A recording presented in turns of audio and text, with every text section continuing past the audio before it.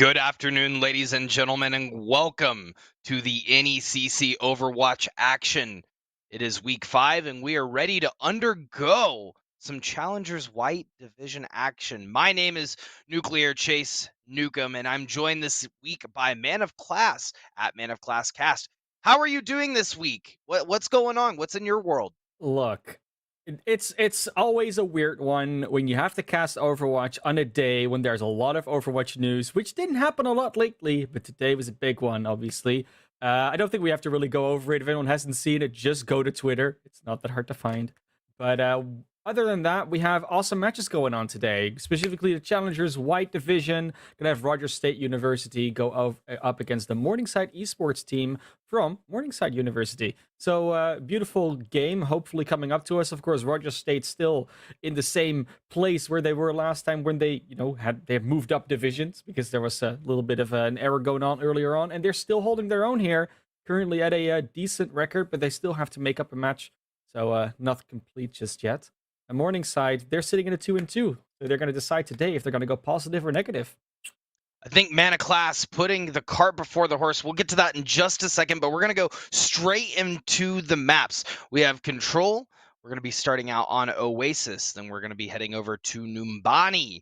Route 66 will follow up on the Escort map. And then if we make it to map 4 and 5, we'll have Eichenwald and Busan. The tiebreaker for this week will be the Unana Havana. We will be heading there if we need to go to a tiebreaker, but it's been very wishy-washy as to whether or not we've actually had to go to tiebreaker. Let's take a look at the teams we have this upcoming week. First, we have the Cumberland Phoenix Overwatch team consisting of CU Comet, CU Bondi, Dominator, Leon Master, Matter, and Hemlock. And next, we'll be looking at Murray State Gold's team they have on their roster this week. On her, Myrith, Man Event, the Chief himself, Brodo, and Sky. Pretty interesting lineup. What I was meaning a little bit earlier, Man of Class, is I think you put the cart before the horse. I went to the next match. That's coming up later. Totally. But hey, you know what? That doesn't matter because they're still awesome teams. It was actually Cumberland Phoenix that got moved up a division, so we are still correct on that fact, just a different team. And yeah, they're on a good record. Both these teams are on a great record, honestly. They just have been winning. And that's all you really need to know about these teams. They're both winners, so that means we could get a really close match today, but also one of these teams is going to be handing them, potentially a loss, which is not a good record. Looking at the lineup, Murray State Gold been comfortably sitting in the Challengers division. They're currently 4-0. Now, you look at Cumberland Phoenix, right? They have lost a series to Purdue. So I think that opens the door a little bit. If I had to give predictions just based off of stats, I got to throw it to Murray State. But Cumberland, like we said earlier, showing their versatility, getting moved up a division, and that could mean everything going into this game. Kicking it off on Oasis, this map is just beautiful. I mean, look at it. Gorgeous. Look at these lineups. What are we looking at here, Man of Class? I mean, we're looking, honestly, at a very different approach to what this map entails. We're going to say Comet. All right, not sure if I lost Man of Class or not, but looking at the lineups, we have a bit of a brawl comp going on the Cumberland Phoenix side. Murray State Gold sitting comfortable. Not sure what's going on here. I don't know. I'm fine here. I'm going in on it. They're just going at it with this particular match right now. High ground immediately taken by Cumberland Phoenix. They're actually on a really good spot with this, especially when you look at the team that runs with the Wrecking Ball. They want to take that high ground, want to be more mobile when it comes to that. They're not able to do that. They're just getting dominated by the Dominator on that Mei, putting a beautiful wall up at the Immortality Field to keep the team alive. There's trying to be some poke coming around here, which is exactly what they want to do on this squad, but they're not able to dislodge this Wrecking Ball of a comp without the Wrecking Ball itself. Beautiful play here. Tries to come in, does get Hemlock on Lucio, severely limiting the mobility that Murray State Gold is having to fighting against. On her, still just wrecking on the Tracer. Yeah, absolutely. They're getting straight into this fight. Yeah, it seemed as though I got kicked out of Discord and replaced back in Discord. Not quite sure what was going on there. Sky with the rocket barrage gonna fall immediately to Dominate, or try to kill Dominator, fall immediately to Leon Master. Still contesting this first point. Pretty crazy to see Murray State doing a great job of holding, and they do have the upper hand. This pharmacy works quite well on these points. Now, looking right now like it's going to be Murray State Gold taking the lead indeed in this current map. Got a lot of ults coming up as well, so they're in a great spot to hold for a little bit. Plus, with all that mobility they have, it's really hard to dislodge them and actually capture this objective. We're going to have to see a decisive fight win come out here for Cumberland. Yeah, and it looks like the Pulse Bomb's going to come out, taking out Bondi. That's going to be really unfortunate for Cumberland as they're looking to push back into point. Chief breaking through the entire backline, heading straight back to point. And Matter sitting with the self-destruct, waiting for Cumberland to regroup so that they can retake this point. Minefield. Chief pushing in. Oh, that Coalescence gonna take out two. Murray State showing the dominance. That's gonna be 3. Showing the Dominator what it means to be dominated. Hitting it, and those minefields are gonna catch a very stray. Baptiste, Leon Master gonna fall. Murray State gonna hold this point. Murray State's just doing really well, capitalizing on the way that they have to play their composition. There isn't really a lot that can deal with this Tracer and this Pharah on the backline. It's really just D.Va and maybe a headshot from the Mei that can really work against that. So they have so much free reign, and it's really hard to stop this mobility comp coming in. Ooh, the Rocket Barrage comes out, taking out Dominator. Comet gonna throw one over to Hammond, taking him out and demeching the D.Va. Leon trying to keep the D.Va alive. Comet pushing around the side, aiming for on her. However, God of Cats will jump away, and what a headshot in the air. That's gonna land, taking out Sky. Cumberland in a comparable position, but now getting the upper hand, pushing on the Chief, the ball player. Man of Event taking out 2 with the self-destruct. Might turn the tide of this fight for Murray State. And it looks like the Immortality Field will keep some of the members of Cumberland alive. Comet recognizing they need to get on point. They only have 1 touching. They're going to push in, and the beat is going to be dropped by Hemlock.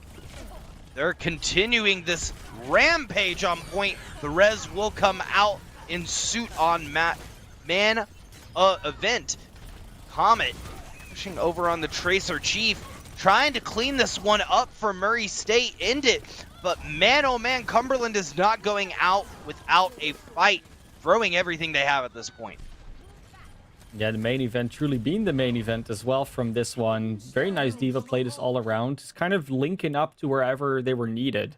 Because you have the Tracer, the D.Va, the Wrecking Ball, they're all just going their own way. The Mercy flies between them. The Moira is very mobile. And the D.Va can just be everywhere at the same time to block those few abilities that are actually dangerous to a comp like this. Like whether it is a Fire Strike that comes in, whether it is just something bigger like a Blizzard that actually could be eaten as well. Like that's really what the main event is there for, to like block these tiny things and to also be a nuisance by flying around because they're still pretty mobile hero.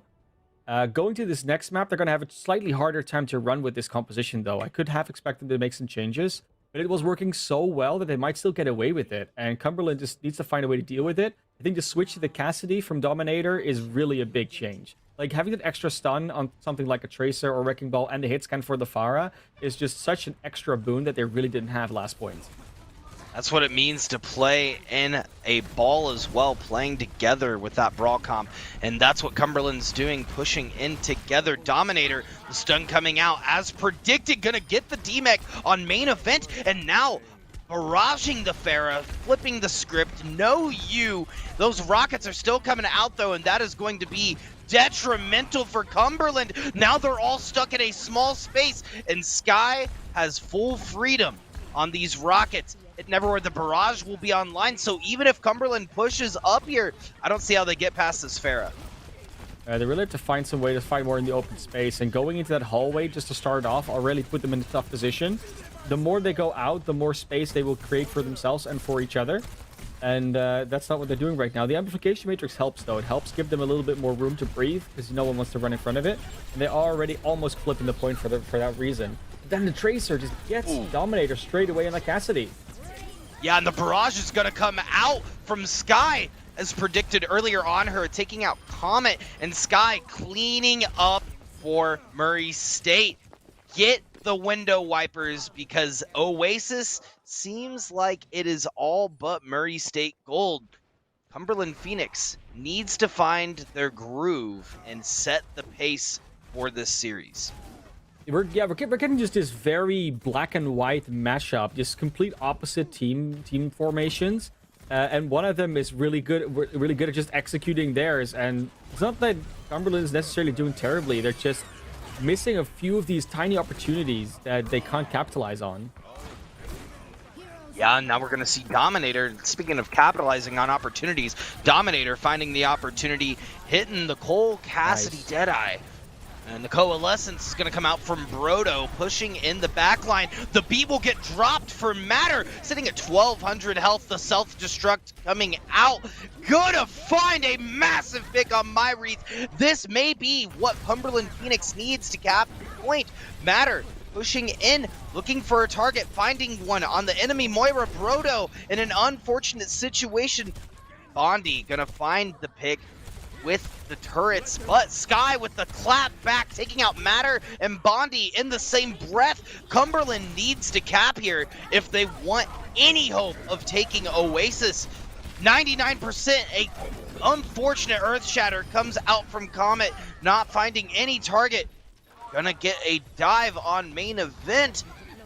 That might be it, but I don't know. Cumberland seems to be struggled to finishing this one out and taking point.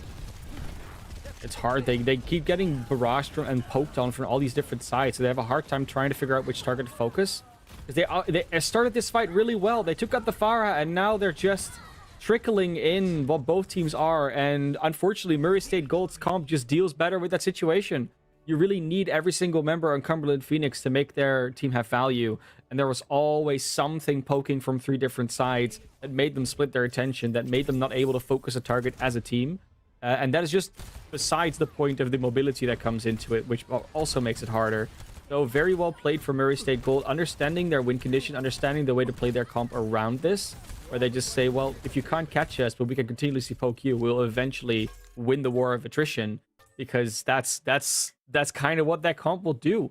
Very good map to play it on as well. I would have liked it to see go to University, where the mobility is a little bit less of a problem, but unfortunately the RNG wasn't really with Phoenix. And they might have still lost the map overall against Murray State. Problem now is this works really well in Control. Will it also work on other map types? Particularly when we go to maps like Numbani, which is the next one. This could not be the most successful thing to run. Absolutely. I think that worked to their advantage so far, playing that dive composition. They're able to take out targets one by one, and it's working well for them. The tank line is too focused on taking out the targets on the side of Cumberland Phoenix, so they're unable to dive for or appeal for the backline when the backline's getting dove. I feel like you hit the nail on the head earlier, Mana Class, when you said that Cole Cassidy switch was perfect. Those stuns do a ton for the backline. Unfortunately, I don't think it worked on that map specifically, but moving forward as we switch into these hybrid and more payload type maps, it's going to be easier to play that brawl comp because you're going to play it around the payload, right? So, Yeah. Next map, obviously, we have coming up, like you said, we're going to be heading over to Numbani. Going to be exciting. And I would expect Murray State to potentially stay with this dive composition. It's working for them. Why switch what's working, right? Looking on the side of Cumberland Phoenix, though, I think it could go either way in the sense of what they choose here. They could try Brawl again, or they could switch it up. It really depends on what side do they start on, what do they prefer, generally speaking. Like Numbani is a very diveable map. Like they could technically run in with the exact same thing they did last time on Attack Murray State Gold. They could also switch it up a little bit. They could do that on the defense, but they could also try a few other things. It just seemed that the Wrecking Ball was very free to do whatever they wanted. So unless they're really getting pinned into a corner by a May and a Cassidy, or just a Cassidy or a Sombra or something like that, they have a lot of space to move around on this particular map. I like it for that reason as well because it has that versatility. But the problem is, if you don't know or are unable to counter what one team is doing in this form of the dive with the comp that you're most comfortable on, then you're likely going to have to switch to something you're less comfortable on to try. Like either you try and mirror them or you try and do something else that works for you. And that is an option, and we don't know how good Cumberland Phoenix is going to be on something that mirrors it or something completely different. But I always say there's one way to find out, and that's to go into the game and get it going. Absolutely. We're actually going to see Yori coming in for Brodo for Murray State, and then we're going to see Verical come in for main event. Cumberland also will be starting on defense as we head into Numbani. So once again, it could play either way. I imagine if they're playing on defense on Numbani, they're either gonna play Brawl or they're gonna play the Bastion strat, right? Get a Bastion and Orisa up in the corner, hold that corner of point, and wait for them to push in. They could try a couple of different strats. I know that the Bastion strat is typically pretty common and popular at this level of Overwatch. Yeah, it's a bit outdated. It was very good during the time when double barrier was really strong. Oftentimes you'd see both teams run a Bastion with the double barrier and the mage just to see like who does it better. They sit on opposite high ground, so they kind of just fire at each other until all the cooldowns are done. That doesn't really work at this level of play because the cooldown management isn't as clean.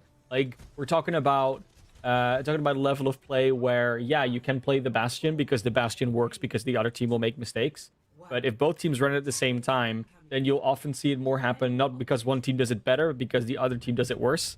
I don't know how to explain. Like the level of mistakes is higher. But we're not going to see it. No Bastion either side. We're going to see a very similar matchup. The big difference here, Leon Master is going to be on the Zenyatta, and Comet actually going over to the Orisa, which is a very nice thing to stop tanks from being booped around. Sky, speaking of boop, looking for it immediately. They're going around the outside. Like I like to say, like the two trailer park girls.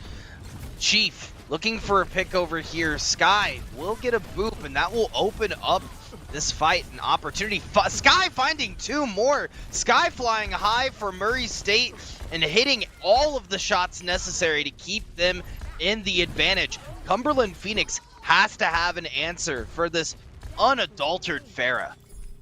Yeah, you can see some inexperience or maybe some less game time in certain maps coming out from Cumberland Phoenix there. Because where the Cassidy was holding, where Dominator was holding, that's one of like the most common places where a Pharah will just immediately throw a concussion blast. So if you're standing there, you're gonna go off the edge.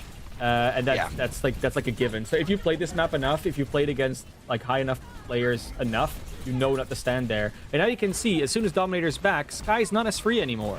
So that's why it was really good that Cassidy went off, because that basically decided the fight. Sky was free to do whatever they wanted. Exactly, and that's what Sky has been doing every time Dominator's not been around. So it almost makes me question whether or not Bondi needs to make the transition here off of the Symmetra. Maybe choose a double hit scan option for Cumberland Phoenix, because Murray State is just rolling through these maps. I think a factor about Symmetra a lot of people often forget about is those turrets slow things down. If you place the turret strategically, that Wrecking Ball is going to get a lot less value. Tracer as well, like they won't be able to move around as much. I think that is one of the things why the Symmetra might still work. They also have the photon barrier up, so didn't actually get to use it, but that's also a pretty strong tool against comps like this that want to stay away from you.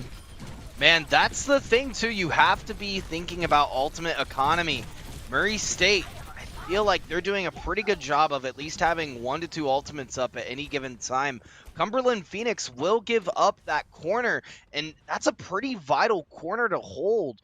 Unfortunately, they have all 6 ultimates online, like you said at Mana Class. They need to be using those desperately in those fights and planning around each other. Synergy is everything when it comes to Overwatch. You got to have the reactive talent mid-game to do that and say what you're using. Chief is trying to kick things off for the Cumberland Phoenix as they're going to push in. Leon Master, they get a little bit of a boost from that Orisa ultimate, and we're seeing those Cumberland ultimates come out. Using 3 of them, the rally will get them onto point. Dominator keeping the Pharah Sky out of the fight. Bondi just doing a great job of lasering, and Dominator looking around for something to dominate. Can't quite find anything. Murray State gonna back off for now. Oh, they let the Pilot Diva get away. Might go for a remake though if they're not careful. Nope, they got her eventually. Nice. It's always scary now. Ever since that change came through, you're always like, did they kill the pilot? Did she get away? Yeah. But, not this time around. Dominator back to their old antics, actually shooting the fire out of the sky. It's good to see the Cassidy getting value now, because it was looking a little bit tricky on Oasis earlier because of the cramped space. Because you have so much more room to work with, you can see her coming from miles away, and that also means that you're just ready for it. So Dominator finally able to again dominate, and there's the nano boost on the Wrecking Ball. Let's see what they can get done. Nice eat on the pulse bomb at least. Matter on a good track with that one. Chief come through, and that is a barrage. Not quite ready for that was Matter. That means that 4 people are going to immediately go down. Unfortunate for Murray State Gold. Oh, for Cumberland Phoenix. Murray State Gold gets 1 constellation killed back onto Sky, but that's just a res back up. That's going to be the objective here. But a decent stall in Streets Face compared to first. And they needed to buy that time, because third is tricky to get. And if you have 3.5 minutes to push through, these mobility comps will often struggle because they can't really get through those chokes around those corners. And with the respawn advantage, Cumberland could really make a proper comeback here and halt that cart. They do need to start pressuring and not give this space up that easily. Oh, I completely agree. But if you have a fair like this, a pharmacy specifically, and you're able to play around this back wall, this can have a lot of value for Murray State. Cumberland, like you said, though, they could hold this. They have a lot of ultimates at their disposal, just like Vericle does, pulling out the self-destruct, taking out the immortality field, and Comet to match. High Noon is coming out from the Cole Cassidy Deadeye, looking for a target. Gonna find one on my Wreath, and they're gonna push in now. Murray State has no choice but to back up and wait for their Mercy to come back. They may try to push here, but would not be to their advantage if they do so. This is the moment where Cumberland wants to push aggressively forward and stop them in that tunnel. Because if they can't get through the tunnel, if they can't have that easy access entrance, then there's so much less space for all the tanks and the supports to move around. Like the Ana's going to be constantly stuck in the tunnel, constantly blocked off. Yeah, they can come through the high ground, but that is not as easy of an route of access because you can just bombard those windows. You're not wrong, and I don't know if they're going to try to go through those windows. Looks like they're, well, just right there, we saw Vericle try to dive in, going to get demeched immediately. Bondi with the target. With target calling and switching quickly, choosing the Chief as their target. Cumberland gonna stay true, and I think you're 100% right, Mana Class. Murray State has to look to either get a couple picks and push in here, or make a couple of switches, because I don't know if this dive is working for him right now. Dive. Again, it's literally just the geography of this particular part of the map. And because you have such a narrow entry point, they'll always know exactly where you're coming from, so it's really hard to get into a position to actually execute your multi-angle dive, which this is more of a poke comp than a dive comp, if anything. And they're trying to find these new angles. Like, Sky is going around this side, but eventually they'll be spotted very easily. It's still a very narrow door you're coming through. And they have a long way to travel, even if they want to get to them. So this is still not going to be the easiest execution, but if they're going to have a good chance, this is probably it. I think you're right. This is going to be, I mean, they have a minute left. They do not have much time at all. Cumberland Phoenix doing a great job of just positioning. Sky going for the barrage, but is immediately going to get put down by Dominator. Matter now pushing in. The self-destruct is online, waiting to use it though, buying their time on her, pushing on the outside, trying to get a very low Leon Master to turn around. Doesn't quite get the bait they're looking for, and Cumberland Phoenix doing a great job of holding on to 4 ultimates, not using them, and keeping Murray State at bay. Like you said earlier, looking for the pulse bomb. They are. Oh, he's in the back line. He's waiting for it, and depending on how change anything. Absolutely, this pulse bomb could change the whole course of the match. Comes out. Matter's gonna eat it, and that may eat this series. Self-destruct's gonna come out on both sides. Matter chasing down Sky, gonna get a pick, and getting the pick on Yori as well. That's gonna be it. Murray State not even able to touch. They are going to take it just short of the end. Very, very close, and good showing from Murray State. But like you said, Mana Class, they should have definitely looked to switch at some point or another there. Yeah, I mean, they kept having ultimates. It's always like you have to make the decision to switch, and with 3.5 minutes left, they could do one push. But if you're then on like 2.5, maybe closer to 2 minutes left, that's when you have to make that choice. Like, do we switch? Do we not switch? They chose not to, which I get. You know, I think they can basically play out the series on this entire comp so far. But it does look like Cumberland is finding more and more ways of how does this work? Like, what's their trick? How can we combat this? Can we counteract this?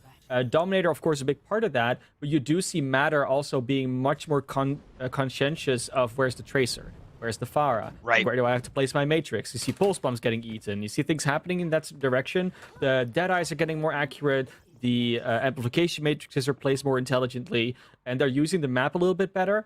So you do see like development happening on Cumberland Phoenix's side, so now we have to see if Murray State Gold is going to adapt. They are already switching off of the Pharah, they're putting up the Soldier 76 this time around. So that's the first change. Now we're going to see if more is coming in, because a Tech Visor, very different to deal with than a Barrage, because the Soldier's not going to be static.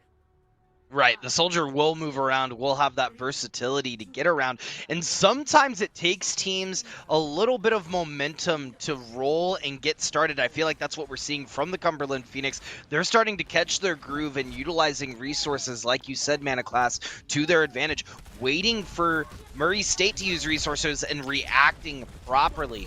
Hemlock looking to push the team in. Massive anti-nade thrown by Yori. They're going to try to get the teleport, go over. Only a few are going to get through, though, and that teleport is going to get destroyed almost immediately. What surprises me is Murray State trying to switch and stay on this dive composition. Comet's going to find the pick on Yori, and it's going to be up to My Wreath to keep the rest of Murray State alive. Murray State so far doing a decent job at defending, but they have to do a little bit more in order to actually defend the point fully. Tanks coming back in is always a big deal, but then the Wrecking Ball goes down. It's just a Diva, Mercy, and a Tracer, and they're not going to be able to hold this on for long. The support is good on the side of Cumberland at the moment. You do get Dominator. Res comes in on the 76, but that's probably going to be about it. Leon Master ready with the Amplification Matrix if they need it, but it doesn't seem like it's going to be necessary. Leon Master is doing a wonderful job of hitting these headshots. You can tell that this is a hit scan player that also happens to play support. I think that Leon Master could have a lot of value on Ana as well, but I think that when it was when we saw Sky on the Pharah, it was just a lot to deal with Dominator and Leon Master. Comet doing a great job of pushing up. The teleporters coming out, and the versatility from Cumberland Phoenix is phenomenal with these teleports. They are getting in great positions. However, you have to watch your backline, Chief, coming through and picking apart the Phoenix from behind. They'll be able to, you know, they got a good time going. They have some time to push through, and it's always harder to hold in Street Space than anywhere else. That being said, though, Street Space is going to be much more beneficial to Murray State Gold's team than that last point, as we discussed previously, even on the defense. Oh, they were ready with the Matrix, but it just didn't reach quite far enough for Matter. That's unfortunate. Anhur getting that pick once again. Yeah, that's what we call a no bueno. That was very unfortunate. The Amplification Matrix almost caught it, and what's that we hear? Attack Visor coming out from Sky, looking at all of the members of Cumberland Phoenix. They are going to drop a ultimate of their own. The window will get pulled by the Baptiste, but it will not save much. Sky is on an absolute rampage, and the target switching coming out from the Soldier 76 is nothing short of spectacular. It's looking really good, but there is still card progress being made. I think that's like the one thing that Murray State Gold will have to eventually deal with. The fact that they cannot really fight on the card, like they can't contest it as much, because they don't want to stand still. They don't want to just straight up fight the Reinhardt. Like the Reinhardt is there to just get a whole team to the point, to the cart. They can push it a little bit while they're fighting, and if they keep doing it, they'll get the cart to the actual objective in like 2 or 3 fights max. Or they just win this one and they get it there anyways. Good minefield though. Minefield coming out from Chief. Chief taking out Comet and Dominator will leave them in a 4v6 situation. Now 3v6 as Sky takes out Bondi. Matter is just backing up and asking his team, I imagine, you know, what's the matter? What's going on? How do we get this push to go in our favor? Because it does not seem to be working for the Phoenix thus far. They seem to be stuck in a sort of a lull at this corner. It's because of all the architecture that they can hide behind at this stage. They do get the trade here. The Wrecking Ball not being able to block things off is a pretty big deal. Oh, read that kill onto Bondi. That's what you hate to see. Is this Titanfall 2? Because calling in shots from the sky at Remix going to be huge for Murray State as they decide to send out a couple of ultimates of their own, while both of the supports are actually going to pop one. Myree's going to pop the Valkyrie in an attempt to keep the team alive, but it won't matter, as they say, taking a pick on Vericle, and this is going to be them pushing to second point. They're roughly going to... they're not going to get it quite in time. It's the same pace, basically. 3.5 minutes. So this is what they're going to have to make the difference on point 3 here. They're going to have to be able to push through. And again, their composition is better at pushing through because they can actually get in. They can get through the tunnel without taking a whole ton of damage. And it's still hard for Murray State Gold to defend this because they're defending in a similar way that they were attacking. There's a lot of these choke points. There's a lot of this open space where they can see you coming. It's like their repetition. They're still refusing to make more of a switch than just a soldier. The big thing they did right now is get Myreeth on the Baptiste for a bit more sustain. But I don't know if that's going to be the huge solution that they need. I do not disagree. The Pulse Bomb coming out, picking 2.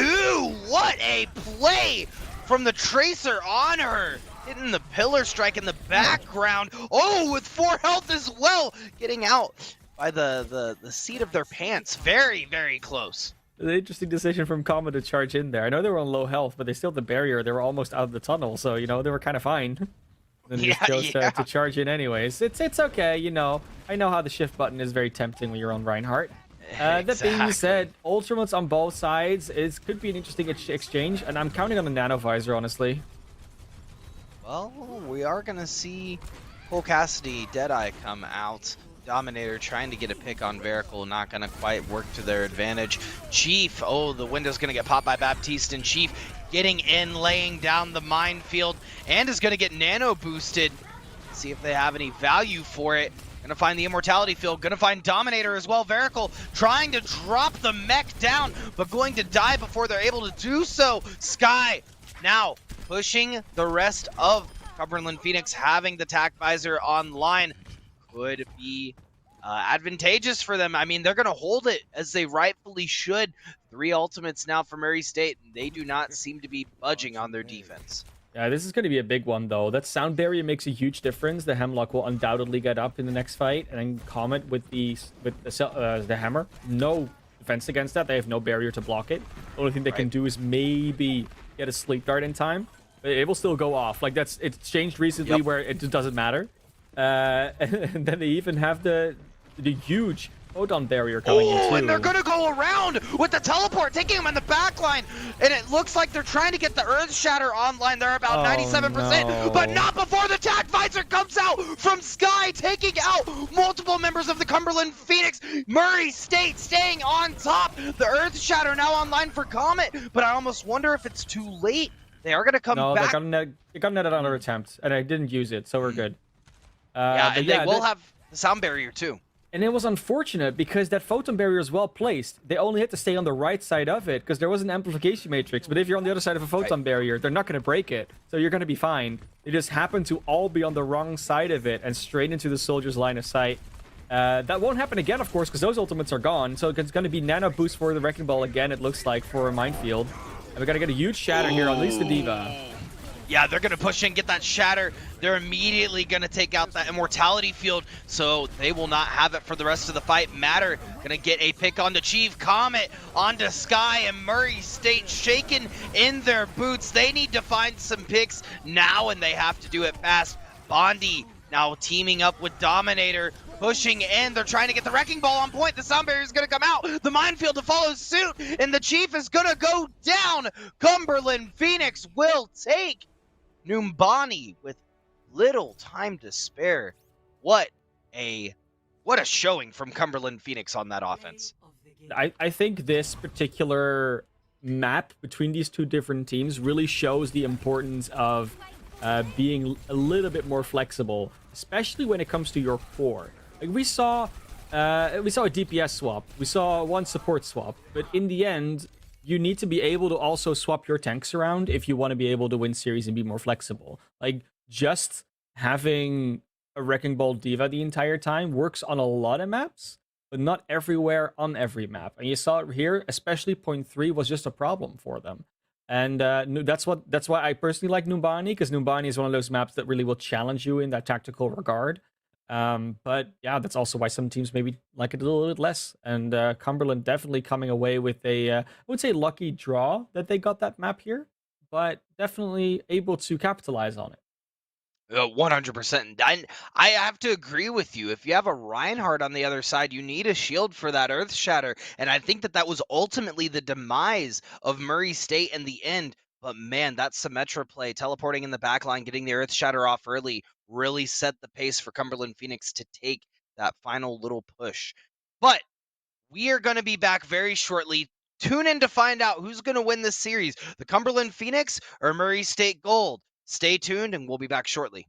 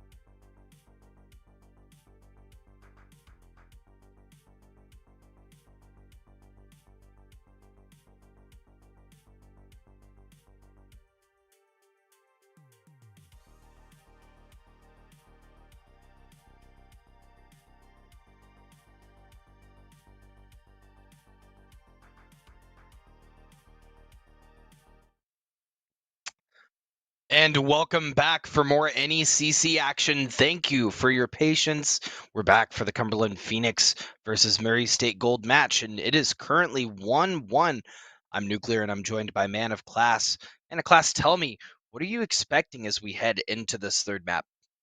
Route 66 doesn't really pose a lot of problems for the composition that we get from Murray, because essentially they can still keep running their Wrecking Ball, their Diva, their Tracer, or whatever they want to really do, because they have a lot of space to work with again. They can pretty much do that.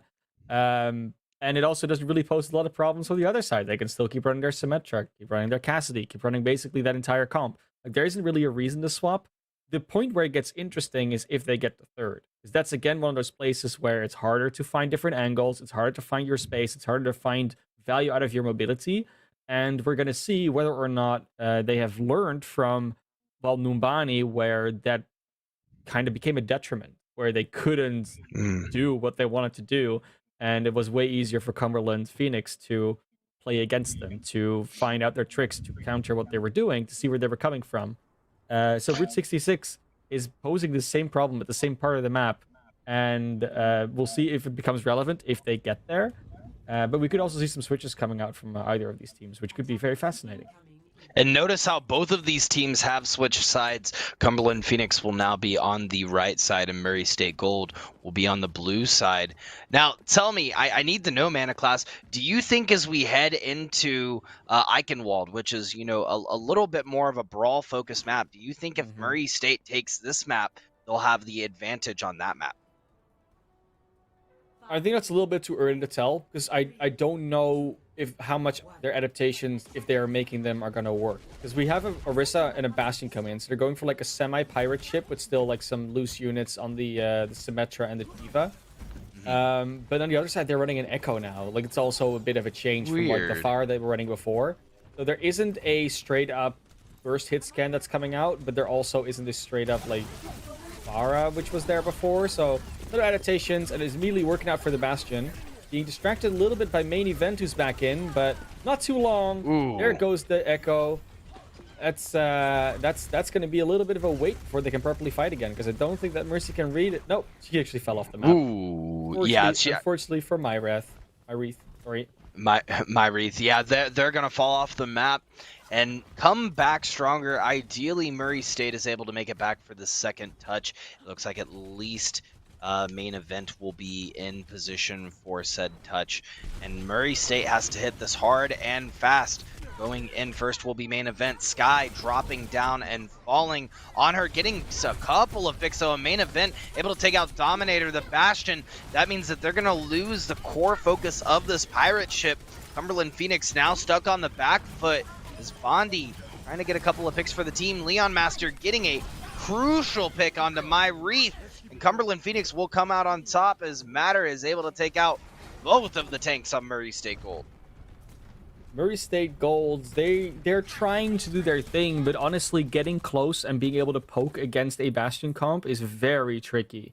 Like, you need to immediately burst something or a couple of members down in order to really dislodge this, and this is not really the comp to do it with. They're banking on this Pulse Bomb finding value, but we've seen Matter is way more ready for these nowadays. Yeah, Matter is very quick to turning around for those. The stick coming out, though, gonna take out the Immortality Field, which was dropped and kept the team alive for the moment. But Sky dropping in and leaving the bombs on payload. Hemlock using the reds to get the Orisa up. Comet, yeah, Comet now trying to hold for the rest of the team. Sky looking to take a couple of picks apart on her, trying to keep the rest of the team alive. Myreth doing the same. Dominator posting up on the side wall, immediately taking out Chief, who tried to roll out. Man, Dominator finding a ton of value on this Bastion. I think that they have been on fire since they hit this first point.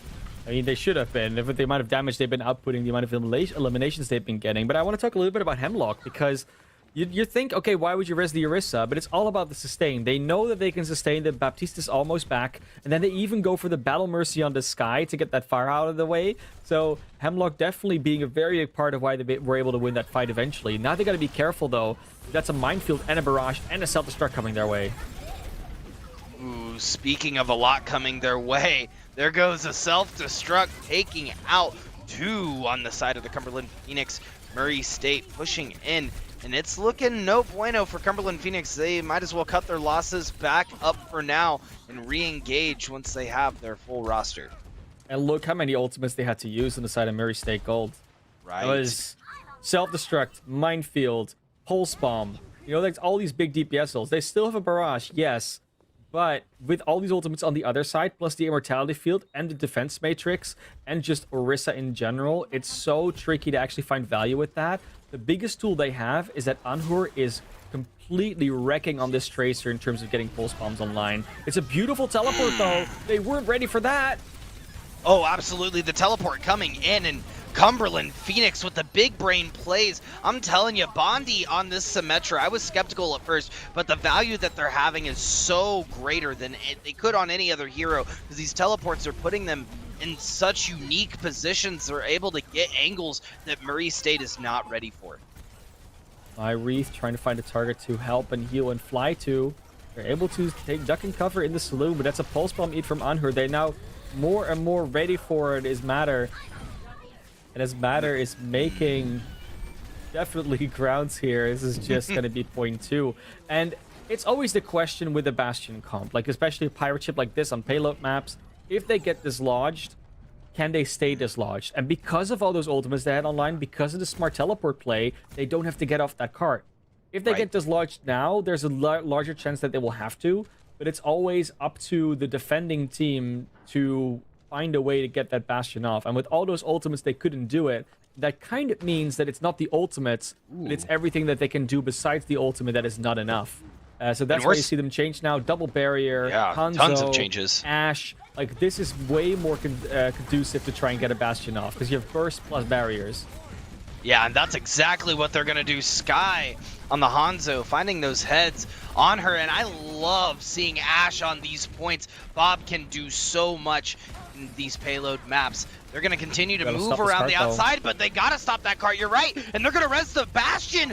They're going to push into point 3 on payload now. There's no way the Murray State can make it there. They're going to distance him out, and the Cumberland Phoenix going to flip the script. The No You reverse Uno card comes out, and they're going to push it to the end. Okay, and now Murray State Gold has 2 choices. They can do their own thing, or they can just play Bastion. Whoa. No. There's always a third choice. There's never a third choice. No. Cry. That is what it is. Just cry. No, because that's not what gamers do. It's not collegiate Overwatch esport gamers. They don't cry when they're down or not looking great in a map. So we're gonna see if they're gonna go for option A or B. I personally think they should just do their own thing, but I know that it's very tempting to just go Bastion and see if you can do it better, because that is what happens like 90% of the time. So I'm like half expecting it, but I also do want to see if they can maybe do a little bit more with those barrier plays, because it didn't necessarily look terrible. It's just that they've had the entire problem that they had on Numbani, that they haven't had on Oasis, but they've had on Numbani, is they're not that great at contesting the cart itself, like contesting objectives. They don't play around those well because they're so used to these mobility comps. So now that they have, again, a payload map, they need to figure out a way in which they can do that. 2CP isn't coming back. Control is like the last map you play again, almost. So you do need to win one of these payload maps at some point, whether it's a hybrid or the escort map. And they're just going to go back to their own style. They're going to do what they want to do. And I respect them for it. They're not going to go Bastion. And I don't know if I'm happy or sad about that, but we're going to see how it works out. Yeah, they are going this sort of pseudo dive. They're going to find Brodo on Ana, and main event will be on the Roadhog. If they're able to get some hooks out, then that could have some value, but I got to say I'm a little skeptical. Chief finding the first pick out on this fight, getting the pick on the Symmetra. Dominator finding on her. That's a 1-for-1 trade. Until Chief evens things out, taking out Leon Master, trying to take out this teleporter. Murray State, Sky keeping ahead and looking ahead at all of the rest of Cumberland Phoenix, who's now sort of aggregated in this back corner. Now, since Cumberland Phoenix didn't defend up and they defended back a little bit further, Murray State's going to take this first point. It's the Pharah again, posing a little bit of a trouble, and you see Dominator immediately switching to that Cassidy. They started on the Hanzo, which is generally a pretty good pick on this map. Like, just having that Hanzo just does so much burst. You know where they're coming from, so you can like shoot the barriers if you're expecting them. It's generally a lot of burst. But yeah, Dominator now going over to the Cassidy is just tells us everything we need to know. They're worried about the Pharah, and rightfully so, because the barrage is already online. Yeah, Sky, it just is insane on this Pharah. Just as insane as this minefield straight up coming out. Sky looking for the backline as the minefield will distance both teams. Cumberland Phoenix pushing back and allowing Murray State the chance to push in a little more here. Honor taking out that immortality field, and that's going to be the cue for the rest of the team to head in. Main event getting the pull on Dominator, and out comes the rocket barrage, taking out 3 on the Cumberland Phoenix, opening the door, and Murray State is here to push. See the respect from Sky. Like, they were really waiting for Dominator to be down. As soon as they were, they go for the barrage. They don't even care that much about Matter being in the way. They care about Dominator not shooting them out the sky before they get there, because they have a long way to travel before they do. But it's a problem. The one thing that has been less effective so far has been the Tracer. Anhur has really been blocked by Leon Master, but not right now. Ooh, and Comet in the backline, taking out main event. That teleport up top is going to be huge for Cumberland Phoenix. Now trying to push in on payload. We're going to see main event try to come out. He is going to get res Chief almost to that minefield yet again. And Murray State just decimating the rest of the Cumberland Phoenix, taking them out one by one. The target switching coming out from this roster is what is keeping them ahead. When they're able to disperse the Cumberland Phoenix and latch on to players one by one, that's where they're shining. A big deal as well is to switch to that Roadhog. It's a little bit more stability, a little bit more of an anchor point to play around. And those insta picks that the D.Va wasn't providing, and that not really any of the hero was consistently providing, are really valuable to certain moments. Anhur trying to get something. Mortality field is gone again as a result. They're trying to go for the barrage, but good block from Matter this time around. And you can see now they get to this third point. This is where this is going to start mattering, whether they have to switch to or not, because we're getting to the same situation as Numbani third, but it's probably even worse in Route 66 because there's a skybox, or at least a ceiling. They can't fly as high, and there isn't really like a corner. It's just like one big stretch, so they'll always see you coming. Aside from that small little flank that you have. So yeah, this is the moment where you can see Murray State Gold. Have they learned? And the answer looks to be yes. I certainly hope so. I mean, they switched to the Brawl comp. Sky's on Reaper. That's a scary comp on this point. And they're going to push in immediately. Oh, main event is going to get decimated as they push in. Dominator finding the Deadeye on my Wreath. And Cumberland Phoenix pushing Murray State and telling them to go right back to the spawn in which they just came from. It is, I mean, they had the ultimates ready. Like, you'd never expect the first fight without any ultimates to be any very fruitful. But they did get decimated. Did pull a lot out of them, though. Supercharger plus Deadeye, pretty big thing to lose. They still have nothing left ready themselves. You see that 5-man stun come out from Dominator? Oh my god, that had so much value. Stopping Murray State in their tracks. Cumberland Phoenix now throwing up the window. Murray State doing what we consider to be one of the most OP things. They're going to back up. The window's going to get dropped yet again. Main event taking on Leon. And that's a self-destruct, which is going to find 2 on the side of Murray State. Cumberland Phoenix is holding their ground and pitching a tent. Murray State with 3 minutes left to push. It's almost the same time clock that Cumberland Phoenix had when they pushed. And it's good to see this development from Cumberland throughout the series anyways, because their ultimate economy is a lot better now. They're able to cycle a bit better. They don't have to wait for these 6 ultimate situations as much. And they still have ultimates left. They're gonna have 2 more coming up in just a second from Dominator and Leon Master. The photon barrier is just in the way, so it stalls even longer. They're in a great spot at the moment. Yeah, I mean, they could have some value with this rally as well as they're pushing. As the rest of Murray State's pushing in, they're going to retaliate immediately with the rally, and the Deadeye's coming from the top rope, dropping down shoulder first. Honor taking out Cumberland Phoenix. 2 on the roster, and that's going to cripple Cumberland Phoenix's defense. The Chief sitting at 90 charge, and that Graviton Surge now online. Going to push up potentially trying to keep them in the doorway. Murray State is in a really optimal position right now to end this map. Grab is going to come out immediately. That's exactly what they needed. The Chief is going to push in. Brodo trying to keep them off the right side, pushing them down. Sky holding their head underwater. Main event, hitting it in the die. Death Blossom coming through to segue straight out of the map. Round 2 will be complete 3-3, but Cumberland Phoenix does have the time advantage. And if you look at the way these teams went through the map, we're really looking at Cumberland Phoenix just not pushing through the map okay. The one time they got dislodged was just before second. Murray State Gold just kind of kept on pushing until third. So if they do the exact same repetition, then Murray State comes around.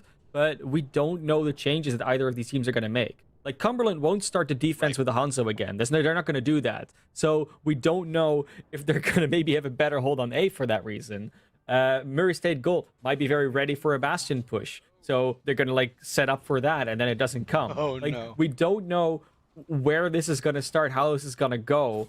For now, we do know that Cumberland Phoenix is indeed running out with that Cassidy. They're going to start, like, the same thing they had last time, just with a Cassidy in this situation.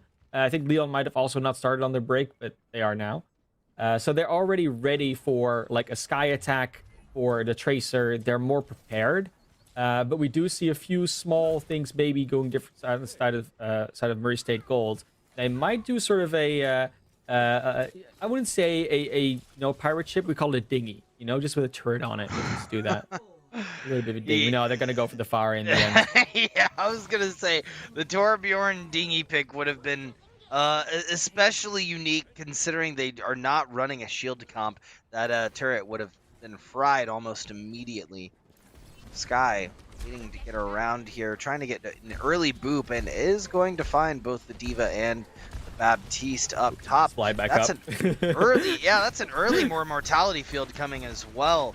Dominator trying to hit these shots, gonna find one. It's so hard to get this pick when you have a pharmacy. Doing okay for the turns though. Like, the fire doesn't want to just fly over the enemy team when they're like on half health. It's too risky. So Right, at least there's that. But they are holding very far back, just like last time. They have to be a little bit more proactive. They're just waiting until they can potentially get that fire out of the sky. There you go. Yep, there it is. That's going to kick off this fight. Matter taking out Sky. Honor going to decimate that immortality field almost immediately. And Mywreath with a hefty load, keeping the rest of the team alive. We're going to see a nade come out from Brodo, healing up the rest of the roster. Murray State sticking to the right side. Trying to find a flank will be the Chief. That may or may not be it, Chief. Trying to find it in the back. Going to see a halt come out immediately from Comet as they're pushing up. Recognizing that Roadhog in the face, not wanting to get pulled, obviously. Deadeye's online, and this could be Dominator's chance to find both the Pharah and the Mercy. Bondi pushing in. Field will come out. Mywreath doing their best to keep Murray State alive. The res will come out as well. And that Deadeye's gonna find 3 from Dominator. What a play from the Cumberland Phoenix, halting and holding Murray State at bay. I think that was like one of the biggest things about holding further back. It's not just the space that you give the enemy, you try and bait them into you. It's also that because they have to walk so far, because they have to fight so far, you're giving them less fights to fight, and you're giving yourself you give them the less fights and also less time because they had a limited resource. So essentially, all you're saying is all we need to do now is cap point A because we're fighting them so far away that they basically only get 2 fights with 1 minute 30. And we have 2 minutes 25, so we at least get the extra fight, and we also have to push not past A. So it was like a good way of translating that. I'm really looking forward to seeing what they're going to do. It looks like they might want to go for the Bastion strat again. We don't, of course, know if they're going to because they're still in attack spawn. On defense, though, they're going to be much more ready for that. They're going to come out with that Reinhardt Diva, the Doomfist, the Reaper, even Lucio Moira. Like, all of this is built to just rush into them, whatever they want to do. That's why we call this like a rush comp. And kind of decimate them. So if they set up on the cart with the Bastion, they're going to get immediately stepped on, which is, why they're going to go up through their spawn. They're going to actually sit in those train carts. And if you try and set up with the Bastion, you're going to get, well, smacked off the carts instantly. Immediately, and that's a big brain play The coming moment of from Murray engagement is State. going to be important though, because they need to be far enough out of spawn that they can't just walk back in and shoot you from there. Like they need to actually come around this corner, go into this like onto the cart, and I think they might Ooh. go a little bit early now. They are going to go a little bit early. They're going to push in on her, finding the pick on Dominator, taking that target out first. I feel like this is where Murray State is able to shine, especially in their brawl. Their target switching is just so fast. And even like you said, even if they were to die here, they would have a lot of time to be able to make it back and hold. There is the Cassidy. No, it's going to be the Mei instead. I mean, it could have been either or. But the big thing they can do, they can teleport past them. They go to the high ground. They just jump on them. Say, no, you, we turn it around.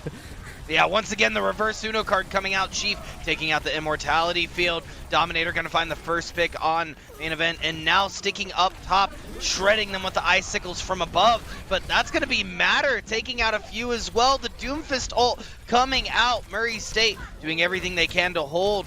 They do have a minute and a half left to push on the side of Cumberland Phoenix. And they're going to kick this off. Gas on the pedal. Now beginning their push. Yeah, they're definitely drifting around this corner already. There's going to be one more fight at least, but these Symmetra turrets are not going to set up. And I think at this point, Symmetra, we're just calling her the reverse Uno card. I think that's just what her nickname is going to be. Early pick on Brodo is huge. No speed boost, no AoE heals. You have to rely on the Moira only. She does have Coalescence, though. Ooh, and that Blizzard is going to hit. It is not going to get eaten. Coalescence will come out, and the self-destruct is only going to find the Immortality field. Man Event trying desperately. Oh, and a great turnaround, stopping that Diva Bomb from Matter as it's within inches of hitting them on her. Now sitting with the Death Blossom, waiting for the opportune moment to use it. Not trying to commit to too many ultimates, but they're going to use it to clear the battlefield. The Death Blossom comes out, and the flower fields are blooming, taking everything that they can. Murray State still attempting to make this hold happen. Cumberland Phoenix does have 3 to continue this push, and Sky on the Doomfish is gonna back up, recognizing Matters now in their face. The Earth Shatter is gonna come out from main event, followed up by the Lucio beat drop, keeping Cumberland back. And Doomfist has ultimate again. They just used that 5 seconds ago. What is going on? Sky is absolutely nutty on this Doomfist. That's we are the gonna see Blizzards. the Blizzard's coming out from Dominator, and that's gonna clear most of Murray State. All they have left is Chief on point, and that's gonna be a self-destruct that's gonna take out Chief. Cumberland Phoenix will push it to the end, and it looks like they will take this map 3. It was a very good attempt coming out from Murray to try and do the spawn hold, but then they got flipped on because the teleporter came out and just a couple switches. The first Blizzard from Dominator wasn't even that good. I don't think it froze anybody up. But because the photon barrier was in the way, the Death Blossom got a little less value. That second Blizzard was just absolutely huge. And yeah, in the end, Cumberland Phoenix they're the ones making intelligent switches just really quickly. Like they're much quicker at adapting than Murray so far has been. And not just in heroes. Like, we're always keep talking about, oh, if they adapt, it's just because they switched heroes. But it's also in the way they execute. Like, just a quick thing, like, oh, no, we just throw a teleporter there, we do this. They're very trained on those teleporter plays. Just a general, like, how many go through, how many stay on the other side, because they're just pincer them in that way. It's a very cool dynamic to see. And the more they're able to use that, and the more that Murray is continuing to not be able to react to those plays, they're going to keep being more dominant or more assertive in this series. It's not over. Still have another map to play, but it's looking good, especially when you go to a map where there's a lot of high ground difference, like Eichenwald, which a teleporter can, again, do a lot. Yeah, we've seen Cumberland Phoenix really thrive on these brawl comps. So as we move into Eichenwald, I'm a little skeptical for Murray State and how they're able to adapt here, just like you said, Mana Class. Now, I have to say, I have to agree with you. I think that Death Blossom at the end from Sky could have made all of the difference for Murray State in pushing that final little, or holding that final little bit that they needed to. But the Cumberland Phoenix were not able to fall to that Death Blossom. They hit around the corner, backed up, waited for the opportune time, and then re-engaged as necessary. Like you said, though, as we head into Eichenwald, the script could be flipped. Flipping myself right now. Murray State could take it, but if Cumberland wins this map, that's going to be the series. Yeah, for sure. That's how it works, right? I mean, there is a good opportunity for that fire play on first. But when we talk about first point icon balls, I can think of about 4 different cool Symmetra plays, especially one that we'll get into in a little bit, that are really cool if you can make them work. If Cumberland knows these, if they know how to execute these, then Murray could be in trouble. They could also just prepare for it. But there's the twist, right? So even if Murray prepares for it and then they do it, that doesn't mean they're going to be able to stop it. And if they prepare for it and they don't do it, then they're going to be in the wrong position to defend the normal attack because the choke's going to be open. So there's always this catch-22 when you're playing against a team that clearly has a very practiced Symmetra that they haven't swapped off on all series.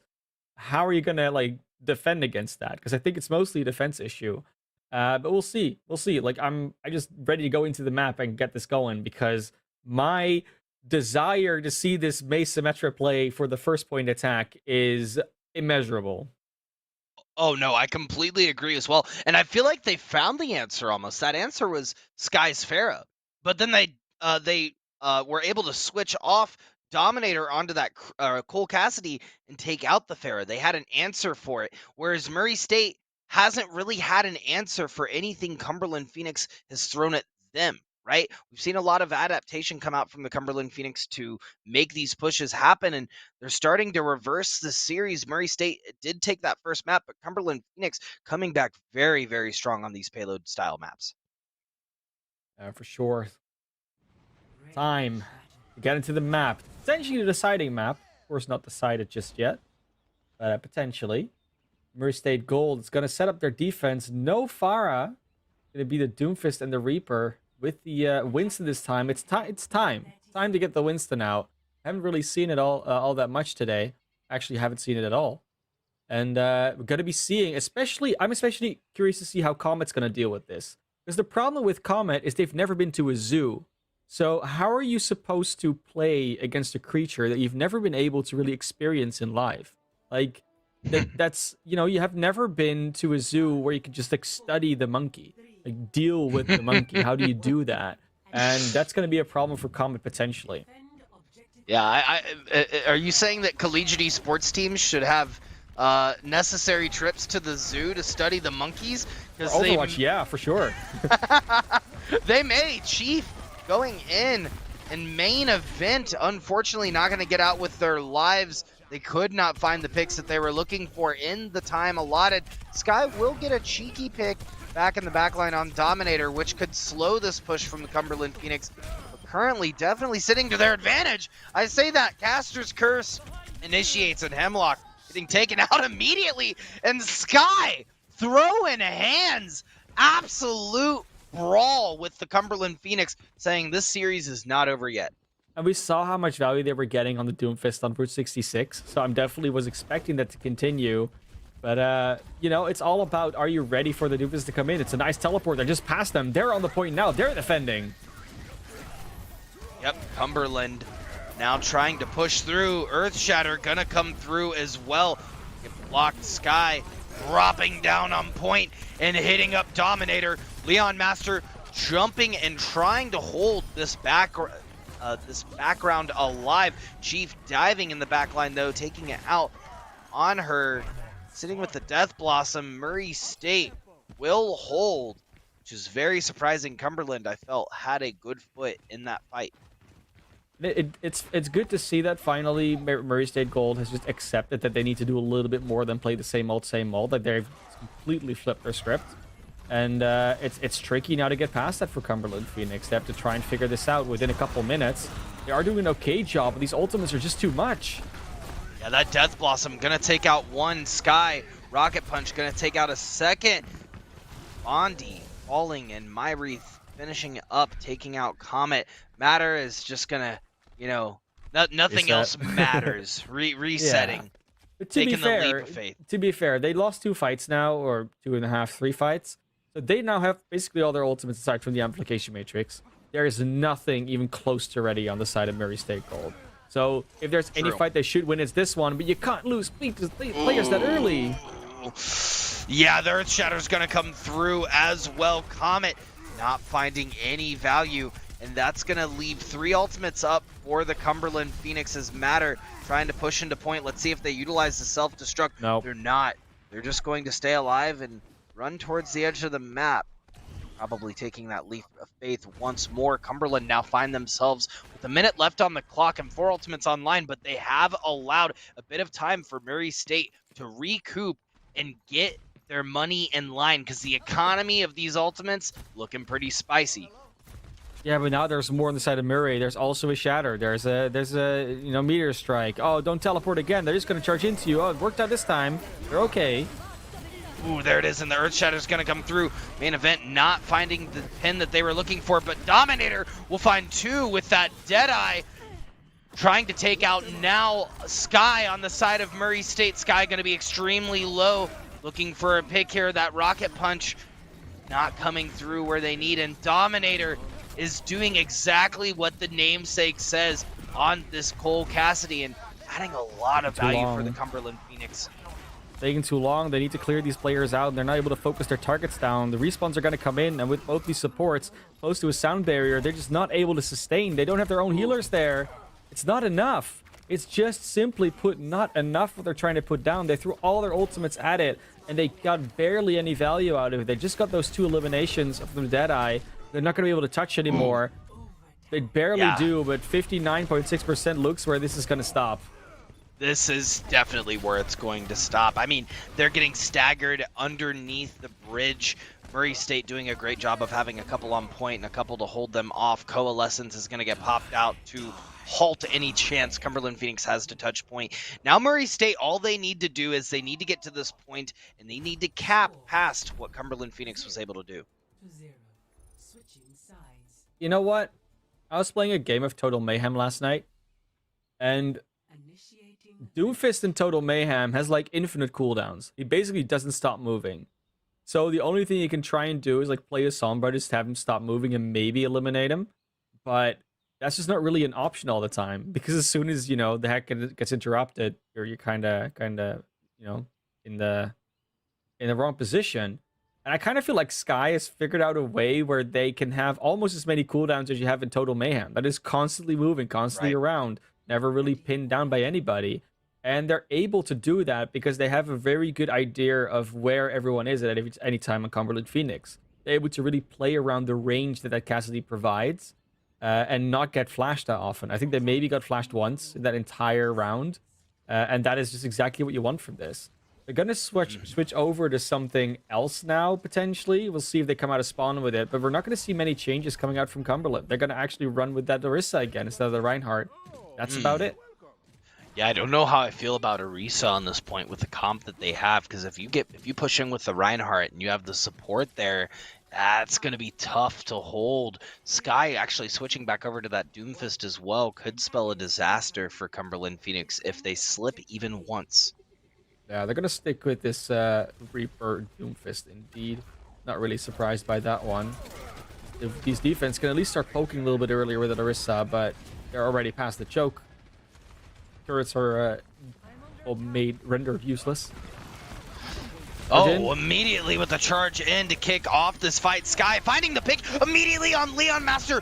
That could be it for Cumberland Phoenix, losing one of their healers early in the fight. There goes 1, 2, 3 down for Cumberland Phoenix. Bondi low as well. Sky finding exactly where they needed to go, hitting those punches and the fist bumps coming out all around Murray State, taking their second map of the series. And oh no, we have a situation, folks. It's a game 5. It's exactly how like you said, is that Orisa going to be enough? But it wasn't just the Orisa. It's that entire team functions best when they don't get ran over. And this entire comp that Murray State Gold is running is essentially made to run you over. They don't give you time. They got up to the corner of the tower, and they were like 5 meters away around the corner. They just waltzed over them, and that was literally all they needed to do. So now we're going to go to Busan and find out whether Cumberland Phoenix is going to have to adapt, or whether, Murray is going to run the same thing. Like, they're both going to have to kind of do that reverse psychology. And the problem is that on Control, you're going to have no time to think and adapt on these things. What you come out on spawn with makes such a big difference on how that map ends.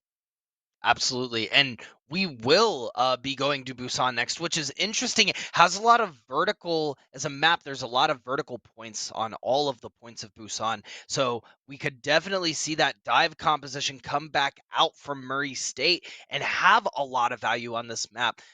But if Cumberland holds as well as they have with these brawl comps and Bondi's able to get the picks that they desperately need on Symmetra, this could go either way. But if we're going just strictly off what we've seen so far in this series, Murray State took that first control point.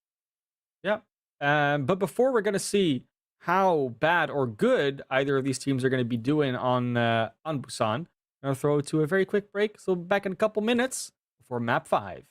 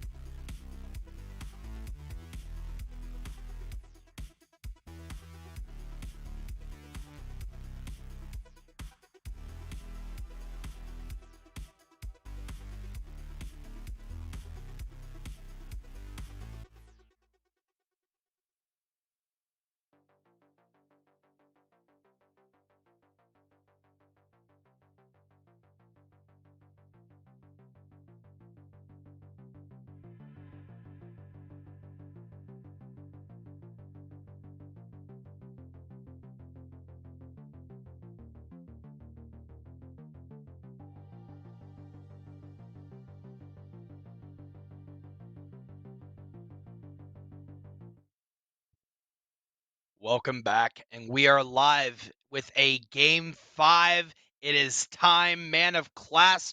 We're heading over to Busan. Got to take a trip over to South Korea, and I got to hear it from you, man. Tell me, what are we going to see with this map? What are your predictions moving forward? It's the last map of the series. There are so many options that these teams can go for, and it really depends on which states they're going to get. I mean, I fully expect that Doomfist Reaper to get a lot of value when they go to the mecha base, but before, like on the other 2 points, way more open. It's harder to really find the value out of those. You might see more Wrecking Ball come back. Maybe the Winston comes back. The Reinhardt might stay. Like the Symmetra is like the thing that I don't see changing on the side of Phoenix, but I don't know. No. It's like you could even see some snipers come out on this. Like if we go to downtown first. It's True. all up for grabs. True. Downtown is very popular with snipers. You have a lot of high ground and mobility to be able to get an advantage point on these fights and shoot down. So we could see a Hanzo or we could see a Widowmaker come out from either side. Absolutely beautiful map, though. I love Busan. I think it's one of the better maps added to Overwatch post release. Yeah, I can see why. Oh, I still want to see if teams are able to looks like because these panels going up and down, they're on a fixed timer. I still want to see a team figure out a strategy that revolves around exactly knowing those timers. Because it's yeah, possible. It's and just very hard. it looks like we're going to Mecha Base first, Yeah. and not downtown. So both teams coming out. We are going to see double shield comp coming out from Murray State. Everyone getting really low on her. Brodo and Myri super low main event, and on her will fall immediately. Cumberland Phoenix with the clap back on control, saying, get on out of here. We are here to push to point. Point hasn't even unlocked, and Murray State already needing to reset.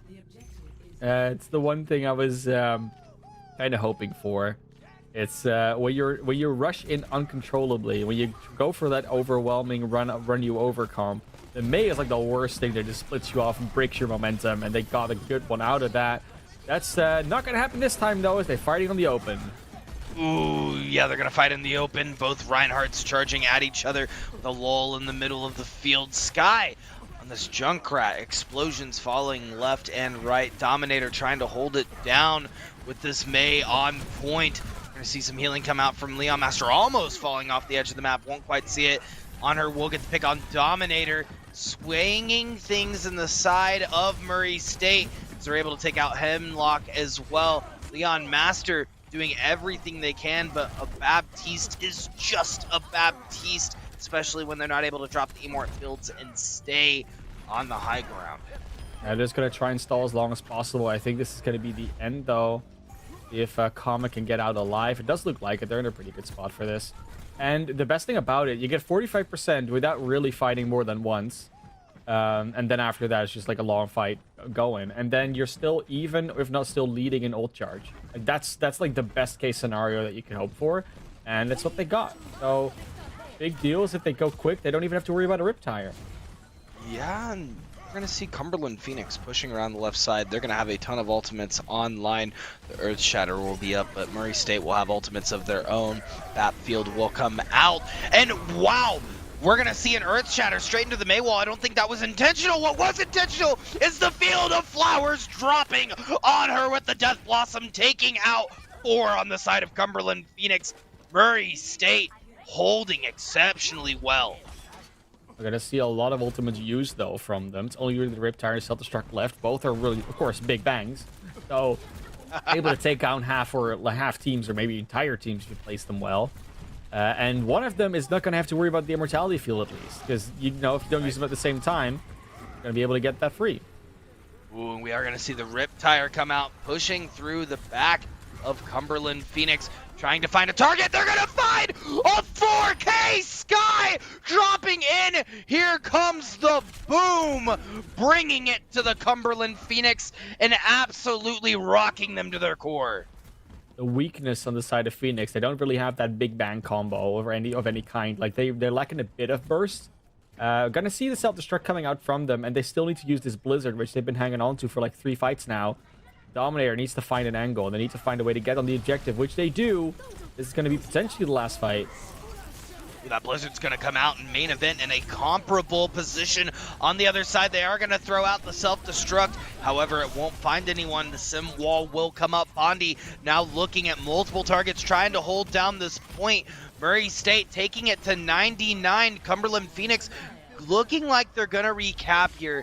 And they already do, decimating the side of Murray State. They're going to have to back up and regroup.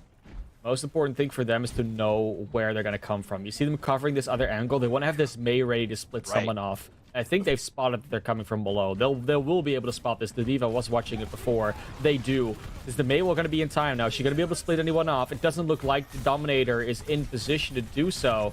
That's unfortunate. That could have been a big play. They're going to have to fight it out on the point. Ooh, and that misplaced jump is going to put Leon Master in the grave. Unfortunately, the self-destruct coming out on point, and Matter taking out two. Sky retaliating with the Riptire, and then a minefield to take out Dominator. Looks like Murray State might be able to cap this one. They have one left in the form of Matter.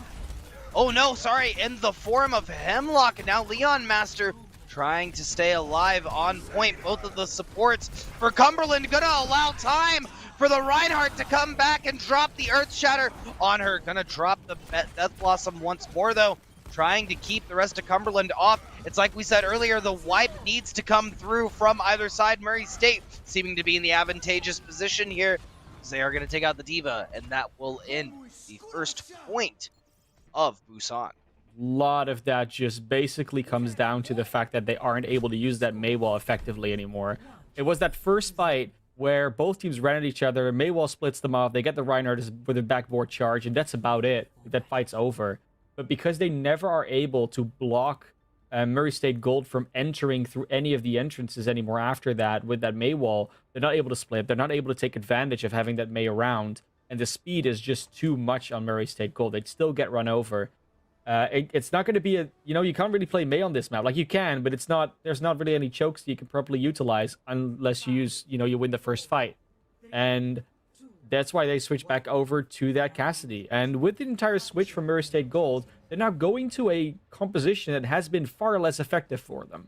No more Reaper, no more Doomfist, no more Reinhardt. This is potentially going to be good for Cumberland. This could be what Cumberland needs. Bondi has a lot of opportunity to get some teleports off here, but Matter going to kick things off by taking out Sky the Pharah. They're going to need to use that res almost immediately. That's going to be detrimental, needing it at the beginning of the fight. Hemlock getting the boop on Chief. Chief, what are you doing, my guy? You have a string to be able to get you back up. What happened to that grappling hook? I think they already used it.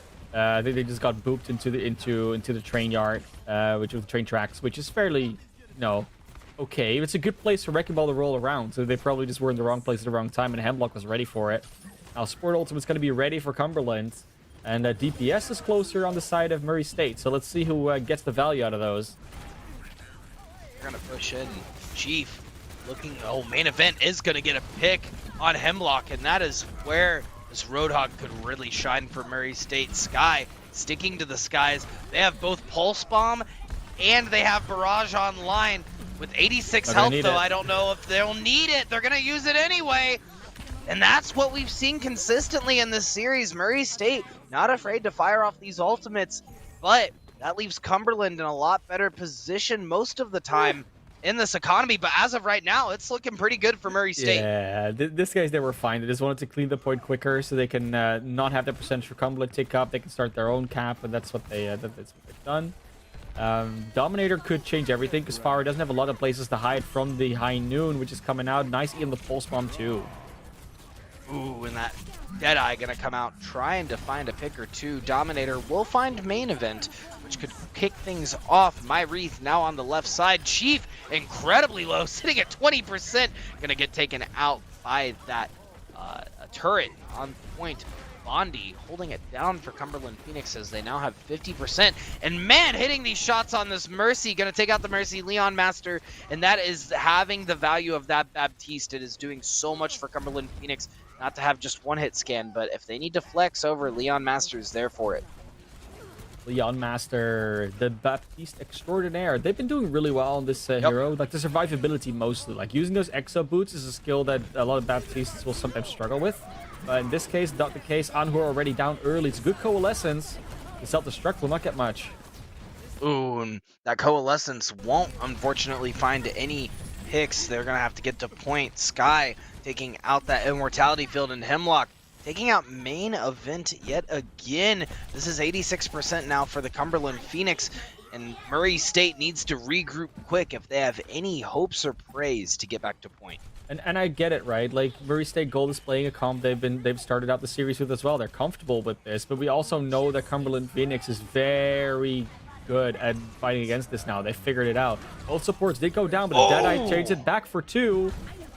But the res is going to come out. That's the value of having the Mercy. My Wreath getting the res off on Chief, and Blondie taking out main event.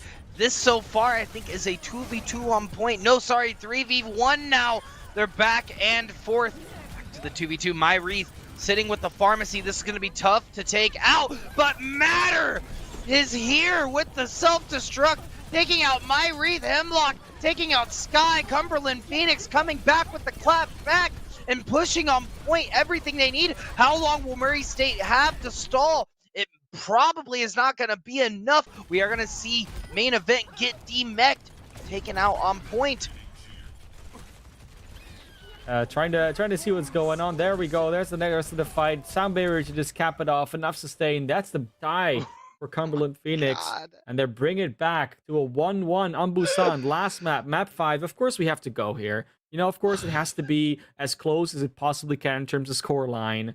And this last point, Sanctuary, this is the real test for Murray State Gold, honestly. Because they know they've been beaten when they've played this comp. They haven't won a round with it since Hearts of Numbani.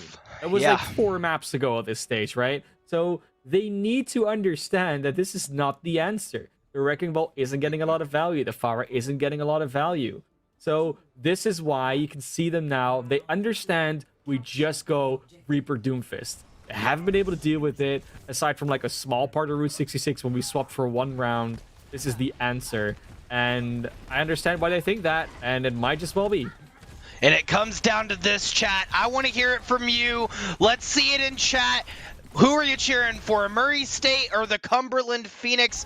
Let's see it as we're heading into the action here on the final point of Busan. Dominator trying to get the fan the hammer out, getting a pick. Sky gonna find it on Dominator first. Comet going for Chief. Sky going for a cheeky pick, and the Reinhardt's gonna charge in, getting the pick on Comet. Murray State looking as though they're gonna take this point first. On her getting the kill over on Blondie, and this Reaper could have a lot of value, already sitting at 64%. Sky also at 82%. My Wreath, my lord, sitting at 96% as well. Murray State looking really good with these ult. The Moira effect, we call that. Just a lot of healing, a lot of AoE on a lot of close range targets. Comet ready with the Shatter, though, could change a lot. Coalescence coming out. No. My Wreath trying to push in. We are going to hear the Shatter drop, but it won't find any targets. Sky pushing on the other side of the pillar. Gonna take out immediately Matter. And Matter now anti-Matter as they are done and dusted, decimated. Dominator coming back, though, and bringing the death to Murray State. Taking out 3 before falling. Trying to turn the tides for Cumberland Phoenix. As a quick re-engage, there was no support ready. The Doomfist goes down immediately. This is the point where they can start flipping it because they've got the numbers. They got the self-destruct. It's just a Reaper and a Reinhardt coming back into it. This should be the flip here for Cumberland. Just cleaning it up nicely. Very good effort from Dominator. And not surprising. I mean, honestly, I'm impressed that they're able to be so consistent within their Overwatch play because they're not just Overwatch. They also play Rocket League. They also play Call of Duty. Ooh. They're just all over the place. It does mean that their mechanics are always warm because, I mean, how would you not always be warmed up when you play that many different games? Yeah, a jack of all trades. It should be a Cole of all trades if I can. We are going to see the Photon Barrier come out first by Blondie, trying to block off this point on her, looking for a pick. And Lucio does have the ult online. We are going to hear the Death Blossom dropped by on her onto Matter. And really, all we need to see from Murray State is a flip, and they could potentially take this series. Cumberland now sitting at 34% though, and Chief tried to get the Primal Rage, pushing them off of point. That could be all Murray State needs to cap. They are going to find that there is still one on point. They got to get that And Nat those off respawns. to re-engage. Yeah, those respawns are killer. Both sound barriers out as well. My Wreath does have the advantage with the Coalescence. Does get both. Oh, that's a lot of picks coming their way. But they're still in control of point. And that's all that matters with that right now. They just want to keep control. Self-destruct is maybe being... No, it's not being used. They do want to give up this fight. At least not use ultimates in it. But eventually they could get to a place where they're going to be an ultimate advantage because they didn't give up while stalling. Yeah. They're going to be a Meteor Strike and a Shatter, though, for main event and Sky. On the other side, they're going to not be that close to anything else but the Deadeye. But the Deadeye and the Self-Destruct have been finding so much value on the side of Cumberland. Because you have to pay attention to one or the other, right? It's hard to be cognizant of both. They are going to teleport in on the other side. Deadeye will come out, and it's... Ooh, it's going to get stopped by a massive Earth Shatter from main event! Shutting it down, the curtains are falling. This is the main event, folks. Murray State versus Cumberland Phoenix. They are pushing everything that they have. Sky with the rocket punch taking out Hemlock, and 99% in a dream main event pushing on Leon Master, who will take out Sky. This could allow some time for the Cumberland Phoenix to get it back to point as they are pushing. The mech will come out, and our stream is not enough to handle this action. It is so back and forth. The Death Blossom is here. They are pushing, giving it everything they have. Murray State with 3 ultimates. The Death Blossom coming out for the Cumberland Phoenix, taking out everyone. They're pinching and holding everything they can. The Earth Shatter will get dropped, but it will not matter. Murray State wins in Game 5. What a finish, all set up by that one Earth Shatter for main event. If that Shatter doesn't come out, I see that going Cumberland Phoenix's way. Like, there's no doubt in my mind that that one play, that one shield drop makes all the difference in that last fight. Of course, there's so many factors leading up to it before that in other maps, but that's just the defining Shatter. The main event getting out their last play. They did it. And, well, you know, if you are the loudest and most commanding voice in the room, you got to lead your team to victory. They sure did that. I'm going to have a heart attack, Mana Class. I swear. That was what a Game 5. And it was so close. If you would have asked me in the very first game, if we were going all the way to Game 5, I would have told you there was no chance Murray State was taking it. But Cumberland Phoenix proved definitely in the series why they deserve to be in this division. Yeah, they definitely do. And I mean, it was super close between these two. So definitely no sweat on Cumberland there. And we know, you know, Murray State Gold, they've dropped maps before. It's not like they've been completely undefeated in that part, but we were maybe expecting it to be, especially after that first map, to not be as close as it turned out to be. But all those adaptations from Cumberland, Murray State, every now and then just not willing to adapt themselves, but eventually just saying, you know what, we just got to do this now. They did it on Busan. They did get away with it. They did eventually win that map out, but it was definitely a lot closer than maybe you could have expected before going into this. That being said, congratulations to Murray State Gold. They did eventually bring their university some pride. Cumberland Phoenix, you're going to have to try again next week, but it's really looking good for you if you're going to continue like this. Man, I say this almost after every best of 5, I feel like, being a collegiate director, but I'm telling both of these teams now. I'm talking to the directors if they're in chat. If you've not found your scrim partner yet, this is your scrim partner, 100%. Take this off of the official matches, get some scrims in, because this was a super close series here in the Challenger Division, and I think, honestly, the closest series from either of these teams so far this season. Yeah, definitely. And I mean, you said you're almost getting a heart attack. Well, that means we can just give you a break for the rest of the night, Nuclear. It's okay. We can take some rest. It's fine. And this is not the last match of the night anyways. We're going to have 2 more coming up, and we're just going to hand it over to Korbeck and Bullskunk. We're going to take you through Rogers State University versus Morningside Esports, which I prematurely called at the start of this. And after that, they're going to go over to the Grays Harbor Chokers from Grays Harbor College against the Western Colorado State University. Yeah, it'll be a great series for the rest of tonight. Once again, I got to give a shout out before I hop off cast to the people behind the scenes, the well-oiled machine that makes sure the NECC turns. Caroline Shaw and Michael Martinez, you guys are the GOATs. And with that, I'm going to sign off for the evening. I've been Nuclear. You can follow me on Twitter at Chase Newcomb. Over on that side is Man of Class. You can follow him at Man of Class Cast on Twitter. And that will be all for us this evening. We're going to go to a short break, but stay tuned for more NECC Overwatch action.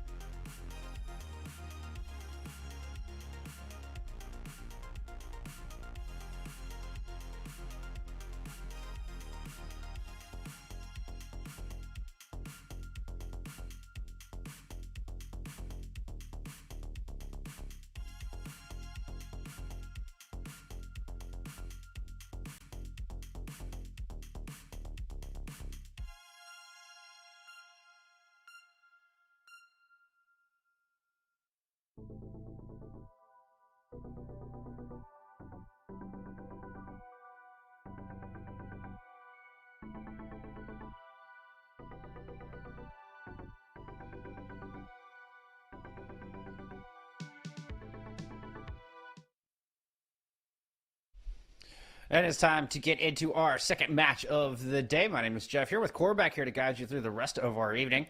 We're going to stick around in the Challengers divisions for this first matchup as we've got Rogers State University taking on Morningside. We do indeed have Rogers State versus Morningside. At Rogers State, they've had a little bit of a rough start to their season, 1-3 so far here in the NECC. A little bit better for Morningside, 2-2. So one team, looking to put themselves closer to reaching kind of a level playing field. The other team, I think, trying to put themselves just a little bit ahead here. Bull Skunk in the standings, try and get away from that 2-2 split. Certainly don't want to go 2-3.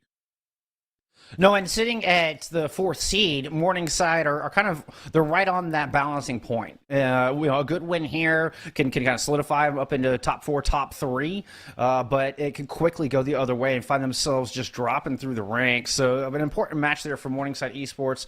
On the other side, Rogers State, yeah, they're 1-3 and 7th seed. Doesn't look that strong on paper, but you have to consider 2 of their 3 losses have gone to map 5, have been as close as they come. They've been, one map at the very least, perhaps even just one team fight or one round away from turning one of those losses into a victory.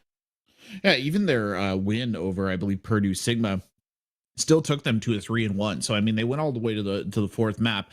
So they're a team that's not unaccustomed, I guess, to long slogs, which, as you're looking here at our map pool for the week, means that we might be seeing some of those maps at the tail end here. We will for sure, of course, be seeing the Control, Hybrid, and Escort, which would be Oasis, Numbani, and then of course Route 66. But a very decent likelihood of going onwards over to the Hybrid of Eichenwald, possibly all the way over to Busan as well. I don't know if we're going to get to see Havana, but I think that the possibility of us getting to Busan is very likely here, Bull Skunk. Wouldn't surprise me in the slightest. A lot of map 5s between both of these squads as we take a look at Rogers State lineup here. It's Ripsy leading the charge as your main tank, the sophomore. Who's actually majoring in esports. That's something I see very often from these teams. I like it. Just going all in on this. I'd expect them to be going all in on this matchup today. Keep an eye on this main tank matchup. Yeah, it's always exciting to see some good main tank play, but let's take a look here on the other side for Morningside. And it's a solid squad here, like we said, 2-2 on the season. JX Perez here, Sway, Ben, HDB Killer, Blinks, Shinji, and Rotten Sushi there at the tail end to anchor out. So, the tank lineup, right, is going to be something that we're going to be paying attention to, I think, throughout this. That'll be Ben, HDB Killer right there in that slot is kind of the lead off. And then they don't really have a second sort of designated tank player, I believe. It might be Shinji, who is listed as a flex, who will be filling into that tank role tonight. And big shout out to Rotten Sushi. It's their 21st birthday today. So happy birthday, Rotten Sushi. Congratulations. Yay. Got the Overwatch 2 beta announcement for their birthday. So it's not too bad. Not too shabby, quarterback.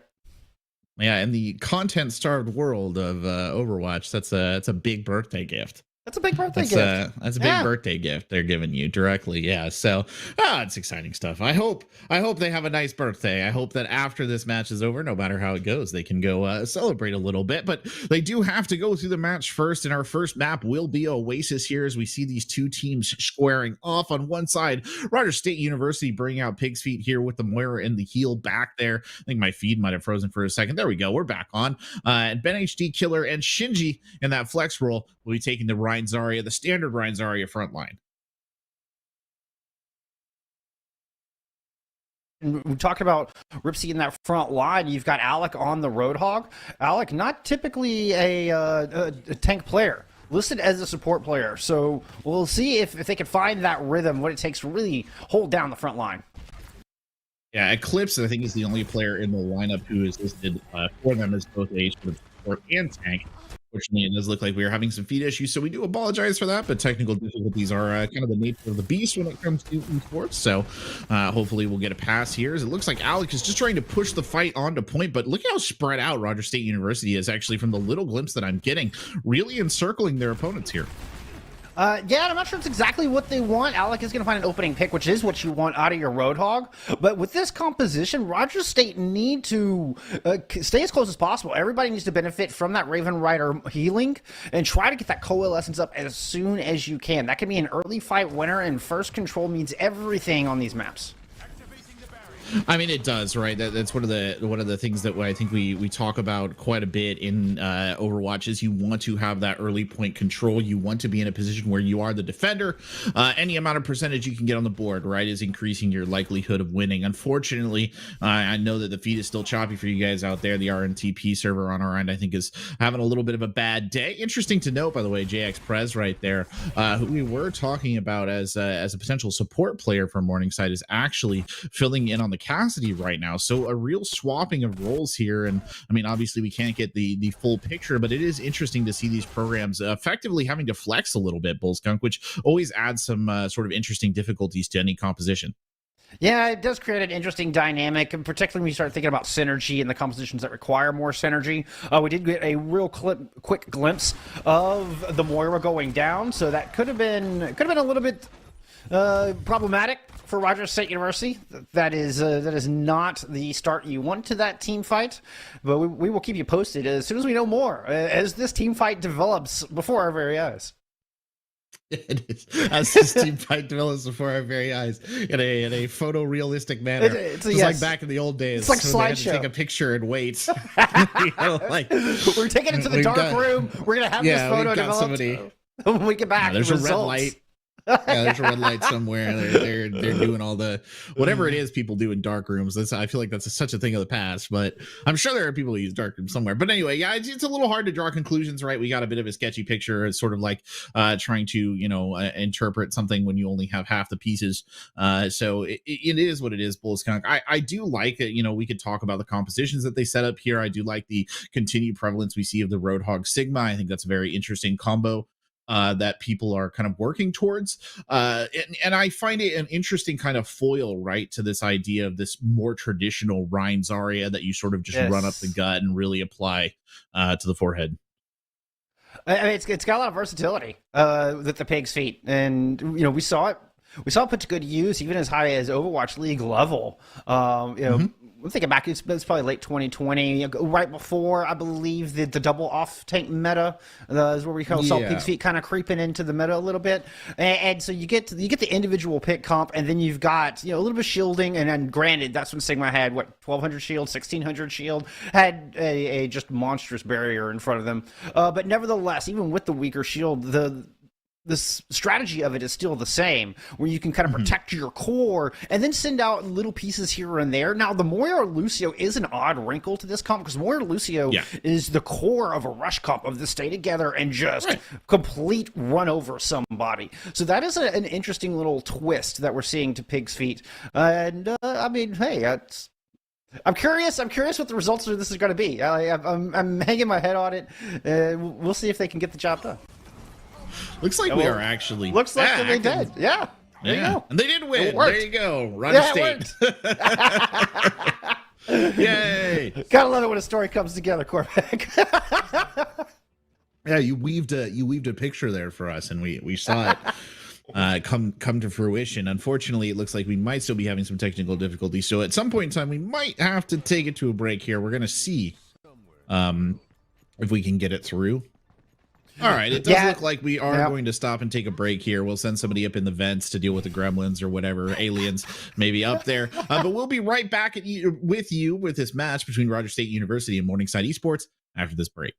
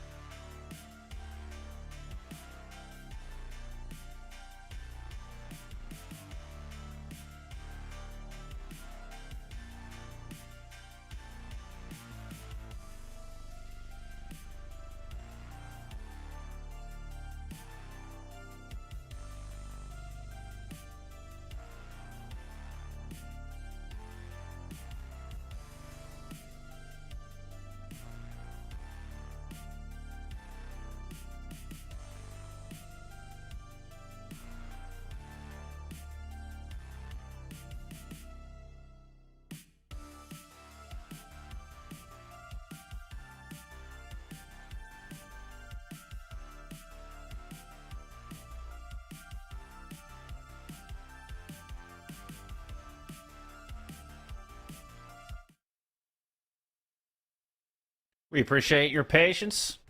Looks like we have gotten the gremlins all taken care of. They have been exercised, and it is now safe and clear, at least fingers crossed, Corbeck. But Rogers State coming out with an unusual composition, able to take round 1, and aren't making any changes as we head over to Gardens. No, they're not. They're maintaining that same kind of aggro sort of area control, I would almost call it, composition, where, and we saw this a little bit in the flashes that we had the last map, where they like to kind of split apart, right? They like to play a bunch of different angles. They like to put pressure on. Meanwhile, just a straight sort of very rudimentary double shield composition coming out here from Morningside Esports, using the Reinhardt as kind of this offensive tank to maybe push a little bit of space. This is a very like churny composition we're seeing from him here. Yeah, I think they need to move up and take the high ground. They're spending a lot of time just sitting back and taking a lot of damage.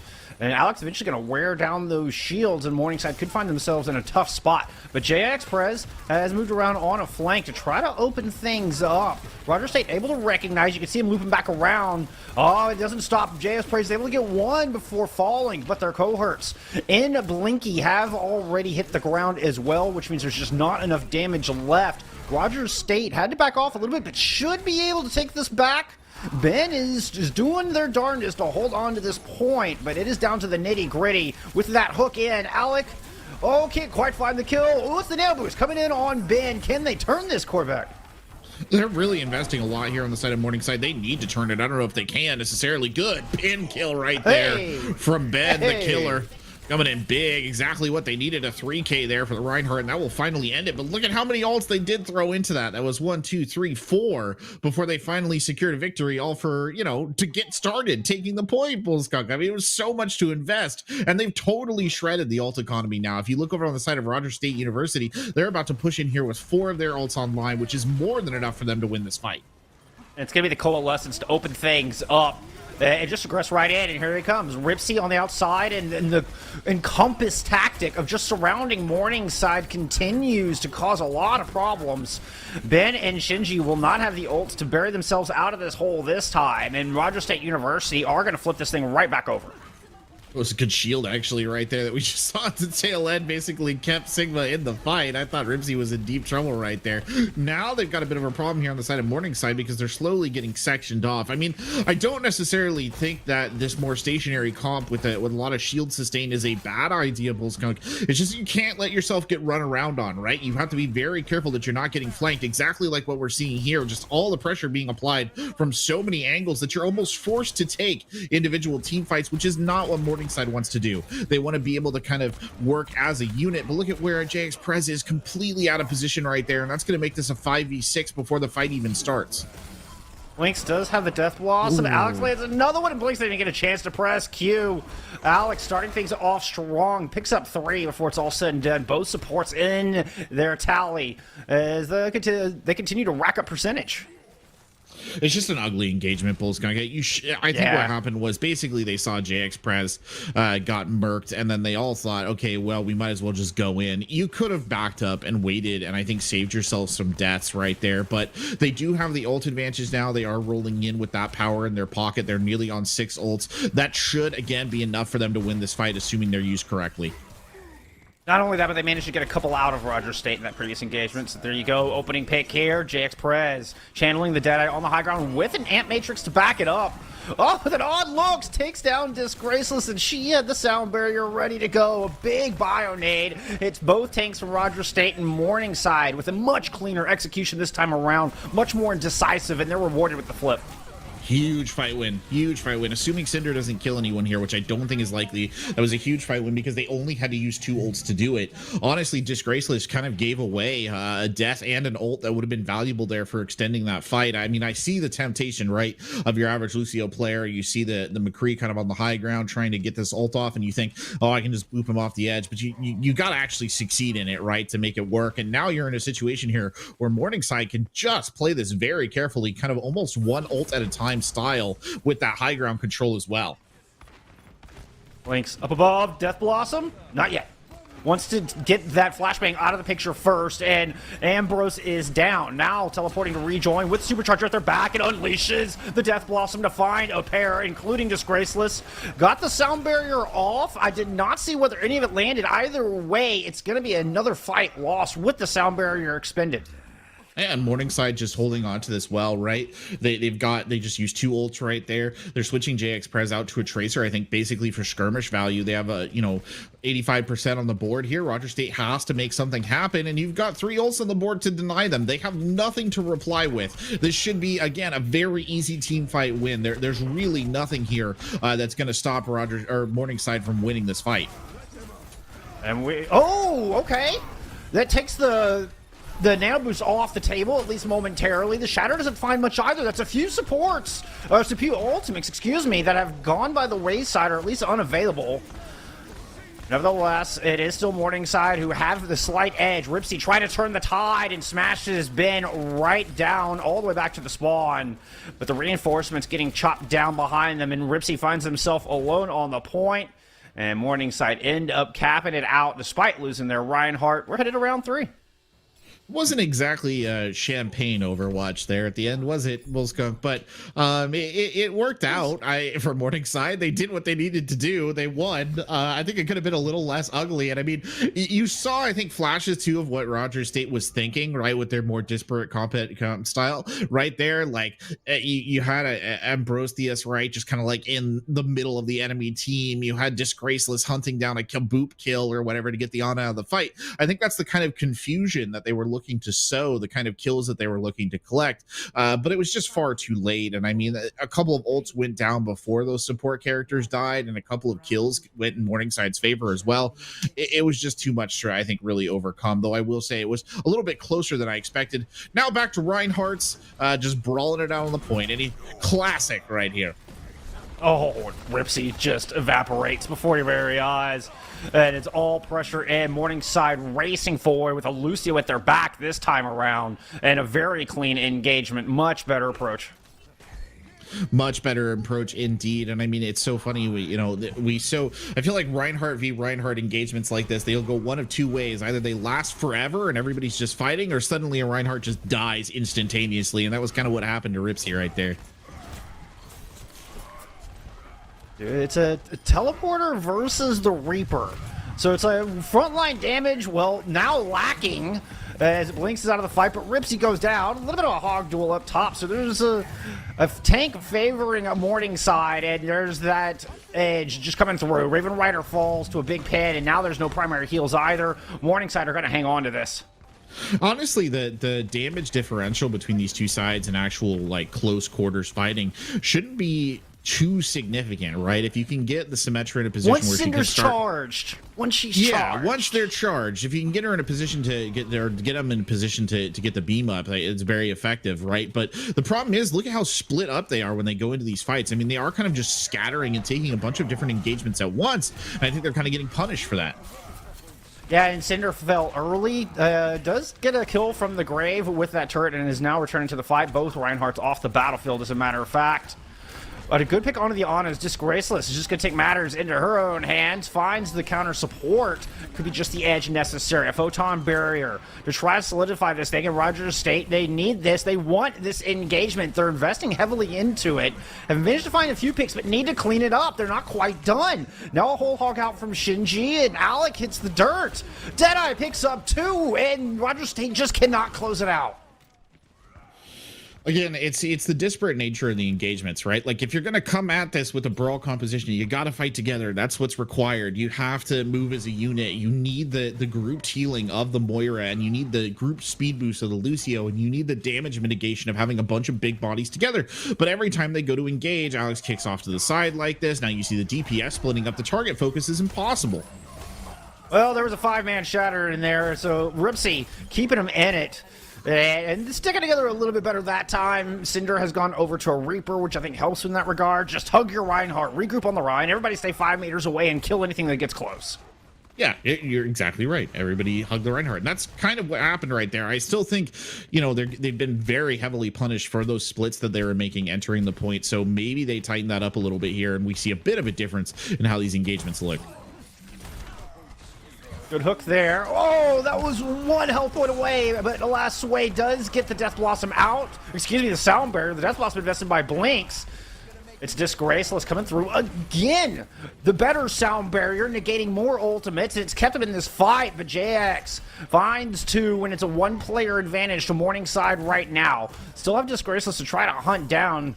Since she was looking for that hook, Disgraceless gets out of there, comes back in just to reset, has to try and touch as the overtime wick birds, and Morningside able to hang on in the end. A 1-0 lead. Despite dropping round 1, they come back in and take the next 2 in a row. Just kind of one of the areas, right, in which a brawl composition sort of starts to fall apart, Bullskunk, is when you play a little too individually minded, or when you're kind of looking to complete I'll put it this way: you tend to look, beautiful shot there, by the way, by J Express, but you're kind of looking to complete individual goals as opposed to kind of like a team-oriented goal. So you saw, for example, the hog kicking out on the flank, right, to try and get the hook.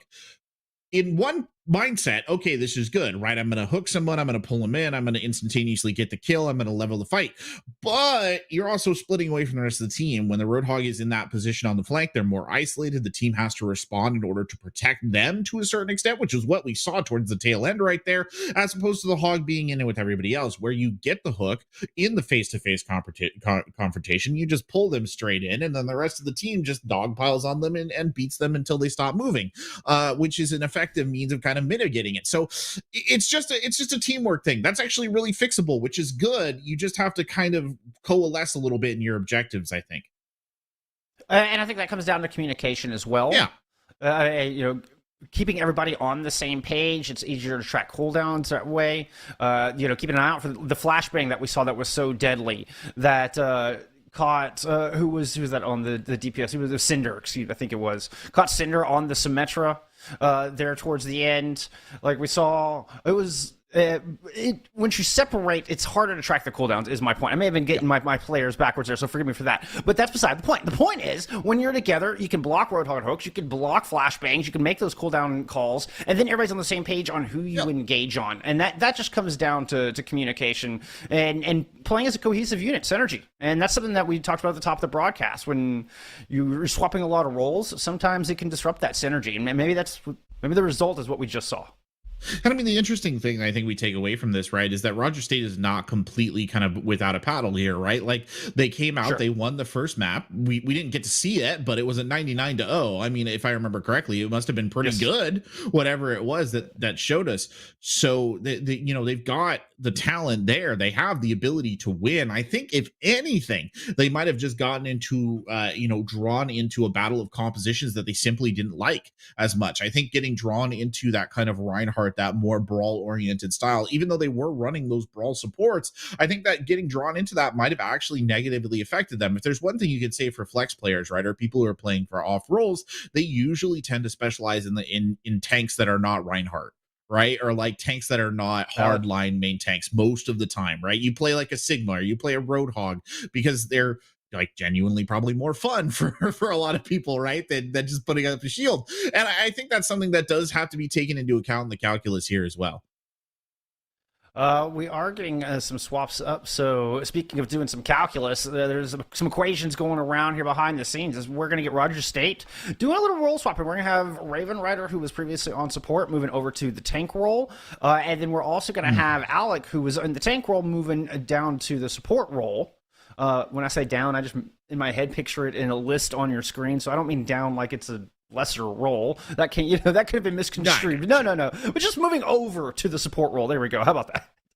Yeah, Alec is listed as a designated support, as is Raven Rider. So I guess it's just trying out some different people in those setups. Like I said, I think at the very start of that Oasis map, the only person who's listed as a potential tank player on their team is Eclipse Blade. Eclipse is not playing here tonight, I don't think. So they don't have that potential flex coming in. Ambrose Theus, I think, is listed as a flex as well, but they clearly feel like they're getting value out of them in that DPS role, so I don't think they're going to switch it up. Going into Nimbani, though, I mean, you take a look at the team compositions. This is, I think, standard stuff on both sides for the most part.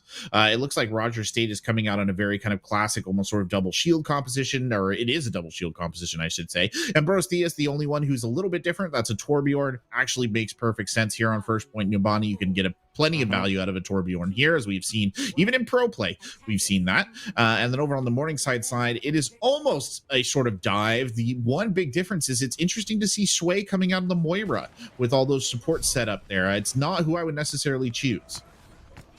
No, I mean, decent survivability, but you're not going to get max value out of the heal output, and you may be wishing you had some Discord orbs or something for your 2 dive targets to follow, but hey, doesn't look like Blinky and the rest of the crew need them, as Cinder just gets absolutely pulled apart at the seams, and that's a big crutch of this defense now gone. That's your long-range cover that's trying to protect everybody. And in fact, it's Morningside who now have control of this high ground. Sentry does get demeched, and the dive kind of starting to lose a little bit of focus, standing around a little bit. They did get 1 tick waiting on the point, but it bought a little time for Roger State to get back in this defensively. It has bought them just a little bit of time here, and Disgraceless is doing an excellent job there trying to keep the team alive. Just, again, trying to buy time, trying to stabilize a little bit, but so many bodies have been lost now. I think it's going to be a real fight for them to get back in it. You see there, Slinks are going to get 1 kill up on the top. Alec, unfortunately, I don't think is in a position where they can really make too much of a difference. The res did come in. Disgraceless will go down. I mean, even with Torbjorn running in here at the end, I don't think Ambrosius is going to be able to change this fight. No, it was a great fight from JX Perez. Able to get a lot of just great individual effort and get some kills done on the Tracer at that crucial point when I thought, when I was talking about the defense was starting to mount. JX Perez able to cut down some reinforcements. I will say, just like, well, they're getting pushed all the way to the There spawn you go. doors here. That's nasty there on the cleanup. But I will say, the key to kind of beating dive compositions is something that you can look at is you kind of have to survive the initial damage spike. Right? Like, there's a lot of action going on here, by the way. I'm not going to talk about it too much because it's basically just a cleanup phase, but you kind of have to deal with the initial damage spike, and they very nearly did it right there. They just weren't able to kind of really put it off enough, right? If you can survive the initial damage spike of a dive, the dive doesn't have enough sustain to remain in the conflict for too long. You can usually come out on top. That calculus may change a little bit with Sway in the equation, but Sway still has to get close enough, right, to actually make a difference. You will be able to get a second point defense here, though, and I think that's really important, Volskunk. I like to swap over to the Cassidy as well. Very good for handling what's being thrown at Roger State University, especially with that flashbang to stun up those 2 quick little DPS. Speaking of, it's going to be the Blade out of blanks and Alex falls, but that is the only casualty of the Katana. Even investing a Primal Rage here late in this fight. And Roger State having this locked up. I think Mid might want this one back. Yeah, I think that's one that you throw it because you think maybe you'll be able to turn it around, right? There's some hero play buried deep down inside, but alas, it doesn't really come to fruition. No Odyssey for you today, unfortunately. Good stop here from Roger State. You get Morningside Esports in this position. It's like I said on previous maps where we've seen similar stuff. It's the worst place to get stopped, right? Like all the way at the back. It's so annoying. You have so far to come. You have to regroup. There's a good high ground position for the defense as well, so they'll really have to make these ults count, and it's going to start with Shinji's bomb. Oh, that looks good. like Cinder just completely ignored it. Counting on the res, I suppose, but it doesn't look like the res coming through. Disgraceless had to move down to the low ground to try to solidify the front line as the cart is inching closer to completing point B, and there it is, 2 points on the board. The rest of Roger State just trying to get out with their lives, but okay, at least you get that kill on the Blinks. Might buy you a little bit of time. Disgraceless, not so lucky. They can't get caught up in something similar to what happened last time they lost the point, though, which is where they got drawn into like protracted kind of cleanup fight where they were just getting harassed the entire time. You just got to force a quick reset here, regroup as a squad, and go back into this, right? You don't want to be caught in that position. Good use of the bongos early on, though. This might give them an edge. Ricky Perez was forced back. Or JX Perez, excuse me. Perez does have this pulse bomb ready to go, and it gets interrupted. The pulse was used, but there was no boom. Ambrose with a beautiful shot to shut down the big opener of this fight. Now, the next tool will be Ben's Earth Shatter, probably combined with this Nano Boost out of Rotten Sushi. See if they're going to wait. Oh, there we go, an active move from the defense. Way out in the back, though. Both supports are already gone. As the shatter comes down, it is still the backline missing, courtesy of Blinks coming up with a 4K in that fight. Good God. How do you play with that sensitivity? That made me ill. Yeah, that was watching that go off right there. I mean, great play nonetheless. And look at this pressure there. Blind God, he got pinned. Bull's got grips. He drags him all the way to the cart. Man, Blinks was deflecting in front of the door. And then you got Ripsy just like, deflect this. Oh my goodness. But Ripsy does fall on the front line and looking for the res, goes Disgraceless, will get it off at the cost of her own life. But it was a worthy sacrifice. Ripsy able to stand up and get the kill, and the cart is stopped short. Can't deflect like a ton of angry German armor. That's the problem right there. He's not going to be able to turn that around anytime soon. But like, did you deflect pin? Is that please a thing? Help? Yeah, let him deflect. Yeah, we're still waiting for him to deflect Diva Bomb. That's the new change they're going to introduce in Overwatch 2. Just wait. Anyway, looks like they're back on the ball again here. Right back into the fight. No time wasted at all here. And Morningside doesn't have as much advantage in this one. No, which is why I like the quick re-engage. Give himself a couple more tries. Ben does have the shatters. Jackson's looking for the kill. No! Alec with a swift punch to the face. And the Hunter got just hunted by the backline. Now there's double damage, double healing available, and Alec doing a great job after swapping over to this support role. Again, you're seeing a situation kind of like the last point, right? Which is you're forcing them into a very difficult 0.3 cap. Their spawn doors are way back on the other side of the map. You're just, from a pure kind of logistical time perspective, you just lose time, right? Time is a defender here because it takes you so long to re-engage, even with the Lucio speed boost. And look at the ult bank for Rogers State. They're in a very good position to hold this off. They could easily do it for 1 minute and 20 seconds. Cinder falls early to a self-destruct yet again, though. Supercharger is out, but that's a great shatter from Ripsy. Oh, man, with 50% damage for everybody to help clean that up. They do so with ease. And that's another quick fight win for Rogers State. The good news from Morningside is they have been quick. Yeah, unfortunately, Rogers State did throw a lot of ults into that, and now you see Morningside starting to get an advantage here. Blinks has one. You see one for JX Prez, and then finally the Nano Blade. I mean, that's going to be the most important part of this. No defensive ult to cancel that out. You do have a Bob here who could slow this down a little bit, and a High Noon that may get you a win here if it's used early enough, but I don't know that it will be. Well, if either of those can put a stop to the Nano Blade, I'd be very impressed. That's a tall ask. Cinder finds one. Ambrose channeling the Deadeye and keeping everybody at bay, just using it to buy some space and get set up. But the lingering combo of the Cyber Ninja with the power to back him up is just waiting in the wings. Healing up the main tank, waiting for the right time, trying to get Immortality Field out. If I had to guess, burn through some resources and make life as easy as possible on Blinks. They decided the time is now. Immortality Field is down, but Cinder's outside of it. Gets chopped in half. Alec is outside of it as well. Even with the lamp out, nobody is in its LOS, and Blinks has a heyday in the back line. Okay, but I will say, Bullskunk, Rogers State, they did what they needed to do, right? They delayed this into overtime. They're going to get maybe a little bit of an extension. They won't, but they delayed it into overtime, right? And that's kind of what I was thinking. With the ults that they had in the tank, the best possible outcome there is that you were able to push that into overtime. The Bob slows them down enough. The High Noon slows them down enough, right? That when the Nano Blade does eventually drop, and you can't really stop the Nano Blade, at the very least, you put it in yourself into an overtime situation. So I think that was very well done from them.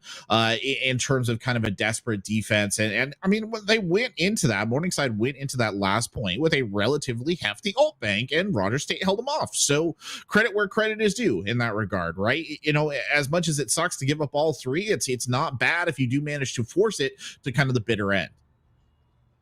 And a decent time bank to boot. Morningside, I mean, they had gotten stopped a little bit. You know, They weren't sitting on 5 or 6 minutes, but they still had a pretty healthy time bank going into point C. So, yeah, all credit to Rogers State defense, indeed. They did a good job. They did a good job. Now they're going on the attack. They're, showing us something a little bit different. We'll see if they're going to stick with that when they come out. So let's take a look at this defense from Morningside. Morningside opting to bring in the Torbjorn as well for their point A defense. Yeah, the Torbjorn again, I think just gets a good amount of value here on this point. Like we didn't quite see it manifested when we saw Roger State on the defense, just because the fight kind of ended a little quickly because the dive really got its maximum value on the initial engage. But assuming that the fight goes a little bit slower, you put that Torbjorn turret in a good position, and really you could eke out a pretty solid amount of damage. It is at the very least a nuisance that has to be considered here as we push in, and it looks like they're going to go low. But again, Roger State, they just can't resist the urge to split. I think one of their team members went up on the top deck. That turret is up on that little piece of high ground, kind of to the right of the screen at the moment. Definitely in an unusual spot, and it's forced a bit of pause. Morningside able to capitalize on that and just go swinging on what members were just stuck in this little lobby area of the hotel. Ben picks up 3 and 80% towards our shatter.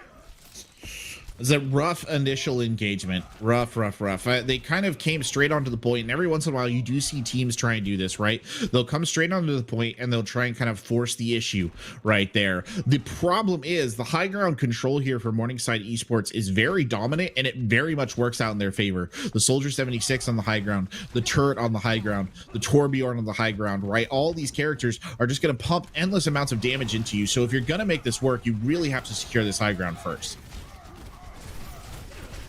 And it's just a lot of points covered by the defense. So creating nice kill box. Oh, that's a nice shatter there. Ben, whatever was left of Rogers State just got flattened to an absolute pulp.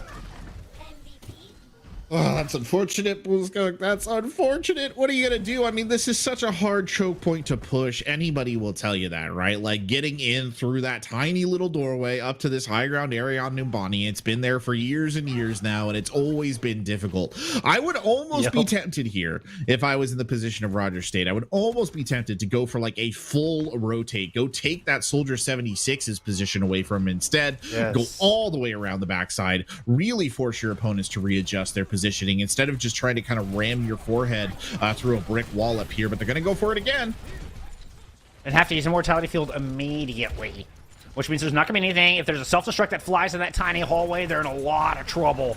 You get JX Perez, who's going to pop attack visor once they do eventually emerge, could be in trouble. So they're trying to wait it out. I think they're trying to wait for some of these big cooldowns to come back, wait for these dragons to come online, displace a little bit by some space. Shatter's coming out on both sides. It's Ben who gets the better end of the deal yet again. 3 kills with a fire strike to follow up on their own massive Earth Shatter. If anything, right there, Morningside overcommitted. They threw the nano visor in. I don't think they needed to throw the nano visor in. I think the shatter probably would have done it. You almost saw at the tail end. JX Prez just kind of like, oh, that's the only people I get to shoot. The person I get to shoot right here. They're going to go underneath again. And really, like I said, I think they need to push Soldier 76 off the high ground. They're getting a little predictable here. Molten Core out, and that's just going to split everybody up. Look at that huge Bionade. Disgraceless can't heal. They're scattering up. Ambrose just going chopping down here on their own. That was a beautiful hole from Morningside, just sending Roger State scattering in all directions. Yeah, they finally got towards the angle of putting a little bit of pressure there onto Soldier 76, and I mean they do JX Press down, but now you got a man deep behind enemy lines here in the form of Cinder, who honestly, I don't know if they're going to be able to rescue the private from the back line. But look at this, good high ground control. They could turn this around. Oh, almost got the Pilot Diva off the self-destruct. That was good shooting coming out of Alec. Ambrose is down, so it is technically a 5v5 right now, and Shinji is moving up to do a little high ground maintenance of their own. Alec in trouble, has to get out of there, which means there's nobody to support. The tank's down low. Ripsy has to go over to a Wrecking Ball just to come and touch in these final 10 seconds. JX Perez has planted their feet on this objective, and anybody getting close has to face the wrath of this DPS player. Overtime Wick is initiated, but I'm seeing nothing but red jerseys left on this point, Corbeck. Yeah, it does seem to be that way. Just too good of a kind of damage and sustaining game coming out of from Morningside. Really good capitalization on the high ground. That sound barrier coming out there from Disgraceless, just trying to keep the team pushing forward, but it's going to be too little too late. Now you see, I think, Attack Visor coming out here as well. JX Prez will fall to that. Cinder's trying to push back. Oh, but there's the turret at the end. Oh, it's the turret that cleans it up. And I'm telling you, you just put one there and it gets value. Sometimes it takes a while, but it gets value. A placement is so important on that turret, I will say. On the defense from Roger State, they had the turret on the low ground, kind of on the left-hand side from the defender's point of view, and it didn't affect that dive. But smart placement of that turret can mean everything, especially when going against the dive. God, that was a gorgeous play out of Ben.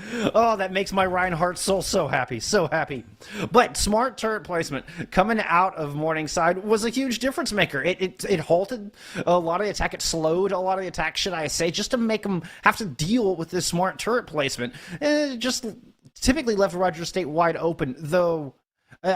That point you're making about just hitting the same rotations over and over again, never try anything new with your pathing, I think could have been the way to circumvent that. But it's Roger very State easy. were stubborn. They were a little stubborn. They were a little stubborn. I mean, it's very easy to fall into that pattern, right? Bullskunk, like you just keep hammering at the same point, and eventually it's going to crack. Eventually you're going to get the ults out of them. Eventually you're going to turn your own ults into it. But the problem in that particular scenario was every time they tried to push that point, it was a defense in depth, right? You got through the first wave, you got through the initial fight. Yep. You still have a Soldier 76 putting fire on you. You still have a Shield putting fire on you. You still got a Torbjorn. He's backed up all the way around the corner waiting for you to filter in so he can take that shotgun function and deal more damage.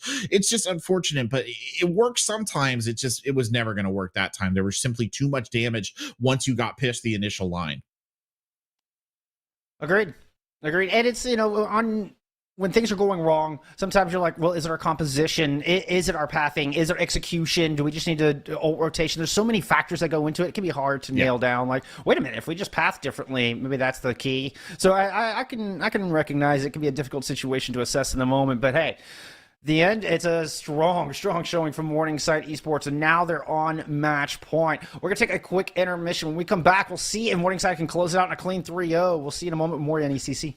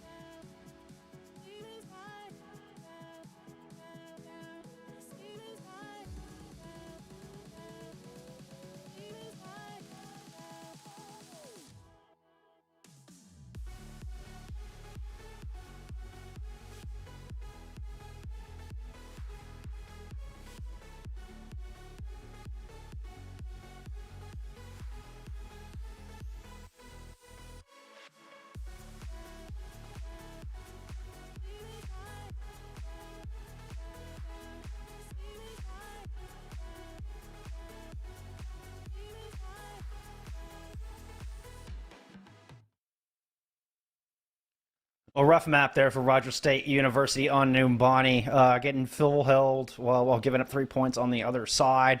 Morningside Esports, though, sitting now in prime position to take this series. They've got a head full of confidence, wind in their sails, and heading to match point as we head into map number 3, which is going to be Route 66. Yeah, the thing is, I think it's been a little bit of a disappointing match here for Rogers State, right? We've seen glimmers of their ability to do things that are not bad, right? Like we've seen them pull off some good plays. We know that they're capable of Absolutely. it. It's just been rough. They got caught up in the last map. I think they probably got a little laser focused on one thing. It didn't really work out. It's hard to adjust, et cetera, et cetera.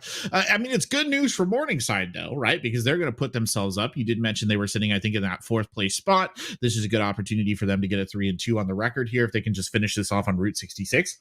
Not too good for me because I did say there was a distinct possibility we're going to be going to map 5, and I'm not sure that I can hold on to that right now, right? As much as I would love to see a bit of a battle, I just don't know. When you're down 2-0 in the hole like that and you just got full held on Numbani, it's pretty hard to find the kind of like mental elasticity to sort of bounce back, right, in good shape. I mean, downright fortitude, perseverance. But hey, these are the things that you learn. This is what this competition is all about. It's all about learning and growing. Sometimes you got to learn a little perseverance, and I'd love to see Rogers State pull through, if for any other reason, just to give us more Overwatch, closer game, and to see that heart. Heart is so important for any competitor out there. So I hope they can step up and make some more, get some more results.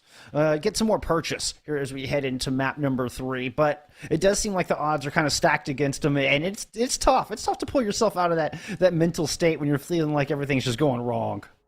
Oh yeah, it is genuinely true. Nice angle, by the way. That got me for a second. I was like, was cool. I don't remember being able to see Sky from in one of those, but yeah, sure enough, nicely done. No, I'll be honest, I don't necessarily like, having been on many kind of like, I would say like diamond to masters level teams, right? Where you're just on the cusp of trying to like build into something more.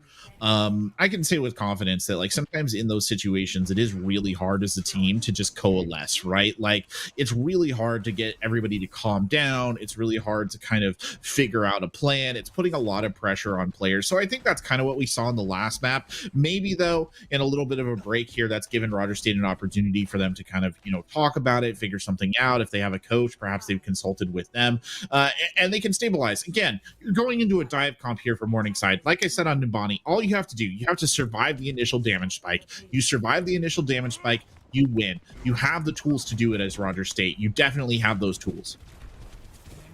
Ambrose turret is on top of Big Earls, but Cinder is off on an island and just gets picked out immediately. They cannot survive the initial damage spike.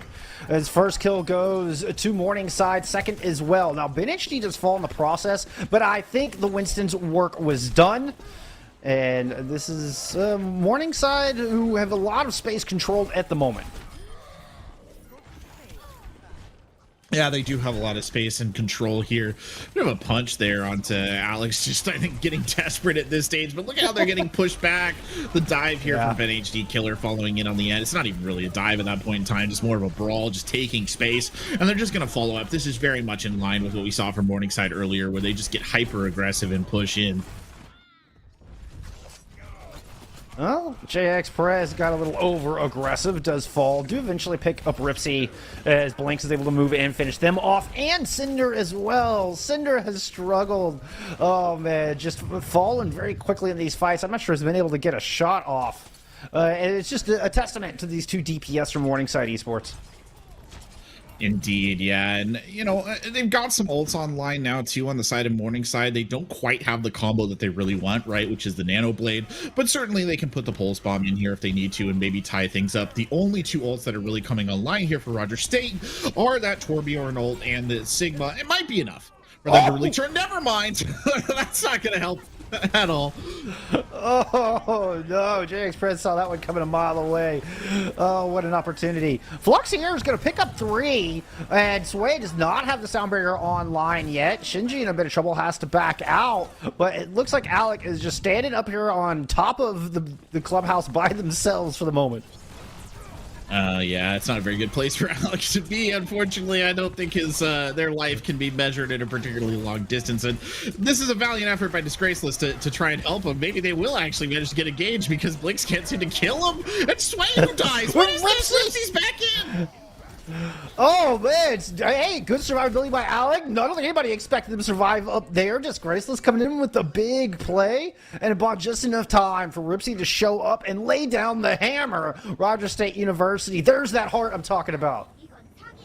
There is that heart indeed, and well played there by Rogers State to hold the line. Unfortunately, the Nano Blade is on deck here. Bullskunk, they have the sound barrier in the tank too on Morningside. It's going to be a lot of really powerful ults that are going to come out in this fight. There's nothing to set this back on the side of Rogers State. Disgraceless does not have the sound barrier. All you have is the Torbjorn ult. That's not going to slow down a Genji. You have to kill Blinks before they can use it. That's the only way that you're going to survive this.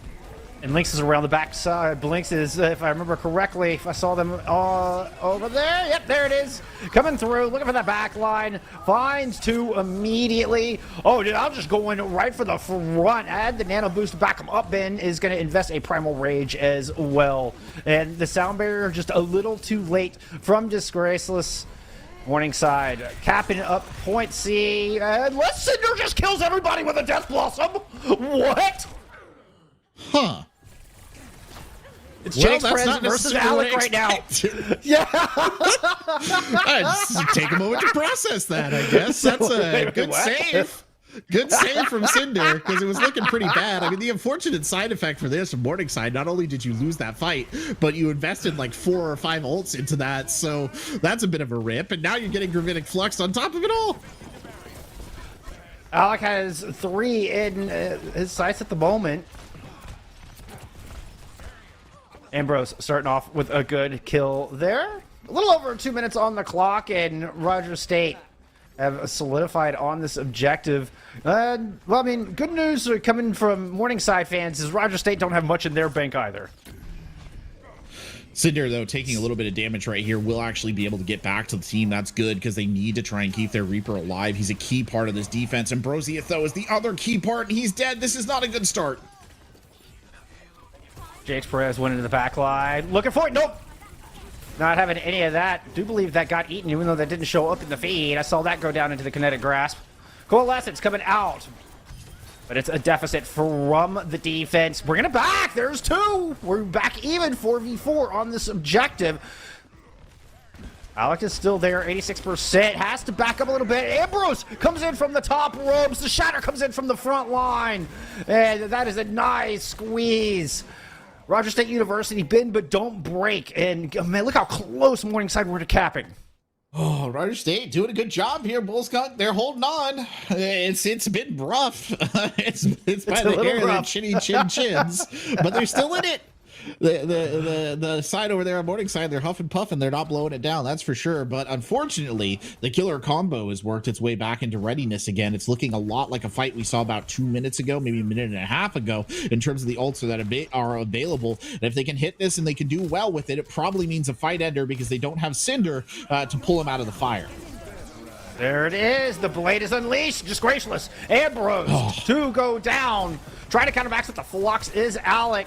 Can they get enough done in time? +1 advantage to Morningside, and they still have a couple of ults to work with, including that Primal Rage that'll help clean up the rest of this point. This cart will make its way inside into the storage area.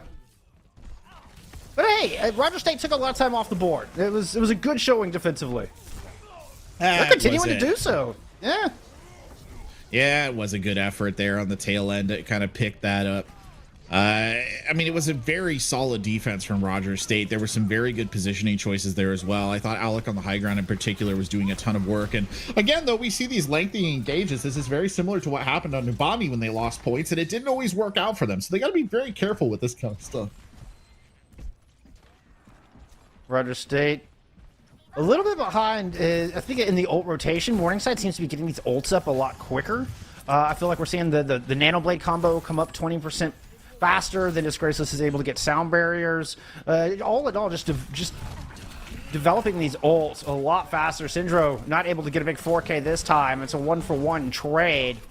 Ambrose and the rest of Roger State are trying to get aggressive on this defense. They really want to hold this corner, but Sinji's able to push them all back with this whole hog, and Morningside slowly but surely treading forward into a coalescence from Raven Rider. Raven Rider with that coalescence, that might have been enough here to really turn the tide. The damage orb coming out there on the tail end as well, trying to make something happen. Again, good defense here from Roger State, just holding on. 40 seconds left on the clock, Bull Skunk. I imagine you maybe get one more solid push at this if you're Morningside. You have tools, though. You're nearly back up on the Nano Blade combo, which has been your absolute winner. The ways you cancel this out if you're sitting on Morningside, well, there's two. You either kill Genji before he can use the blade, or the better option, you kill Ana. I don't know that it's going to happen. Be prepared for it, Bullskunk, because it's coming. Disgraceless does have the sound barrier this time, though, something that's been lacking in the previous two Nanoblade engagements. Give me a Deadeye coming out, but the blade is there. Deadeye picks up two. Blinks is able to pick up one, make it two for Blinks as well. Each DPS picking up a pair with their ultimates, with the overtime wick is just lit up across top of the screen. That's going to mean a little bit slower respawns for the defense as they start to come back out. Shatter the back line just onto Solo, just to try to clean up this fight as quickly as possible. With the Wrecking Ball out, reinforcements are starting to show up, and Blinks is down. Every kill really important for the defense here. Morningside need to clean this up quickly. They do. This is the kind of thing where it sort of can spiral into a worse and worse situation. Just the respawn differential alone. A little bit rough there for Ripsy. Got stuck on the roll, but we'll actually manage to keep this up. Alex pushing forward now with the whole hog, just trying to put a little bit of distance in, but still the members of Morningside, they're collecting the kills. It's really just Ripsy here who's holding on. Ripsy holding on as best they can. Probably going to lose some health in this as well. The Moira dropping in now. It's an effort from Raven Rider to keep this alive, but ultimately splatted, and it's just sort of falling into the grim calculus of the end game, Bull Skunk, before it finally is over. It wasn't as fast as Morningside would have probably liked, but they are able to get rid of those respawns in enough time before the ult can start sacking against them. I mean, they had a whole hog and a Death Blossom that were cutting them there at the end, so that one could have gotten dicey really fast. Good focus fire out of Morningside, and they closed it out. But that third point on the board. Roger State, though, they got the time down to 0, and they get an opportunity to attack here. First point is going to be extremely important. I'm looking for Roger State to take this in one or two fights. If they can get to point B with a hefty time bank, they're in a good position to start clawing their way back into the series. They are in a good position to start clawing their way back into this series. It's still, though, I mean, you got to get through 3 points of defense, and I hate to be the bearer of bad news, right? I don't like to dredge it up, but just maybe 10 minutes ago on Numbani, we saw a very similar situation, which is Roger State playing a relatively solid defense, right? Making them go all the way to overtime to get the point. Then they come out on the first point, and what happens? They get absolutely first held. Right. So the specter of that is probably looming over this attack, whether we like it or not. The defensive setup is interesting, to say the least. You have a Widowmaker and a Pharah, so kind of disengaged DPS for what is essentially a very kind of push, kind of aggro-oriented tank line. So it'll be interesting to see what they make out of that. I just don't know that you necessarily have the counters for a pharmacy here on the side of Roger State. So there's some things that definitely worry me when I look at the compositional matchup. Puts a lot of pressure on Ripsy, that's for sure. Who's now in the diva role for this kind of double off tank attack. Blinks is putting in some decent work, but so far not really having a ton of value. Rez denied onto the JX Prez. Back up to the pocket goes Rotten Sushi to help keep Lynx alive in the sky, and it works out well. Ripsy goes down. Alex still trying to fight this out. A little bit of a lone hog there in the cave, but there's both tanks bearing down on the Roadhog. Alex gets some decent work done, though. Does have ult pretty much online, ready to go, but Blinks does as well on the other side. Yeah, Alec does have the ult. It's probably not as impactful here as Blink's kind of, I mean, it is a suicide ult at the end of the day, but it's really a matter of can they maneuver into the right position to use it, and can they get around the diva? If they can demech right here, Ripsy, they might be able to get big value out of that, but there's a huge pick. Sway got killed! That's a huge pick. The barrage does come out and find one, and even without having the honor, Morningside still gets the job done. Even getting rezzed up as Rotten Sushi gets swayed back into the fight, but that wasn't even the turning point. Ben and Blinks were just able to put down the hurt in quick fashion. Man, that looked for a second like that was going to be Roger State's day, Looks so right? good. They took out the on a huge piece of this, right, to take out. Unfortunately, though, they can't make it stick. Cinder gets absolutely melted by JX Prez, who nearly dies on the return. And now you're in an interesting scenario because really the ult advantage is all on the side of Morningside. Yeah, both DPS ults, both support ults. Looking for another barrage. Even a nano barrage. Nano barrage got pretty popular there at the end of Owl. 1-for-1 trade, but you take that if you are Morningside. Massive support now lacking, massive healing now lacking for Roger State University. Good hook. Okay, you got Blinks out of the fight, but there's no more there to keep you alive. And guess what? Rotten Sushi has a Resurrect available, and Blinks is right back in this thing. Not even going to need Barrage here for this fight. He's flying over the top here, putting some fire down, really trying to make this far. What a good pick, though. That's Rotten Sushi down. That also takes an ult off the board. I don't know why Cinder necessarily came out here on a Widowmaker, but if you're ever going to put the Pharah down, now's the time. The Diva Bomb over the top. That's the Ana down. You've broken the support line here, Bullskunk. This is a big opportunity. No! Right into the high noon. Oh, we've seen Morningside bring it back with no supports once already. Look at JX Prez picks up 2. The barrage is unleashed to get 1 as well. JX Prez finds a 3rd. Oh my goodness. Alex seems to be the last player standing. Okay, there is a Ripsy in Baby Diva form and duel with Shinji in Baby Diva form. Oh my god. Okay, you've gotten yourself a little bit of extension on life here, Bullskunk. How much can you make out of it? Diva Bomb over the top. No! Somehow it finds Disgraceless, who had the sound barrier. Oh no. You know, that's a blessing in disguise, Cormac. It's a blessing in disguise. Roger State needs to regroup. I mean, they need to just hit that reset button. It went down to essentially a 1v1 left on the objective, and Roger State's still kind of petering in a little bit, just kind of filtering on, and have never really gotten a solid regroup since. Now Disgraceless sends out a sound barrier with nobody there. Still 15 seconds on the clock. It wasn't quite desperate measures to touch just yet. No, it wasn't. Cinder here now trying to make something happen with the Widowmaker. Goes for the shot on the flying opposition and won't find it. Instead, it's the Pharah who finds them. And it's looking like the overtime wick is ticking down right here. And shades of New Bonnie being shown. Bullskunk, it's unfortunate that it had to end this way for Roger State. Maybe they can turn it around, but every second means it's less likely. Especially with ults coming up online.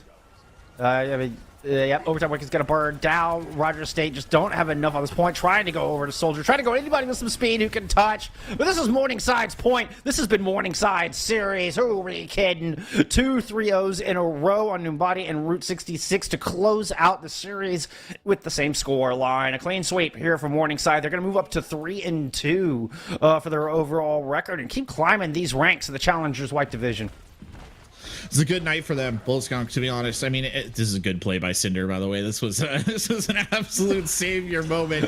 You see him every once in a while when you're probably looking at DPS, and this is one of them, right? You don't get that every day, so take a bit of a credit for that, at least at the very end of the day. But it was a rough night for Roger State, but it's a very good night, I should say, for their opponents, right? This is something that they very much needed and they very much wanted for their overall season trajectory. It's something that's going to help them push their way forward a little bit in the standings, and I think that's going to be super beneficial in the long run here. This is a victory that they needed to reach out, they needed to grab the win, and they were able to do it.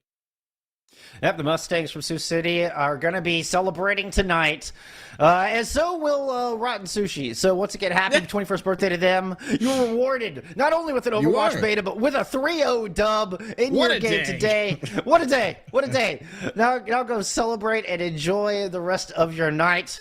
And, well, we're going to be enjoying the rest of ours. That's done for our second match, but we still have one more coming up at you. We're going to take a little break, get set up. When we return, it's Gray Harbor taking on Western Colorado University. We'll be back with more NECC in just a few.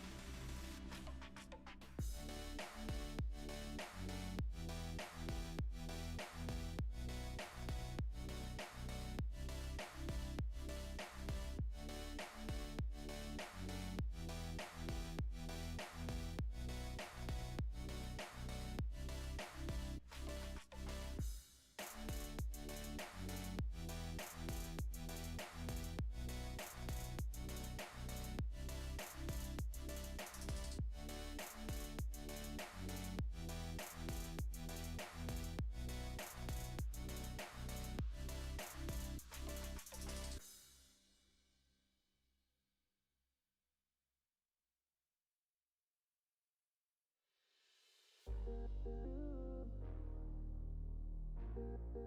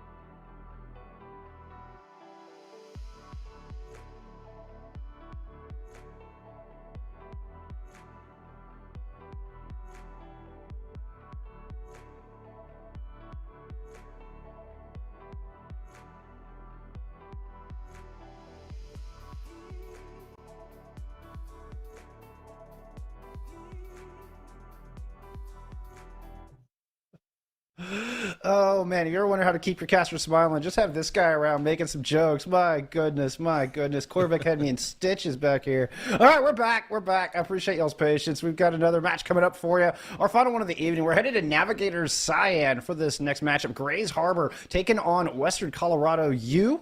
And it should be a good one. Both teams only have one loss to their name. We'll see who can continue to press on forward here. So we take a look at our maps.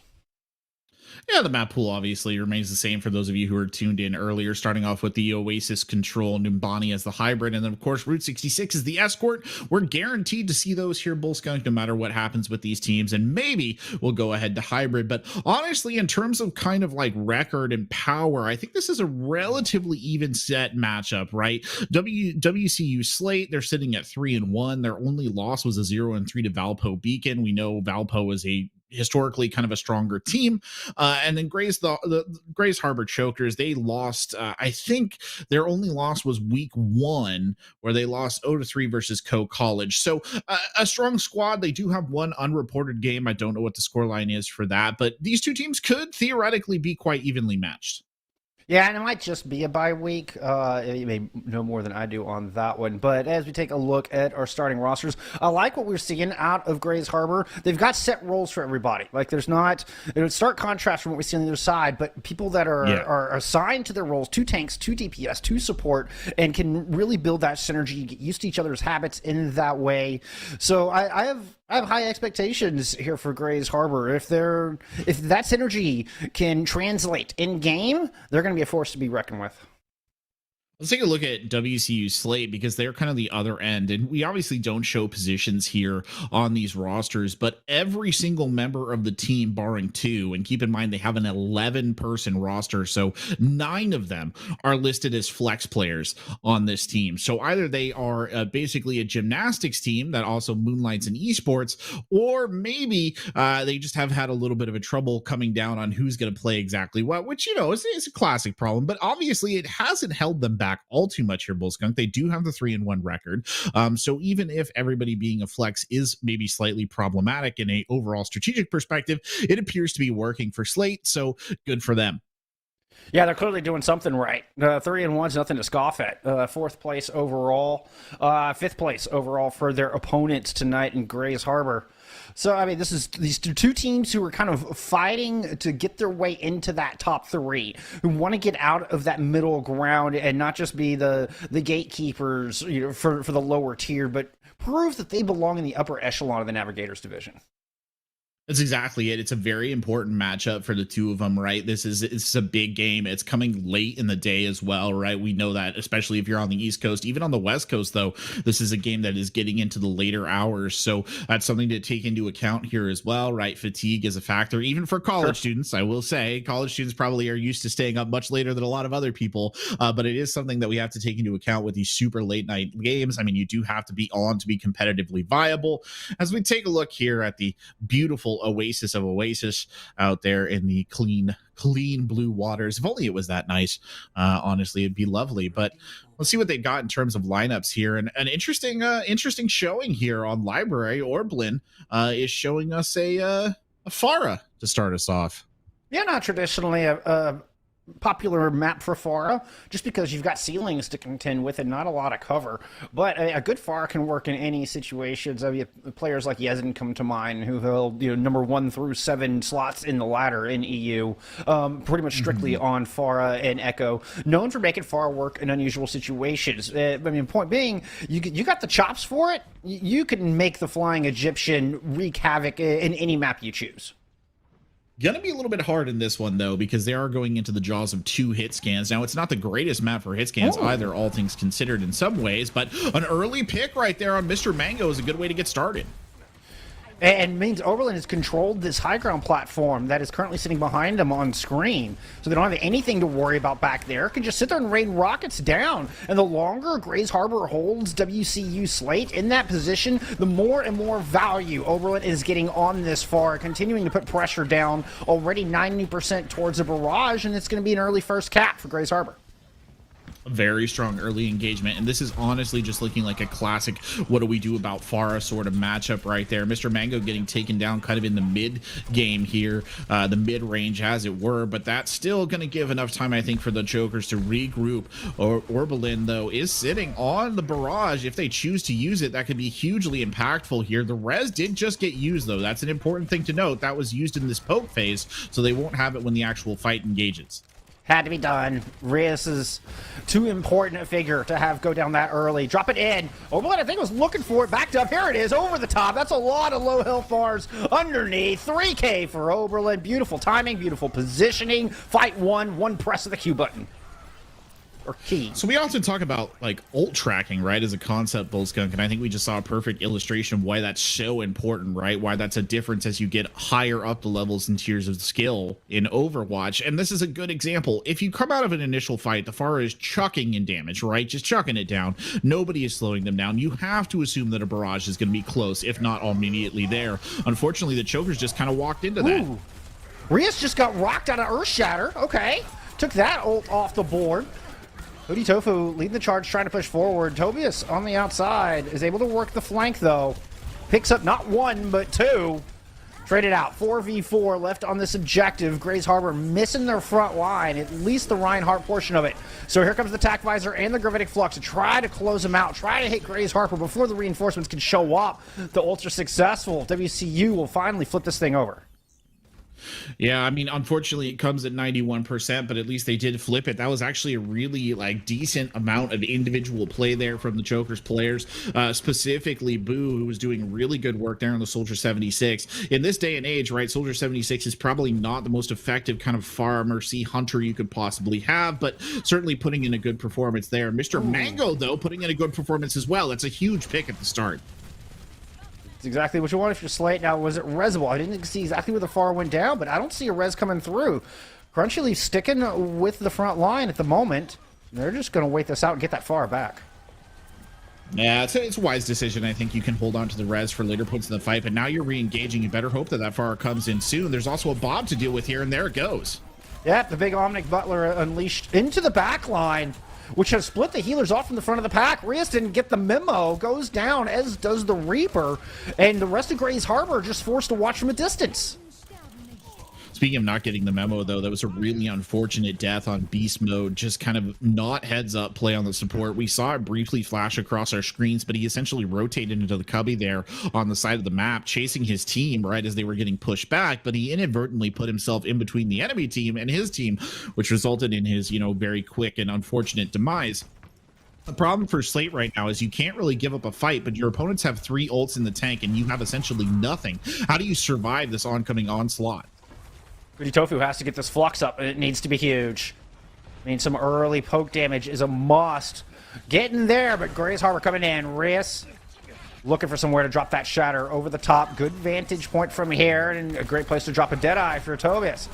Good move from Spongy Boys. Gonna get up there, DM that defense mage, or excuse me, that Deadeye. Drop the self-destruct and take out Reyes just after the Earth Shatter is dropped. Unfortunately for WCU, they lose a tank as well. It's coming down to these DPS. Boo has the Tac Visor, is able to pick up 2. It might be just enough. WCU Slate hold on for the full-on comeback. It was 91-0 when they got control of the point. They bring it all the way back.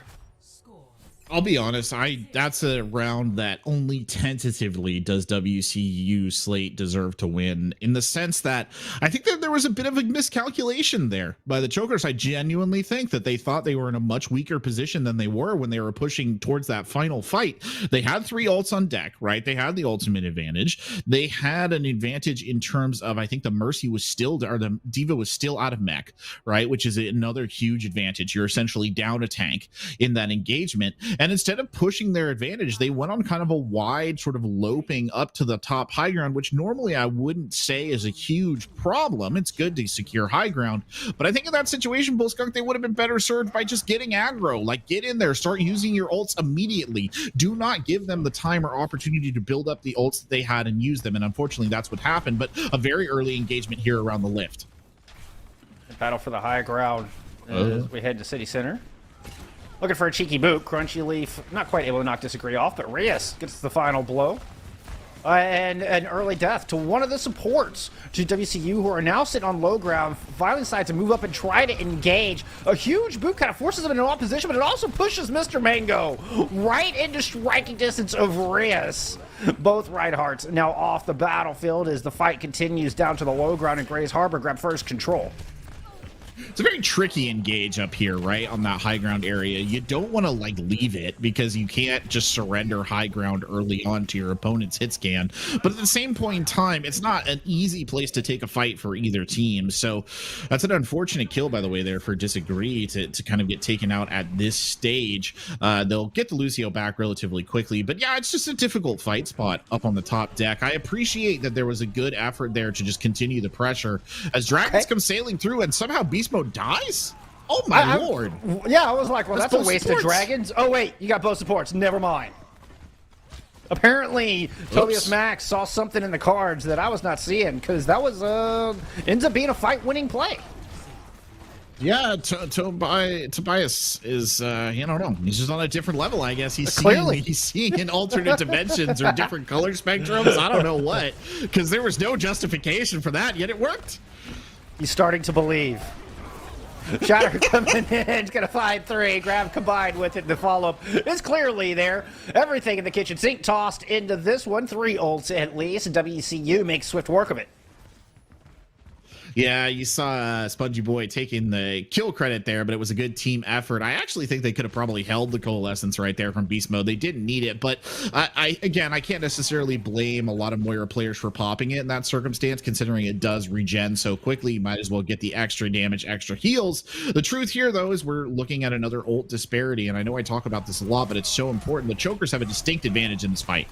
Bubbles are out. Oh! Rias bites off more than he can chew. Kind of got through the shield, got the bubbles out, and just could not hit the button in time. Could not hit the ultimate in time.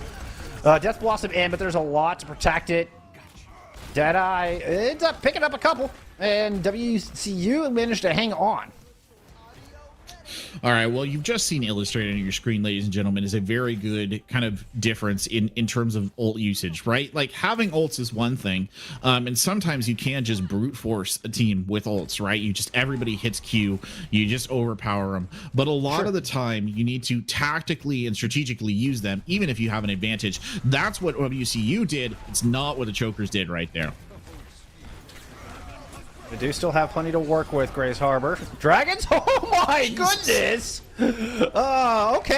Okay, Tobias Max is absolutely living in the Matrix. 4K with another prophetic set of dragons, and it's going to flip this point for him. It's just going to feel that way, doesn't it? Like, I can't remember the last time I saw dragons get quite that much value. I mean, unassisted at that. Match. Yeah, no, there was no grab or anything. There's no grab or not nothing, even a no pull. ult. Yeah. You just threw it through and you got a ton of value. I mean, that's a really good application of that ult, and you still have the ult advantage going into this fight, but it's got to be very tenuous because Hoodie Tofu is nearly on their grab here, and that is an absolute fight winner, especially when combined with any of the tools that are in the pocket for Slate. It's just, are they going to have a chance to actually use it? Shatter finds 5 for Spongy Boy. Coalescence at the back of it just as the speed returns. Mr. Mango goes dancing for death on top of it as well. Now trying to bring it back. Grays Harbor did get a couple, but not enough in the end. Beast Mode living up to the name here on the Moira in that one. DPS Moira. DPS Moira. DPS Moira checking in right there. That was, I don't know if it was intentional, but we kind of saw it at the tail end. Beast Mode got so deep in, right, that they just had to kind of go for it with the damage orb at the tail end. Oh, what a shatter! Oh my, that was the entire team, Corbeck. That one rocked me to the core, and it did WCU as well. Now, they didn't quite get as much follow-up as I think they would have liked. Grab coming out from the other side, and WCU are right back into this thing. Holy cow, 2 kills on the board for Mr. Mango. Death Blossom from the other side! Oh my, Oberlin comes out of nowhere and surprises him off guard. Grays Harbor goes right back on top as Oberlin finds a 4K in this 99-99 situation. Make it 5. That should send us to round number 3. Did you see at the tail end right there that Orbelin is on Orbalin? Is that it? Yeah, Orbelin. There we go. Orbelin. Orbelin was on a 15-player kill streak Oh on my that Reaper. goodness. I did not catch that. It's nice. When was genuinely Boltzconk? When was the last time in organized play Overwatch that you saw somebody on a 15 kill streak? I can't say. Yeah, that's crazy. And I mean, you might not think like that's a big deal when you look at it on face, right? Like it just means that he's surviving, but they're surviving. Like to survive multiple team fights, to still be intact and still be able to drop in and deal damage like that. I mean, it's spectacular. That's a really good DPS player performance coming out of actually both of the DPS for the Chokers, who were instrumental in that. And WCU Slate, they've got to be a little upset. I mean, I feel like they kind of had their comeback snatched away, but just got to head down and move on to the next map here and see what you can do. Orbelin not swapping either, sticking with the Hellfire shotguns and the edgy Shadow Lord that wields them, and finds first blood here on our third round. Mr. Mango on the far this time. Second little page out of Orbelin's book. Picks up 2 early in this fight. It's become a battle for DPS. Whose DPS can get in deeper? And you can see Orbelin has got sights set on those 2 supports. Actually, that's a soldier and a support, and both are going to fall. Grace Harbor just have a far left to deal with, and they will pick up this cap. It does kind of feel that way, though, doesn't it? It does kind of feel like a DPS fight in a lot of ways. I mean, really we see some tanks fighting it out right now, but then immediately it falls back into the hands of Orbelin and Tobias. The two of them have been absolutely monumental here, and I mean, we can also say the same for Mr. Mango and Boo. Really, it almost feels like the rest of the players are just kind of the scenery around which they're revolving at the moment. Yep, everybody just creating space for this DPS. Let those DPS do their jobs.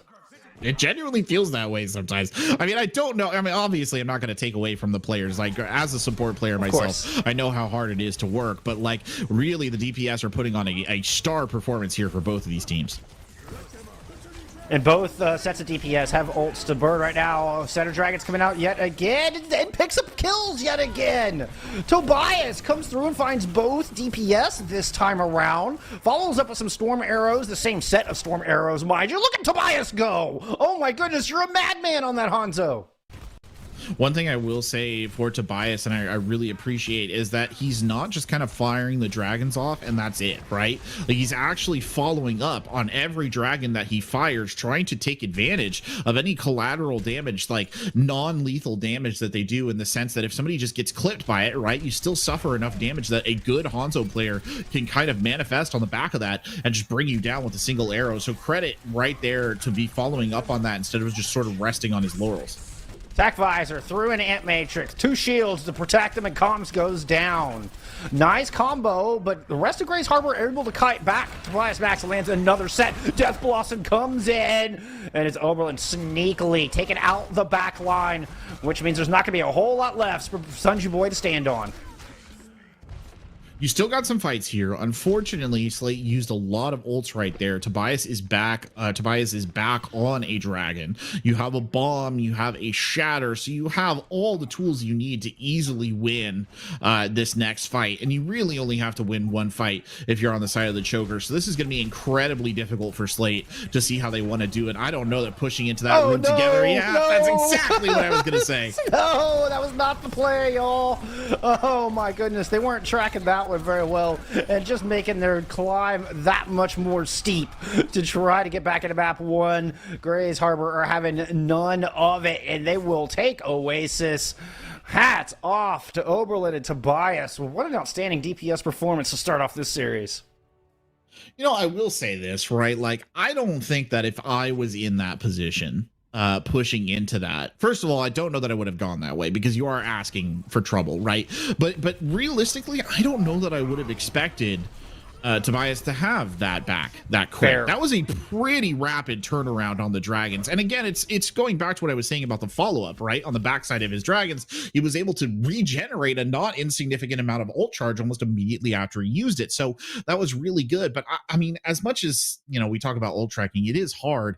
I think I would have, I don't think I would have caught that. I think I would have been surprised. Dragons charges fast, but that's a pretty fast dragon charge, like really fast. Yeah, that was ridiculous. But it comes in on top of Tobias, like you're talking about, able to follow up on their own dragon so well. So they launch one, and then not only are they picking off the weak targets like you were referring to, but then fighting people who are like stuck in a corner, just hiding away, trying to get away, and you're like, please, nobody see me. And then Tobias turns the corner with storm arrows already cocked and ready to go. And before you know it, Tobias has picked 2 or 3 kills after the dragons were launched. Same fight to clean it up, and is already halfway to another one.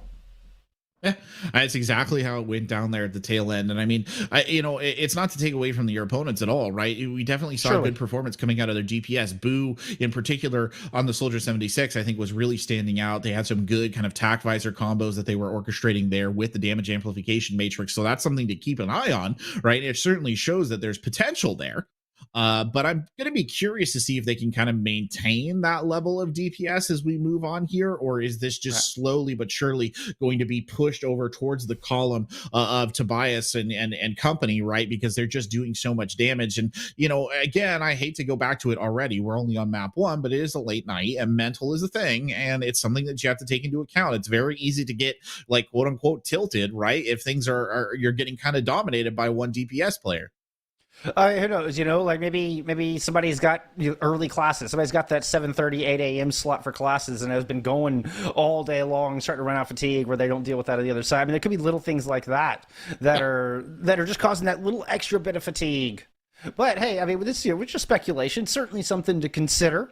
Not that we have any, cold hard facts on that result, but what we do have cold hard facts on are our map for number 2.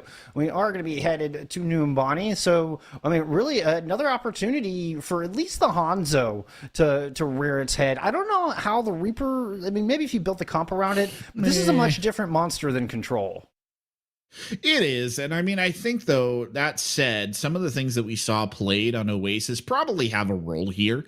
The Pharah play is still very viable, right? On Bonnie. We know that for a fact. The hit scan play is also super viable, especially what we saw kind of coming out of WCU Slate, where they were actually trying to run the double hit scan combo. I don't think that's problematic at all on this map.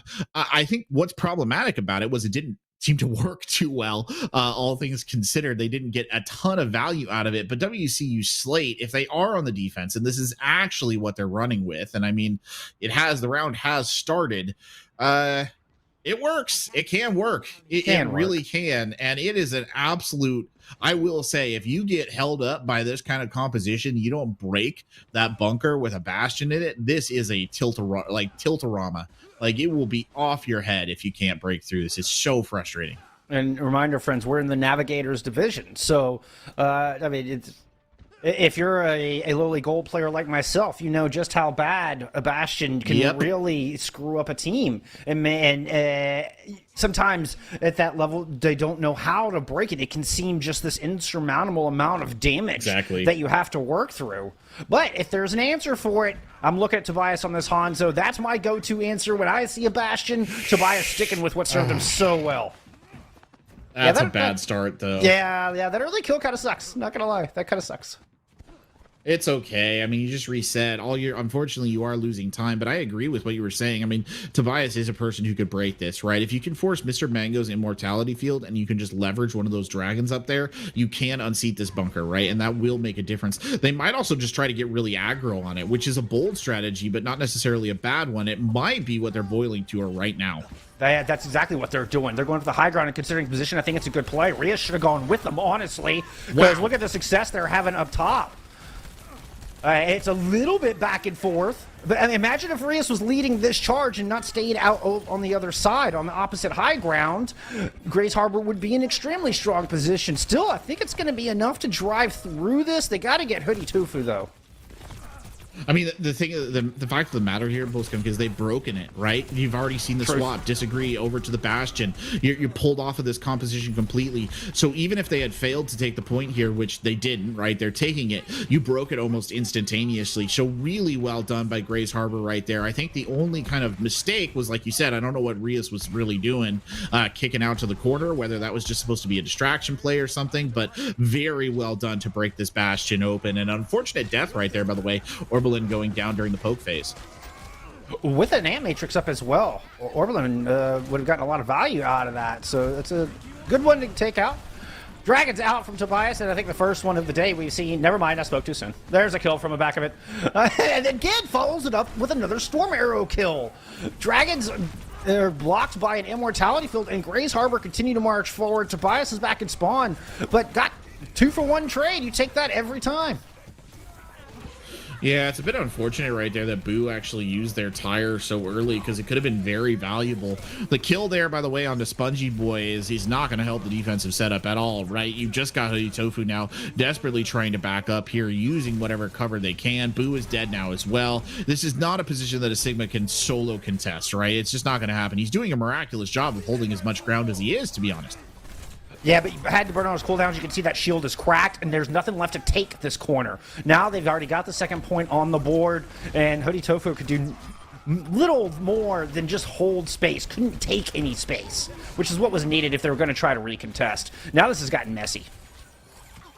Yeah, it has indeed gotten messy. Beast Mode managing to sneak in there and get the res on Great Spongy res. Boy, so they can hold on to this defense a little bit longer, and they might have bought themselves a bit of an extension on life here, because I think they could have run away with them. Oh, Hoodie Tofu is actually going to invest here. They're going to throw that into this mix as well. I actually don't blame them. I think that was a good play. You bought yourself some breathing room here with that combination of kind of abilities and ult. Yeah, it's unfortunate. It's fast. Oh my goodness. Tobias has us on cooldown. Has Dragons on cooldown. It's nutty. But I agree with you. Back to the original point, because if anything, you needed some confidence. You needed a good morale booster of a fight win, and that's exactly what Hoodie Tofu provided. I mean, you're sitting at 4 minutes and 20 seconds in the time bank, 4 minutes 30, right? Like, anything you can do to burn off some time is good. By the way, Orbelin going to try and go for a sneaky play right here. It could be nasty, but I think that the game is up. We'll see if they can effectively counter it. Orbelin's trying to be sneaky, and Comms comes through in a mech, just like, we're being sneaky. Rios has got it's a stealth mech. Yeah, it's a stealth mech. Not going to want to use the Shatter now. Is why we're making jokes. A couple kills coming through in the poke face. Disagree doing a lot of work. Orbelin does work all the way around back. I'm not sure you're going to get much out of that. It's either going to get res or the spawn's going to be there. But he died to a trap. You don't see that every day, but it did happen. Boo has a tire here, by the way. Ooh, that is... Oh no! I mean, Mr. Mango died. That's pretty bad, actually. All things considered, I was going to say that's wasted, but it's opened the door. Both his sports are down, and so is Boo. Yeah, I was groaning because somehow Mr. Mango went down. I see a bunch of shields, and Mr. Mango's not behind any of them. I thought Boo was the one in trouble. It does end up dying eventually. Tobias with guess what? Dragons online, ready to go. And if the longer that he waits, the better chances of getting some value here. Tire in the back, going to wait out the sound barrier from Crunchy Leaf. Up into the high ground, not opted for that one, drops down. Okay, you got a Pilot Diva with that. Mr. Mango had already cleaned up. Mr. Mango picking up 2 kills. That's what you want to see from your supports. Okay, well done. Well done. Yeah, it's good to see Mr. Mango taking a couple of picks right there, right? And kind of putting him onto the Baptiste, especially after we saw a sort of not the most spectacular performance right on the DPS role. It looks like it's been a good switch, all things considered. Also, Baptiste still a hit scan, so you're still able to kind of do a little bit of work. Not as much as when he first released, mind you, but still a pretty good amount of work. Tobias, again, though, does have that Dragons in play. They've got a Shatter here from Rios as well, but Rios seems to have a habit of getting hyper aggro when Shatter is in consideration, so they need to be a little bit careful about that. Yep, there it is. It was used. It was spent, the Shatter, but I did not hear the hammer hit the ground. I believe it got interrupted yet again. Gravitic Flux into the back. Nothing to block this damage. Immortality Field's not going to last long. Tobias is desperately trying to hold on here, but there's a barrage from up on high. Tobias is able to pick it off, but not before losing Savast, and the bulk of the healing is gone. Yeah, they should be able to reestablish here. Even Tobias, well, he'll manage to pick up a kill. He gets 2! No way. No way, Tobias. You can't possibly do it to him.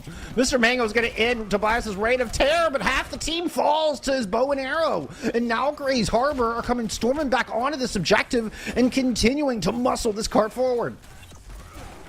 I'm amazed that they're actually even able to do this. Hoodie Tofu now engaging on the front line, doing another good stall act there on the Sigma. And that's a lot of bodies to get back into this, but the amplification matrix coming out on the other side. Yeah, and there's about to be a sound barrier to couple with it.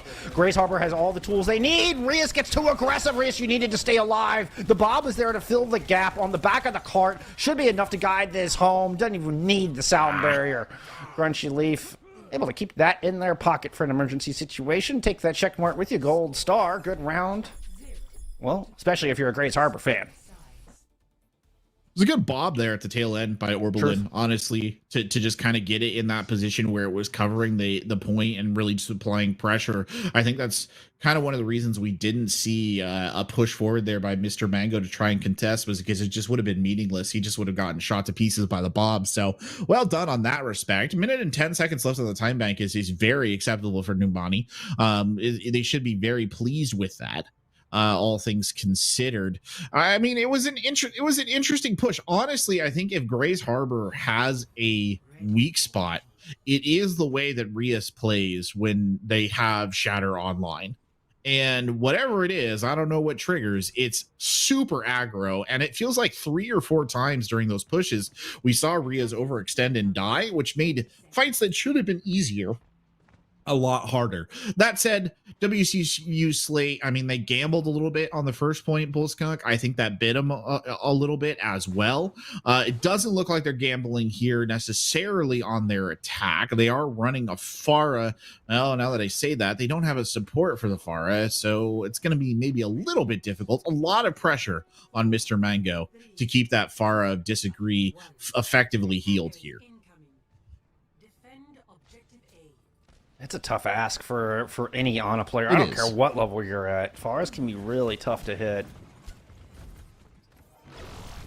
WCU Slate looks like they're going to go up to the high ground. Maybe give Disagree some room to work. Try to close this gap. They've got to get Boo close to this fight. Yeah, you're right. They do 100% have to get Boo close. He has to close. Disagree here. Gonna try for something, but this is a dangerous position to be in if you're a Pharah. Point illustrated right there. Orbelin just turns around and absolutely smokes the pack of Disagree. Boo trying to push up now and make some effort, but Boo is down. That's both of your DPS out, and all you managed to do was get rid of the mech. That is not a trade I would necessarily take. Yeah, we're gonna call it Orbelin the Marlboro Man is just out here smoking them. Oh, no. Sorry, I know. I'm sorry. It's all right. It's all right. Are kids even gonna get that? No, probably not. It's fine. I didn't do it for the kids. I did that one for me, Cormac. That one was for me. Fair. You can hold on to that. It's a good reference. It's an old reference, but it checks out. It's an oldie but a goodie. Yeah. Gravitic Flux in this tiny room, dude. This is gonna be nasty. Oh, dragons as well. All right, nice bio nade, but I mean, look at Tobias lighting up the feed.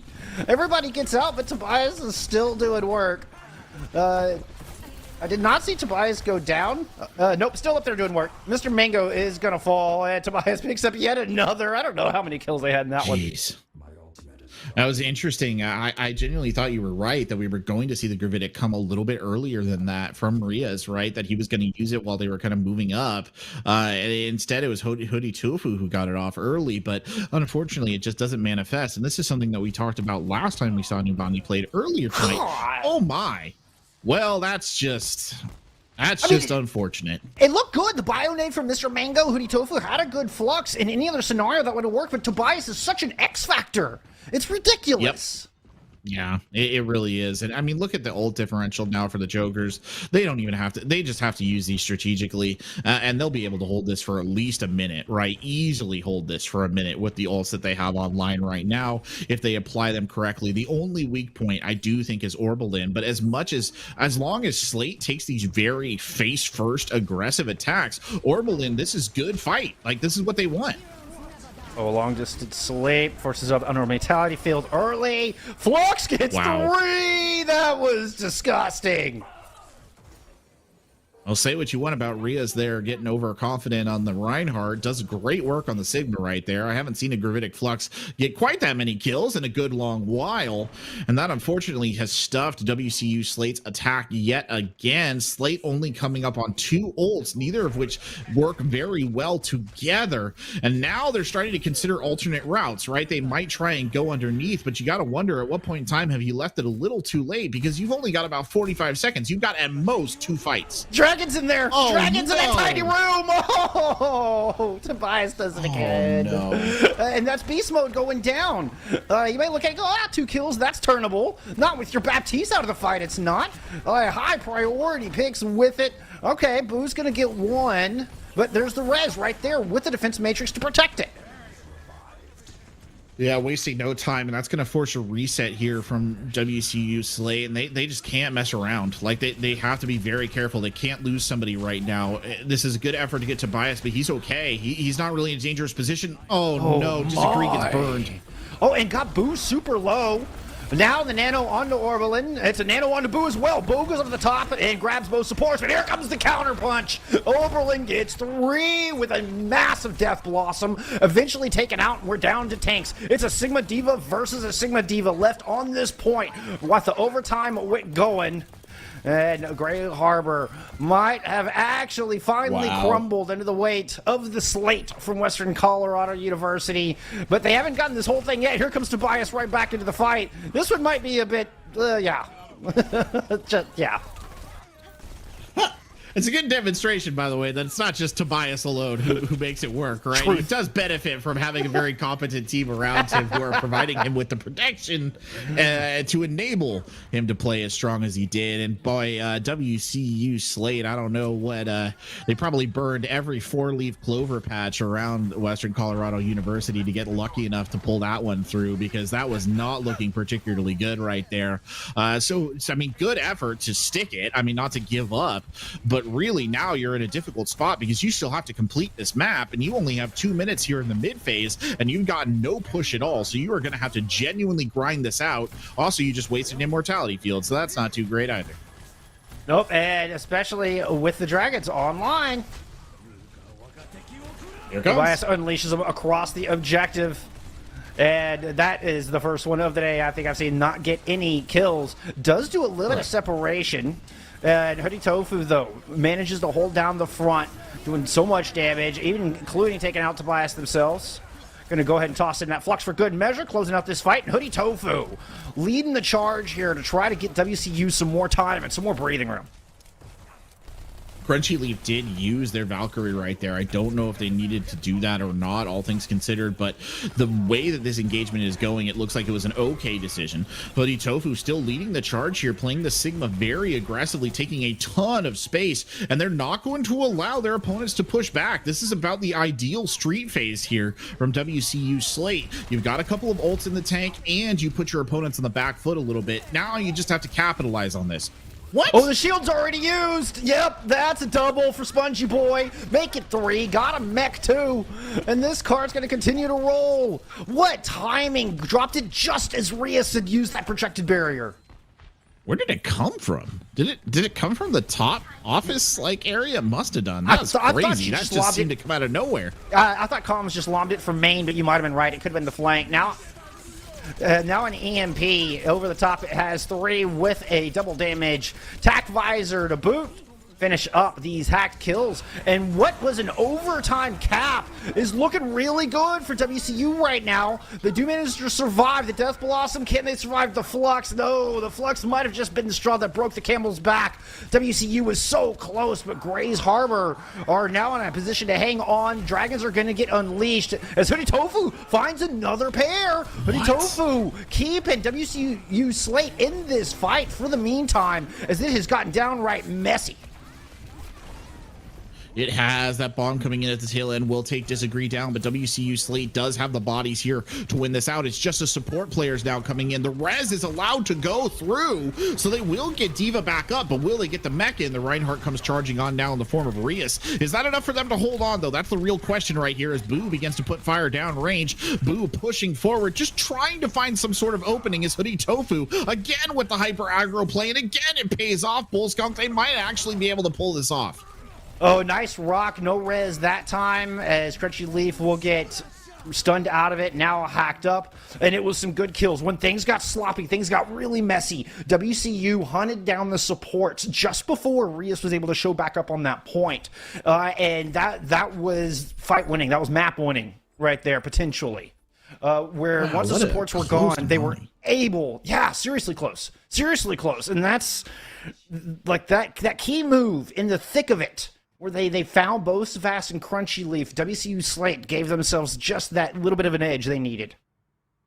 In credit where credit is due here too, Bullskunka, Hoodie Tofu has been really important to how that slate push, went, right? He's just really aggressive, always on the front line, maximizing the use of the abilities too to maintain sustain in that. Really impressive stuff. I mean, as much as we've seen, Tobias Max, Orbelin really stand out on the side of Grey Harbor's chokers, I think on this map in particular, it's been Hoodie Tofu's tank play that has really set the pace. I mean, Boo and Beast Mode, they executed a relatively good combo there, right? With the amplification matrix. We saw it at the tail end, but it was really the staying power of the Sigma that helped carry them through right there. So that's something to, I think, take note of.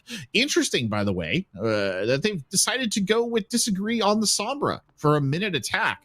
That's I consider that a relatively bold strategy, right? Because the main value of the Sombra really is building up the EMP. And if you take her in a situation like this, you really are putting pressure on the Sombra player. They have to get an EMP in less than a minute. Like, they just absolutely have to. And it can't be done. I don't think it's the easiest thing in the world. And if there was a Wrecking Ball or a Trace or something on the other side, I could see getting more value in the neutral. But, I mean, this is up close and personal brawl comp. I mean, it's all going to be about that EMP. So, watch Disagree. Let's see if that ult charge builds as fast as it needs to. Nope. That's an emphatic answer to that question right there. Both DPS off the table, 30 seconds remaining. That is a no, yeah, and immediately Orbelin just going in for the kill here, 20 seconds on the board. What can he really do? The Reaper's just tearing through. There's a Reinhardt, he's swinging his hammer, he's angry. Yeah. You're in a locked room. That's just terror. Terror in Nubami. Yeah, they needed to jump off the edge the moment the 2 DPS went down. Like, that extra 20 seconds of cleanup was just a lot of wasted time. Unfortunately, WCU Slate now don't have time for a real fight. They will get a touch as Disagree is on point, and that's going to be the value out of that Sombra here on this attack, was managed to get onto the objective to initiate the overtime. Not going to lead to much, though. The best they can hope for was going to be a draw here on Numbani. Ooh, a nasty dragons there again from Tobias. It's just the Lucio trying to dive in off the wall, as many a Lucio has done and probably will do for ages. But it's not enough, obviously, to hold on right there. The best efforts of Mr. Mango ending in nothing but a full hold on point number 1 here. The chokers doing what was needed to be done right there. It's a tale as old as time, Corbeck. Tale as old as time. Back in my day, Lucios couldn't go around corners. What? That was added in a patch. Yeah. Original Lucio couldn't go around a corner. Like, couldn't wall ride around a corner. Yeah. I didn't know that. I didn't buy Overwatch for like a year after release, to be fair. So I probably missed that dark and terrible time where Lucio couldn't go around a corner. You had to whatever. You had to jump. Like, you had to learn how to kind of jump to get around the corner. He wouldn't That's magnetically so hug a corner around a wall. Yeah. What's the point of having magnetic wall riding roller skates if they can't go around a wall? Exactly. It was a good change. It was absolutely a great change. I'm glad. What is also a good change is Disagree going over to a Symmetra. I'm glad we're not seeing any of the Sombra coming out on the defense. Yeah, the bold move, unfortunately, did not pay off. And they needed good hold here, or WCU Slater staring down the barrel of match point. So the only problem with this setup is I think it presupposes that their opponents are going to run right up the gut.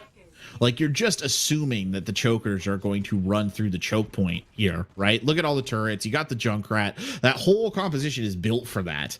If they just choose to go around it, which is what they're doing, I feel like they've invested a pretty significant amount of resources here, and instead they've gotten a little bamboozled by what's just happened. Ooh. Still good kill. Yeah, mine gets calmed. They actually catch Grace Harbor in rotation. So at least they recognize the coast pathing, and they pounce on him before Grace Harbor can get into that back room and where they could have found safety. I think they were genuinely just trying to set up Tobias in a position where he had high ground control so he could fire across. They just didn't move fast enough, / there was too much damage. What is that from Crunchy Leaf at the tail end? Huge play to take Hoodie Tofu out, but can you regroup fast enough to rescue your team member who's behind enemy lines right now and capitalize on what you've just done? Oh, see, if I was Oberlin, I would have waited, but never mind. Oberlin knows exactly what they're doing. They're going to go in and pick up 3, possibly 4. There's the 4th with a little help from your archer friend. And that is Numbani in the books. Wow. Huge individual plays to kind of put Arbor back on the map right there, because after that initial push, I really thought we were going to have to see a bit of a pacing slowdown. They were going to have to regroup. They were going to have to reconsider their attack route. But a heads up play from Leaf right there to just come back on it, knock the Sigma off of the edge, and then the individual play from Orbelin right on that Reaper was the huge difference maker right there. Like, absolutely massively impactful to turn that around. It's not often that I feel like you see individual performance have that much of an impact on the way that a match goes, honestly.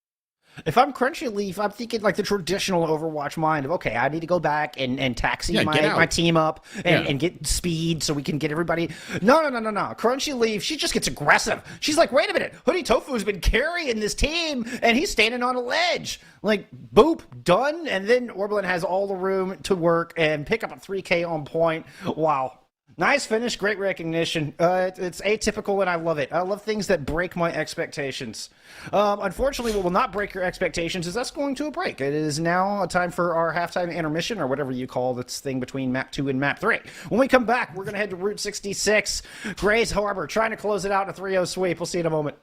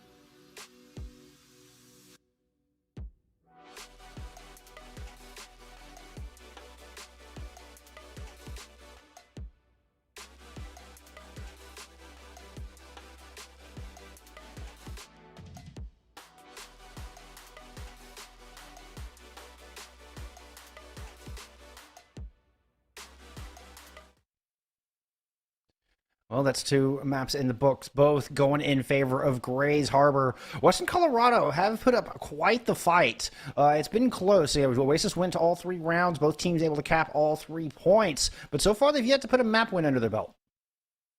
Yeah, I mean, it is worth pointing out, though, Bullskunk, like you said, it's been close. It's one of these things where it is kind of just teetering, and I think at any point in time, any given moment, WCU Slate could pull one over, right, and turn this into, or at least pick up a single map here, I think, is well within the area of possibility, probably even more, if we're being honest, but we'll see. I mean, the other thing, like I keep saying, mental will be a factor. Slate might be a little unhappy going down the way that they are. They picked up the 3 points on Nubani, but it was what's the right word for it? It was like a Herculean effort. Like they really had to scrabble for that, right? It did not go well on the first point. They absolutely kind of just took it by the narrowest of margins in overtime, right? And then after that, it was just a grind to the end. So that's a little taxing. I'm sure it was pretty frustrating to come off the back of that and still not be able to eke out the win as well after you kind of had a really impressive turnaround right there. So it'll be interesting to see how that factors in as we move on to our next map. Well, WCU are making some adjustments, at least to their lineup. We're going to have Spongy Boy moving down to the support role. We're going to have J Riz coming into that off-tank position, and Beast Mode is coming out. So trying to make some adjustments to see if maybe that was just, that's the ticket, just the slight little maneuvers could be the play to push them over the edge and perhaps get Route 66 into the win column. I mean, let's not forget too, right? This is a team that by its own admission has 9 out of their 11 players in a flex position. So they do theoretically have the flexibility to make these kind of moves, and it might just be a matter of kind of tinkering with the lineup and seeing what works. Obviously, right, in an ideal world, you would do that tinkering outside of a game. But if you're down 2-0, you're kind of worried about the end result here. I think that it's perfectly acceptable to start making these moves with your quote unquote flex players and see what you can kind of get out of them in these variety of positions. Hey, sometimes when you're in the trenches, you got to pull something. I mean, what they've been doing has been working to a point. I mean, Hoodie Tofu, like that's we were singing their praises there on map 2, and for very good reason. So I think if there's anything you can do to enable Hoodie Tofu, or if there's somebody that's got pre-existing synergy or some kind of set plan, particularly for Route 66 coming up, that might be just it. But Hoodie Tofu, I think, is going to be one of the highest ranked members of this squad, and I think will be the key to victory should WCU find it. Yeah, it was forming a pretty. He was forming a pretty impressive anchor point there, especially on Nubani. I think he was a little quiet on Oasis, all things considered, but really came into form on Nubani. On the Sigma, was not getting punished, right, for some very aggressive play, but was able to kind of more than avoid just getting punished. Was able to sustain even when they did try and focus him down. He just survived, right? He just did a really good job of holding in there when things didn't look particularly strong. The Chokers, meanwhile, their tank line, I think, has been a little bit more sort of shaky. It's really been their DPS that have been making the big difference. But in particular, I just think about Rias and the Reinhardt play, right, where we talk about Rias has just been hyper focused on getting really aggro with shatters. Interestingly enough, though, when they switched over to the Sigma, I felt like they were a much more conservative player. They played in a much more expected style, and they were able to use their gravitic flux to maximum effect. So it's been a bit more wobbly on the tank line, but fortunately, they've had those really talented DPS players and a solid support core to kind of make up for that. Even more adjustments from WCU as we're going to have Mr. Mango and Disagree swap roles yet again, back to what we saw in our first map. So Mr. Mango heading back to the DPS line, and Disagree heading back to supports. So that's 4 players. Really 5 moved around for WCU, with 1 new player coming in off the bench and 1 coming out of the game. But that's 5 out of your 6 players are playing musical chairs here as far as their roles are concerned, Corpac. It's musical chairs. I mean, that's I don't know. One of the things that I will say is, and this is not a knock on Mr. Mango, but Mr. Mango seemed to look more comfortable on the Baptiste than they did when they were playing DPS. When I look back to Oasis, Mr. Mango was on Ash for a lot of it, and I felt like they were having a bit of a difficult time. There was a lot of pressure being applied. They were very often appealing early on in the kill feed, whereas I felt when they were on the Baptiste, they seemed much more in control, right? Much more comfortable. They were still managing to, get damage and DPS in there, but yeah, it's an interesting choice that we're going back now with WCU slates back to the wall. We're going back to Mr. Mango on the Ash here. Is an interesting choice. Also, disagree playing the Lucio in this setup. I don't actually know. I don't think you derive a ton of value from Lucio in this combination of DPS and tanks. I guess really the speed boost being there, the area heals, the speed boost I guess can help your tanks out a little bit, but I don't think this is, necessarily optimum performance. Meanwhile, the chokers are just running what's been working. I mean, that's very true to form. Exactly what they've had every other map, and it's worked. I mean, and to your point on WCU's composition, it's like half the team will kind of benefit from the speed, right? Like Mr. Mango and Boo kind of somewhat get value out of speed. I guess if Boo is sticking with the team, but then you really want your soldier with that high mobility of the sprint to be able to take off angles and create outside pressure. We'll see what they do with it. Hey, I mean, it doesn't mean it can't work. Good Lucio Reinhardt play can absolutely take over. Right now, WCU are just holding the high ground, trying to give some room for Mr. Mango to put some shots down. Finally, Hoodie Tofu does drop down to the ground, is able to pick up the Baptiste, and the Reinhardt of Grays Harbor hits the dirt as well. So, a good first fight here from WCU slate for their defense. Honestly, if I was Oberlin, I would go back. Wow, Mr. Mango showing me up here. Didn't see any of that on Oasis, but really coming out big here on Route 66. Maybe Ash just feels more at home on this map. I was going to say, if I'm Orbelin, by the way, I would probably just go back to the Reaper. If Hoodie Tofu was going to get that aggressive on the Rhine, you might as well have the Reaper as opposed to the Cassidy really make pay for that level of aggression. And oh god, somebody please heal your DPS. I'm guessing Orbelin was feeling a little outranged. And struggling to cover the gap. I mean, it's just a speculation. I tend to agree with you. If you keep pressure on Hoodie Tofu, they can't do what they want. But if you give Tobias room to work, guess who's going to find 2 kills within? Oh my goodness! Wow. When the span of 1 sentence, that's half a team down to Tobias's bow and arrow. Tobias can do more. He's got the dragons. He's holding on to it. I mean, I think that's the wise decision right there. But he could do more. I mean, that's a scary thing. I don't know that they're going to be able to regroup fast enough on the side of Slate to really recontest this. They're trying, but they're also going to run face first into a tight, confined space with dragons on board. And that's something that Tobias has absolutely feasted on previous maps. And he's putting up the recon arrow just to see if there are right targets there. Bob launched over to the point. It's going to be Oberlin's Deadeye, who actually catches everybody off guard. Bob has been dealt with, but it has bought a little time for the tanks of WCU to come claim some space here on this objective, and are starting to push back the forces of Grays Harbor. Just trying to push him back indeed, but look at this, the reinvestment here of the damage amplification matrix almost solely for Orbelin. Orbelin can't capitalize, but the rest of the team kind of getting in on the action. A good res there from Crunchy Leaf to keep Zvas back up in this. Jay Rizzle, I mean, trying to hold on, but what can they do against this Hanzo? What can men do against such reckless hate here? As Tobias just takes arrow after arrow straight into the faces of these Slate members. Look at how much space they've been forced to give up. You can't. Yeah, what do? You cannot stop Tobias. That is the lesson I have been taught here, and unfortunately, that Grays Harbor is teaching WCU in the most painful way possible. Now we'll probably use dragons just to devalue this amplification matrix. There's a grab out, so it's actually going to hold on to it. One of the times we've seen Tobias not get aggressive with it, and I think it might get punished. As WCU are starting to press forward, but they've been off board and they can shoot. They walked right into Grays Harbor's welcoming arms.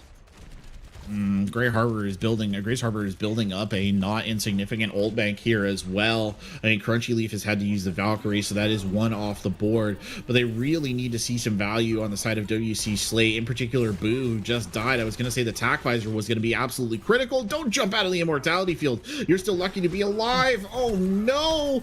Spongy Boy there in a dangerous position as well. Somehow makes it out alive of that. So that was a little bit spicy right there, Bullskunk, but they seem to have stabilized a bit. And then Immortality Field kept Mr. Mango standing, which they need right now. They need that high ground pressure. They need that extra damage coming out. They need Mr. Mango to get this Bob online, because this fight is about to get fierce.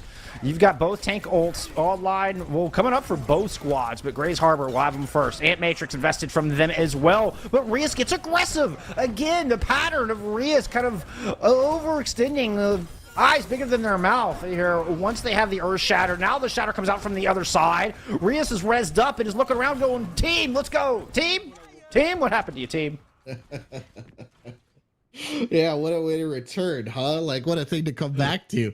All things considered, though, I mean, it was a good follow-up there from WCU Slate. Good read by Hoodie Tofu, by the way, to see that opportunity and take it when they had it. You know, as the Reinhardt is mid-res, nobody is going to be able to block your Shatter with the shield. So a good read. And now they establish some very effective high ground positions. And with Mr. Mango seemingly coming online here on the Ash on this map, this is going to be a really difficult point to take. Like, this is going to be genuinely hard. That's Bionade, everything into Grav. Bob, some dynamite just for good measure. Huge grab from J-Riz. Look at just gonna go burn down Genji. Yeah, They're just not letting up.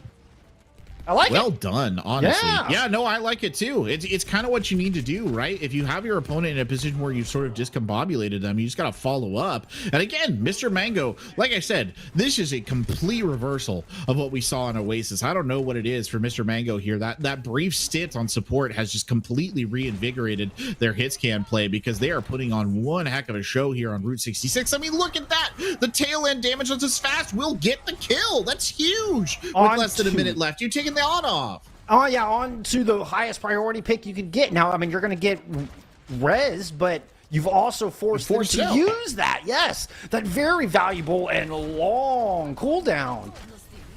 Graviton Surge out from comms. Didn't even see where that one went, but there are going to be some dragons on the back of it. It's going tit for tat as Ultra unleashed in all directions, but that's a +2 to Gray's Harbor on this point once the dust has settled. Now they are moving down into the streets to clean up whatever remains of WCU Slate.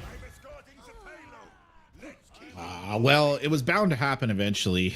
That's pretty funny. Just watching. Oh, that's unfortunate. Poor Crunchy Leaf. But it was bound to happen eventually that the Grays Harbor DPS would come online, right? It was just a matter of time before we saw them make a play. The problem is they had to invest both of their DPS ults there. That leaves Hoodie Tofu with a Shatter, and it could be huge. Polscon. Trying to force out Bubble right now from the Zarya or take the kill, whichever comes first. Now in a face-to-face with the opposing Reinhardt. But Savast has this nano. It goes out, but the Shatter lands. Rias takes a ton of damage from the Shatter itself, even more from the pin. Somehow still standing thanks to the awesome healing coming out of Savast, who manages to get the kill onto Hoodie Tofu as well. Phenomena on a play from Gray's Harbor. It might all go to waste if they can't close this out. Bob is gone. Okay, it's not looking as dire for him as I thought it was initially. There are still 3 players from the defense here trying to close this thing out in overtime and stop this cap. Gray's Harbor needs to get these kills as quickly as humanly possible. Spongy Bob is the next on the chopping block, and the Death Blossom will take him down nicely. Now, the tanks have returned, but I'm not sure there's enough DPS to do the work, even with the Graviton Surge out. With that said, J-Riz and Hoodie, they've managed to get 3. This is going down to the wire here, Korbeck. The wire indeed. Rias there throwing that fire strike at the tail end is able to push them through at the very last second one more time. Gray's Harbor just kind of pushing it through. Dangerous position though for them to be in. 1 minute and 20 seconds on the clock, and you have a long third point you're going to need to fight through here. You do, however, have one of your game-changing ults, something that has been hugely impactful on every single map, which is Tobias with Dragons. Has been such a big value ult. The problem is going to be you have to keep Rias alive. You cannot lose your Reinhardt early on in this fight, or you're pushing yourself into one fight territory in a really bad way. Oh no, and they can't! They fail to keep Rias alive. Rias just overextending ever so little. Fortunately, Crunchy Leaf comes through with a bold res, and there's those dragons. 2 kills. Light up yet again. Tobias with another, and once again comes through doing his best Thanos impression, snaps his fingers, and there goes half the opposition. Every Dragons, except for I think 1, has claimed kills. They've been hugely impactful. Like literally 1. And he's got a kill on the tail end of it. Yeah, and the Tac Visor gets nothing. Hoodie Tofu, demanding respect, slams down the hammer on the very back of point C. And there's 4 kills on it with only 13 seconds remaining. It's Hoodie Tofu once again keeping WCU's hopes and dreams alive. The pride of Gunnison, Colorado right now. Hoodie Tofu might have just bought enough time as reinforcements are starting to show up, and they've got ults to work with, but Disagree goes down before they can get their sound barrier Warrior online. Overland going into the back, but has way too much to contend with. They're going to get burned down. Crunchy Leaf just stalling for time. And I think the defense from WCU might do it. Oh, but Riz with the nano boost slams it in. Now going for J Riz is going to muscle J Riz off the point. Riz finds 3, but nobody's on the cart. Thought he might be able to do it. So I close. genuinely thought So that close. might be able to turn that around. But honestly, Hoodie Tofu, again, the savior, right? Just when everything looked like it was going against them, just like when it looked like they had reached their breaking point, Hoodie Tofu hit a massive shatter right there. That enabled Mr. Mango to just go to town. And it's worth pointing out that entire fight, Mr. Mango was unchecked, roaming kind of just that area right behind the point, just putting in damage. And I mean, the way that they've been playing the Ashe on this map has just really kind of reframed my perspective on them as a player. They're doing so well. They are a genuinely serious threat. You can't leave them unmarked. You genuinely can't. You need to be shutting them down. They're going to switch over now to a Genji. I have no idea what to expect out of this sort of dive composition. I will say, on paper, a Lucio Zenyatta heal setup is not ideal. Even if you are going to be going fast and you are going to be diving, that is not ideal. You are also going to be diving into Grey Harbor's chokers, who, let's be honest, have been pretty good at shooting things, right? So putting Boo out there on the flyer, I don't know. Zenyatta's a big hitbox as well. I think that Grey's Harbor could very easily survive that damage spike that I've been thinking about and very easily turn this around. Pretty little painting that they made up there. I like the teamwork. Even, You know, creativity. Yes, exactly. Even with their sprays, we're getting good teamwork out of Grey's Harbor's chokers.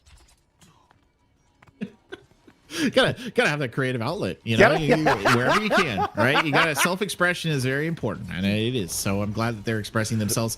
Speaking of expressing yourselves, Mr. Mango might want to express himself on the ground floor right there, because he lost about 75% of his health the minute he peeked his head out.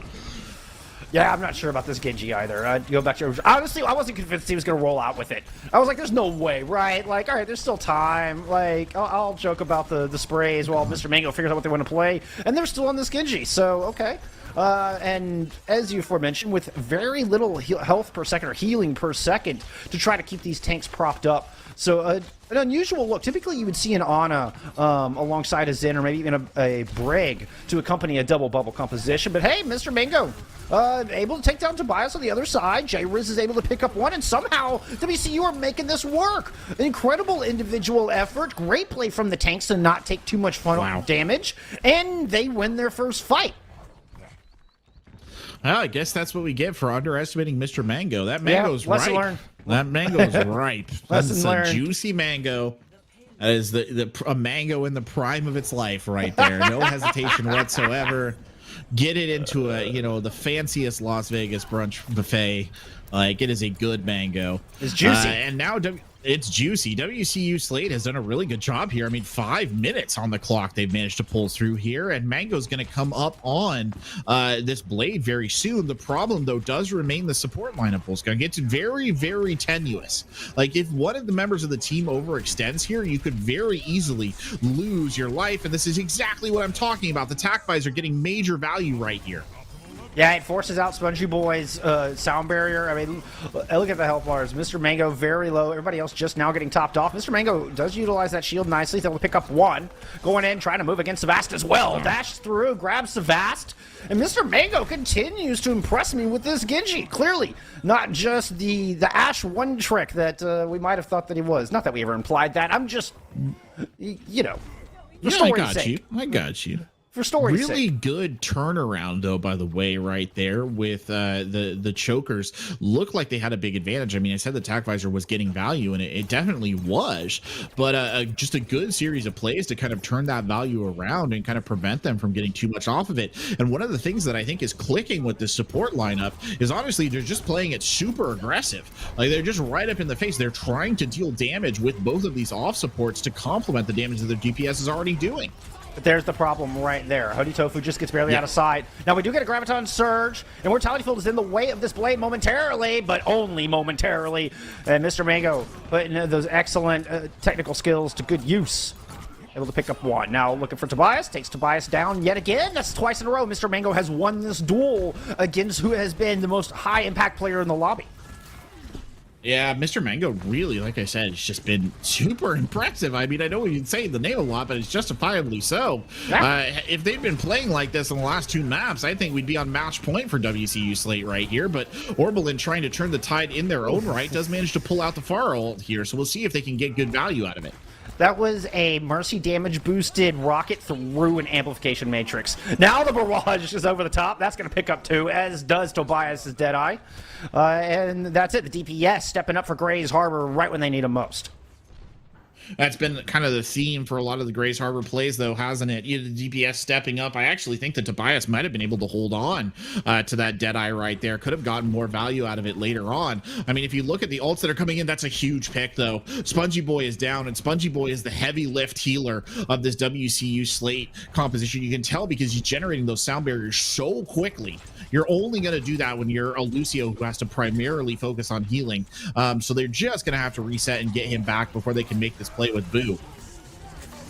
But they gets back quick, and Boo's going to go ahead and duplicate the Reinhardt. Triple tanks on the battlefield right now. Shatter on Darius. Forces out the Immortality field. It's still looking for it. Shatter goes down again. That's 2 for Boo. Comms falls. Rias eventually crumbles under this weight.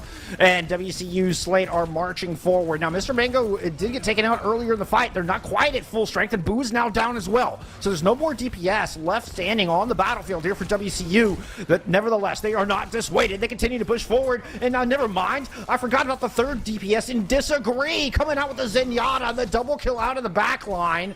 Showing us why that Zenyatta can be so powerful, and Mr. Mango returns with a vengeance. Ooh, the primal here, though, Bullskunk. It's a big primal. Isn't enough to delay this a little bit more. It might get him a res out of it, but it's not enough to touch the cart. WCU Slate pull it through at the last second, largely on the back of some really impressive DPS play from Mr. Mango, who I think took the general value of the lobby right there and sort of turned it on the head, because the man you're seeing on the screen right now, Tobias Max, has been the person that we've been talking about. And then Mr. Mango was like, hold on. The other Shimada brothers got legs as well, and comes out absolutely rip-roaring on that Genji on the second half of Route 66 to push his team through. And it wasn't even the whole map. It was coming through, like, on the back half. Like, on point B, we started seeing the Ashe start to come to life a little bit. We're like, okay. Yeah. And then that Genji on the attack. Holy cow. All right. We've got ourselves a games, folks. We do indeed have ourselves a game. And you know, the crazy thing is, they did that whole push running a Lucio Zenyatta support line. Which is just kind of nuts. That was not in my script. No. It shouldn't work. I've studied this game for 6 years. You don't run Lucio Zenyatta. Like, that's not a thing. It shouldn't work. I mean, it generally shouldn't work. I think it works, though, because there is a little bit of a lack of target focus on the side of, chokers. I'm sorry, I lost my train of thought right there. But they have a little bit of a lack of target focus, right? And I think that's come back to haunt them multiple times. Because really, if you just have a Zenyatta kind of on a solo operator status, with the level of DPS players that seem to exist on the chokers team, you should be able to hunt that Zenyatta down. Disagree should have a rough time, right?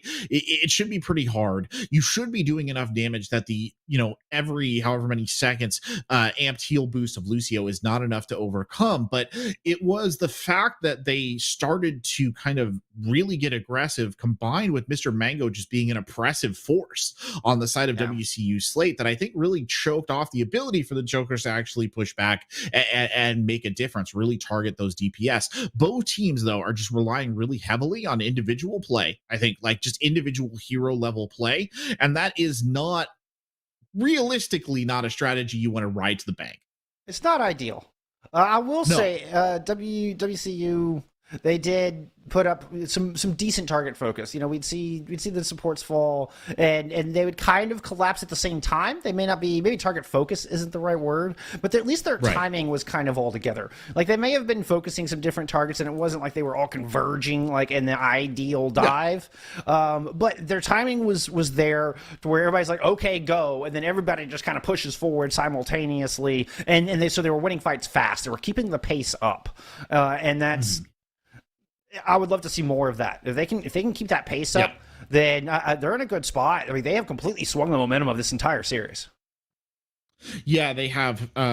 Whether or not they can maintain that momentum swing, though, that's going to be the really big question, right? If we come on to the next map and Mr. Mango is still on DPS, presumably, and doesn't perform to that level, I don't know. I mean, Hoodie Tofu did all right. I'm sorry. Urgent update. This just in. Hoodie Tofu is coming out. Wow. Okay. Right? Who are they? I feel like newsflash. Like Hoodie Tofu has been the anchor of this squad from my point of view. I mean, maybe the coach has got a special plan. We're headed to Eichenwald for map number 4. If anybody's wondering if that maybe is playing a part, but I can't even speculate as to the reason why. I mean, like, maybe they've just got to go. Like, maybe they got an early exam in the morning. Maybe there's some outside factor that has nothing to do with gameplay or strategy. It is complete IRL stuff. But I can't even speculate as to why you would take Hoodie out of the match right now. Yeah, I can't speculate either. Maybe you want to run some sort of tank composition and you don't feel that he's super comfortable, like you want to run a ball or something, maybe. Maybe. That's the only justification, other than, like you said, the very justifiable real life stuff, which is fair. But that's a strange choice because, like you said, I do feel Hoodie has been the kind of rock of that lineup, right? It's basically helped them avoid, I think, some of the worst defeats that could have been on their plate had they not had Hoodie Tofu around. But then again, we don't know how the talent of the replacement is going to be. It could step up, right? Could make a big difference, but they are switching Spongy Boy over to that role, keeping Jay Rizzle in. I mean, again, not going to be super negative. I agree. I don't necessarily know why you would make that decision, but we'll see. Maybe they know something we don't. Sure. And so that means Spongy Boy had moved over from support, for those keeping track at home, beast mode, back in off the bench to take up the role of what is currently the Baptiste, the flex support in general. Looking at this defense, it's kind of the tried and true, at least in the DPS line, but everything else around that has shifted quite a bit, most notably Rias on the Wrecking Ball now. Most notably, yeah. We'll see if Rias is able to make something work with this Wrecking Ball. I mean, the kind of ball Sigma combo is a combo we do see, but again, it's Tobias in point position here on this Hanzo, who gets a big early pick right there, and that's just burning time. That's all that is. Mr. Mango trying to duel, but look at the kind of lopsided, asymmetrical nature of that duel, right? That's not a duel you want to take. And now they're through the gate, but the rest of the team is lagging. They got to be very careful. All right, Mr. Mango starting to show up in the feed, and Mr. Mango has a shield and bubbles to work with where Tobias has none, and nevertheless, Tobias going toe-to-toe. Orbelin getting in the mix as well. And the defense, so far in a fairly good spot, but slowly being whittled down by Mr. Mango with this Viper and the rest of WCU slate. They may not take it all in one swift move here, but they've certainly put a big dent into the defenses of Grace Harbor, especially with that pickup on to comms. Oh yeah, it's a good start. I mean, to be honest, Orbelin trying to fight this one out and maybe can delay the inevitable just a little bit. And surely has bought enough time for some of the team members to get back in here. Crunchy Leaf will go down very quickly, but we would expect Rias to be able to hold on for just a little bit longer in classic ball stall pattern. Will go down eventually. I don't think Tobias jumps in on this. I think they back up here and wait. Yeah, that's exactly what I would do. Get comms in to position, but you're not going to be able to force your way through that hallway. Comms now is going to die. Yeah, and means comms is going to spawn all the way back in the castle. Yep, that's exactly what it means, Bullskunk. That is an unfortunate loss of comms right there. Now you just, if you're the chokers, you just got to slow the pace of play down. That's a really good kill to do that, right? You put down Mr. Mango, the high-flying DPS player at the moment, and you just take a breath, you get your pieces back in order, and you prepare for a second point defense, right? Just minimize the bleeding at this point in time. And who better to do it than Tobias, sitting on the high ground with the Hanzo? If anybody is going to slow down this play, oh, maybe it's a Death Blossom coming in from behind. That's going to find both of your supports. The DPS line of Grace Harbor stepping up once again when they're fighting from a deficit. I don't know if I necessarily call it slowing down, but it worked. It worked. So, I mean, you're slowing down. worked. All right, in my mind, you're slowing down the offense from moving forward. I think You are slowing down the offense from moving forward. I could have was thinking articulated more that better. That's on me. No, That's- you're right. You're right. A slower tempo of play, but unfortunately, the heat's being applied in the direct opposite direction. Because WCU Slate is storming forward, and don't look now, but they have 6 ults banked, and they're going to probably use a lot of them in the very near future. Yeah, it didn't take long. After Grays Harbor got a couple of kills, they tried to jump down and get greedy with it. WCU Slate were having none of it. And a Graviton Surge, honestly, I'm surprised they're not pushing up. Graviton Surge into one of these chokes, it's an instant team wipe. I mean, assuming you have the follow-up.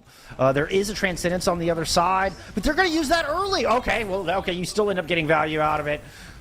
Orbelin's able to get one with the boop, finds another one on Mr. Mango as well. That's a 2K for Orbelin here in this fight. Tobias picks up a pair, make it 3. I guess it's still 2. Well, okay, there's the third. If you include the Big Omnic Butler, which, hey, Big Omnic Butlers matter. All right, let's not count the Bob out. That's a 4K for Tobias. It's the DPS duo again and again. Tobias and Orbelin bailing their team out of very bad positions. That was a very bad position.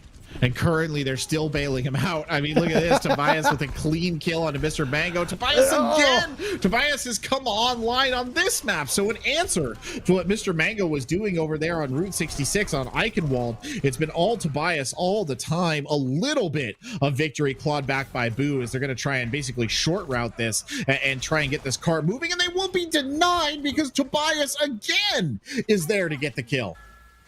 Spongy Boy just has to like spin around in all circles to try to address all the threats, and eventually they compress onto him and falls, just like crushing an empty paper cup in your hand. Spongy Boy is crumpled on the ground.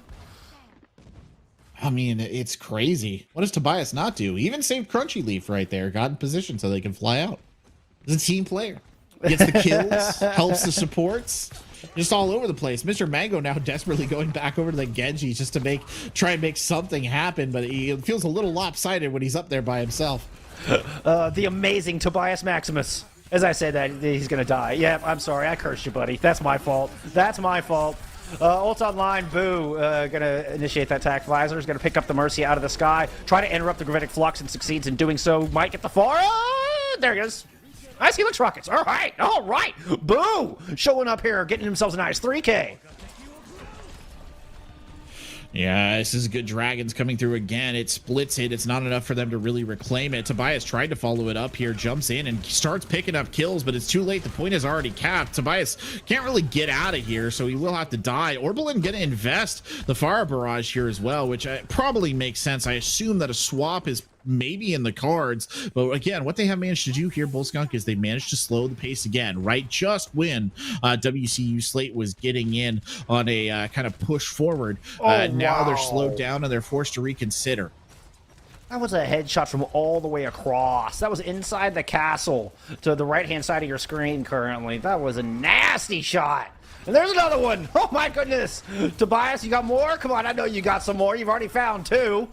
74% towards another dragon. It just used one, feels like 30 seconds ago. I shouldn't be surprised at this point. Savast is getting into the mix, but there's no answer to this DPS right now. The Grays Harbor have really built up a firm wall here at the start of Point C. Oh, beautiful kill from Orbelin. By the way, this could very well be where WCU attack dies, because it's a long way across that bridge. If they can just kind of maintain their positioning here and keep pumping out this range damage, I think they could very easily hold them back. Oh, Blade coming out though. Yeah, in combo with a great shatter from Spongy Boy as well. So just exactly what WCU Slate needed. They're able to finally close the distance, and it took a couple of tries, and it took about a minute. But once they got close, they made good use of it and executed beautifully. Oh, again, though, Orbelin dancing out around the outside edge, trying to put a couple of rockets in. Orbelin, though, feeling like they're the only defender right now, because they kind of are.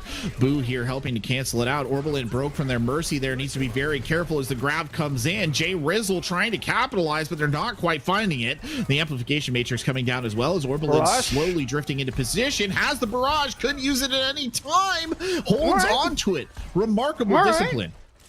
Yeah, I was thinking the exact same thing. I was like, oh, God, you're looking for it. I know you're looking for it, Orbelin. You can see him kind of hovering directly above. Use the conch blast to close the distance. Hey, but now you've got that one for this next defense. Yeah, you do have it in the tank, and it could be very effective. There's also a shatter here as well from Rias, so if you could capitalize on both of them at the same time, there's a combo there. Rias has not had great luck with the shatters. Now is the time. This would be ideal, but it's discorded. Lays it down. Okay, gets 3 with it. Tack visor done. Goes bowling. Rias with a little ride bowling. Finds 2 pins and shoves them into the deep wells of Eichenwald. And it is enough to halt this push. Rias, who we've criticized a little bit today, comes up with a big play here at the end of the defense of Eichenwald. Well, it was worth the jump off the edge there. Oh, yeah. Big play from Rias. Rias has had, like we said, kind of had an up and down spell here on that Reinhardt, but honestly, that was an up. That was really well done. It was actually, whether it was intended or not, it was exactly what they needed, just removing major players from the board there. You have the respawn advantage pretty much in that situation. You can come back into the fight, so really well done. I thought that they might have lost it just based on the range damage at the doorway. They managed to push it a little bit farther in, but the minute that they really got away from their spawn, it looked like things just super went against WCU Slate there. They didn't complete Bullskunk, so that's the situation they're in now, right? They didn't complete. You now have to try and hold the chokers to a similar distance. You need the DPS back online. You need Mr. Mango to step up to the plate. Boo coming out here on the May is a really good call. May super strong on the defense of Eichenwald. If the walls are in place well, they will absolutely hamstring this Chokers team, who don't have a very good, there's not a really solid off tank, right? Rias is playing Reinhardt. You've got Orisa. There's no off tank to kind of protect the team and get aggressive. A lot of that is going to be on the back of Rias, and Rias tends to get melted when they get aggressive. So this is on paper looking pretty good for WCU Slate. But there's always this DPS line. I mean, that's Orbelin and Tobias can put that pressure down in lieu of not having a Diva, or even a Sigma that you might see sometimes, or of course the classic Zarya accompanying the Reinhardt into the mix. Right now, she's poking and prodding, baiting out the wall. The wall is out. Everybody is safe, except Comms. Nice shot, Mango. Whew. Rez? Yeah, they're slowing him down. Oh, Orbelin gets picked off. Yeah, that's gonna stop this push. Oh, darn it. You do need the DPS in this situation. They're going to have a hard time getting through here, though, Bullskunk. I mean, they will just do it eventually with the shield, but I just don't know it's going to be enough. Tobias, though, there you go. Going to make it enough. Yeah, now there's an Ant Matrix up. Tobias has opted for the better angle versus sitting behind the Amplification Matrix. Beautiful shot. Holy cow. Tobias is fun to watch. Now in a bit of a duel here with Mr. Mango on their signature Ash. And the Dynamite comes in the difference maker. Rias with a little revenge. Takes Mr. Mango out of the fight. Now goes in and smashes down Spongy Boy and Gray's Harbor. Have 3 players left on this point, or is it just... Yeah, there's 3 of them there. Boo here just trying to stall it out, and I can't blame him for the effort. This is what May is good for. Now they've got some bodies back in the mix here as well. Bullskunk is exactly what they needed. The Immortality Field going out very early. The Transcendence will be invested here to buy WCU Slate enough time to get bodies back on the point. Yeah, I'm not sure they got the value they were quite looking for. Okay, getting fast is good, but the res is there. Now the Blizzard is up. That's what they were looking for. Able to get multiple with the Blizzard. I'm not even sure even Tobias is going to bring this one back. No, Tobias needs to just die, just reset. Yep. You got close, you didn't quite get it. You got a bite of the apple. Got to take 2 more bites. And you've got not a lot to work with. You've got the shatter. You've got to beat down bongos, right? The damage amplification there. Meanwhile, on the other side, WCU Slate sitting on 3 ults, 2 of which are incredibly solid. One of which is, actually quite solid as well. The amplification matrix is going to be really good if they can combine it with a grav. Or just throw a fire strike through it. I mean, with the grab. Hell. Spudgy Boy getting that wind scar through. And Grays Harbor aren't going anywhere. Minute 30 on the clock now. That's your mark. Build your ult bank here, Bullskunk. Just build it up until you have the distinct advantage. You're nearly there. Get Oberlin online, and you will be there. And then just finish this. You can finish this. A single shatter from Rias can finish this. Honestly, if they can just get a good one in. A single Death Blossom can finish this. No, that's not how you want to start. That's absolutely disastrous, losing both your tanks right here. Now you're getting into 2-fight territory. Yeah, if that. I mean, possibly 1.5, like one decent one and one desperate one. Tobias did make the swap over to the Pharah. As you can see, Mr. Mango like had it right there in their sights. You can see Tobias falling out of the sky. Courtesy of Mr. Mango. Now they're building up. Again, this is what I was saying. Just build up, push in, use your ults, right? You just have to get in there and really make them stick. Shatter coming out. Ooh, there it is! There it is! The Death Blossom combo with Rias' Shatter. They finally unlocked it. Rias with a huge block onto Spongy Boy's Shatter. Beautiful read from the Reinhardt. Getting in that mental game and comboing perfectly with Orbelin's Death Blossom. Hot dog. I told you, Bullskunk. I told you it was going to happen. That's all it would take. Just gotta have faith. Right? And just gotta have faith. Just gotta build up those ults. Just gotta build up those ults. Thought he was gonna get one there as well. Yeah. Tobias now on Pharah, by the way, which is a interesting choice. I know he switched over to it a bit ago, but we haven't really got too many shots of him actually playing it. And look at how aggressive Grey Harbor's getting. Spongy Boy is just gonna kill onto Rias and somehow still alive despite the onslaught. The maelstrom of missiles coming in from above. Meanwhile, Comms and Oberlin are pushing up the front line, while Tobias is looking for somewhere to use that barrage, but it's taking a lot of shots from Mr. Mango. Has to duck back into cover, has to be really careful on when to press Q here, otherwise you are a sitting duck for an accurate Ashe like Mr. Mango. Oh, that one goes, though. That's a beautiful boop as J-Riz goes absolutely launching into the waters below. Ooh, a late Blizzard and Bob. Okay, gonna try and turn it around. Mr. Mango wants that crown as the DPS king of the lobby back, making a real good concerted effort to get it, but now is trying to solo attack a tank and a support. Might be biting off just a little bit more than they can chew. They don't know Oberlin's there. Reinforcements are here. They don't know Oberlin's there. Oh, bubble's been used. Oh, just gonna be a whole blossom to end it all. Watch for the Great Orb to come out. The sound barrier's there. Disagree. Might have over-anticipated, but no, it indeed seems to be a good guess. The barrage is the one when nobody was looking. Tobias finally presses Q on the ultimate from the side. Orbelin, but the red herring to turn the eyes of WCU while it is Tobias laying down the hurt. They've been layering their DPS ults this entire match, right? They've been layering them one after the other. Sometimes I think it's a bit wasteful. In that circumstance, perfectly valid.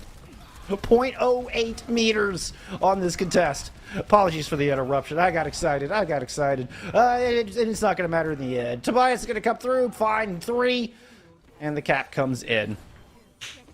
For a brief moment, Mr. Mango usurped the throne, right, of DPS stunner of the lobby. But it does seem like Tobias has firmly reclaimed that crown. An absolute reconquista here on Eichenwald. But you're going into a section in which Pharah is really not that good. That's the only thing. So we'll see. Maybe this is an opportunity to shut that down just a little bit. I mean, they've only got a minute 45 on the clock, so they don't have a ton of time to work with. You have a couple of ults, most notably those tank ultimates. Supercharger is a huge fight winner. Graviton surging from the other side. WCU are going to act more aggressively, a little more proactive with their ult usage. Does prompt a Valk as well as Immortality Field. That Valk will be used to get Tobias back into this fight, and the big Omnic Butler is invested from the defense. But Tobias, oh my goodness! Wow. Finds 3 in the blink of an eye, courtesy of a great shatter from Rias, and that is enough to push the cart into the box of victory. Rias steps up on Eichenwald, enabling those top-tier DPS to do what they need to do. The star power shines, as does Grays Harbor Chokers out of Aberdeen, Washington. A wonderful series, a wonderful performance from this squad.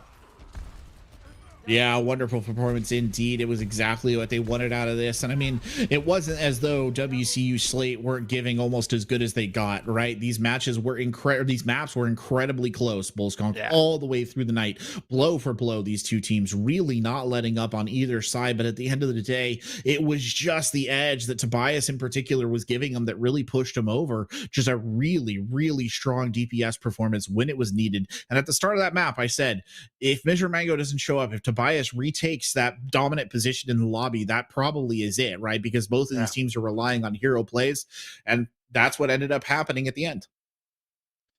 Tobias certainly a hero. I mean, undoubtedly, I think our MVP of the match. We don't really do, it's the but somebody. You're all MVPs. Collegiate athletics. Let's go. I know, but Tobias was the most standout player in the lobby. I think that goes without saying. And somebody we're going to be keeping an eye on as the season progresses. And somebody, honestly, come next season, we might see, moving up into the Challengers division or into, start moving up through the tiers. Because, I mean, that was absolutely outstanding. I mean, just frankly wonderful, sublime DPS play, be it on the Hanzo or on the Pharah. Tobias looked fantastic, looked downright unstoppable. Yeah, I agree 100%. And I mean, I don't want to take away from other players in the lobby. Orbelin was a key secondary DPS right there, had some very impactful moments. I mean, the support lineups for both of these teams, I think, did very well, right? In trying to keep their team sustained and keep their teams in the fight. We saw good plays coming out of them. And honestly, there was great tank play from both sides as well. At times, when it was called on, both the tanks stepped up. I mean, when I say that this was close, this was very close. This was a very close matchup. So, all credit, right, where it's due to Grays Harbor, but WCU Slate, I don't think they need to walk away from this one ashamed. They can hold their heads in pride. They fought very hard tonight. Indeed, a very good showing. Even when Hoodie came out and it was just Jay Riz and Spongy Boy on the tank line, still looked solid. Still looked really good. So nothing to be ashamed of. I mean, when those kind of matches are that close, when you're completing almost every map, we're talking very close 3-2s or 4-3s. 3-2 on away. Every single map came down to one fight essentially. Yeah. So they're going to be a strong contender, and we'll keep an eye out for WCU Slate as the Navigators division progresses on through the season. So, but that is going to wrap it up for us tonight. That is the end of our broadcast. We appreciate you hanging out with us. I mean, we know it's gotten a little late, so thank you for enjoying these games alongside us. Want to give a big shout out to Caroline and Michael behind the scenes for doing what they do. Much appreciated. Couldn't do it without them. And otherwise, we will see you next week for more Overwatch. Have a wonderful weekend, friends. We'll see you next time.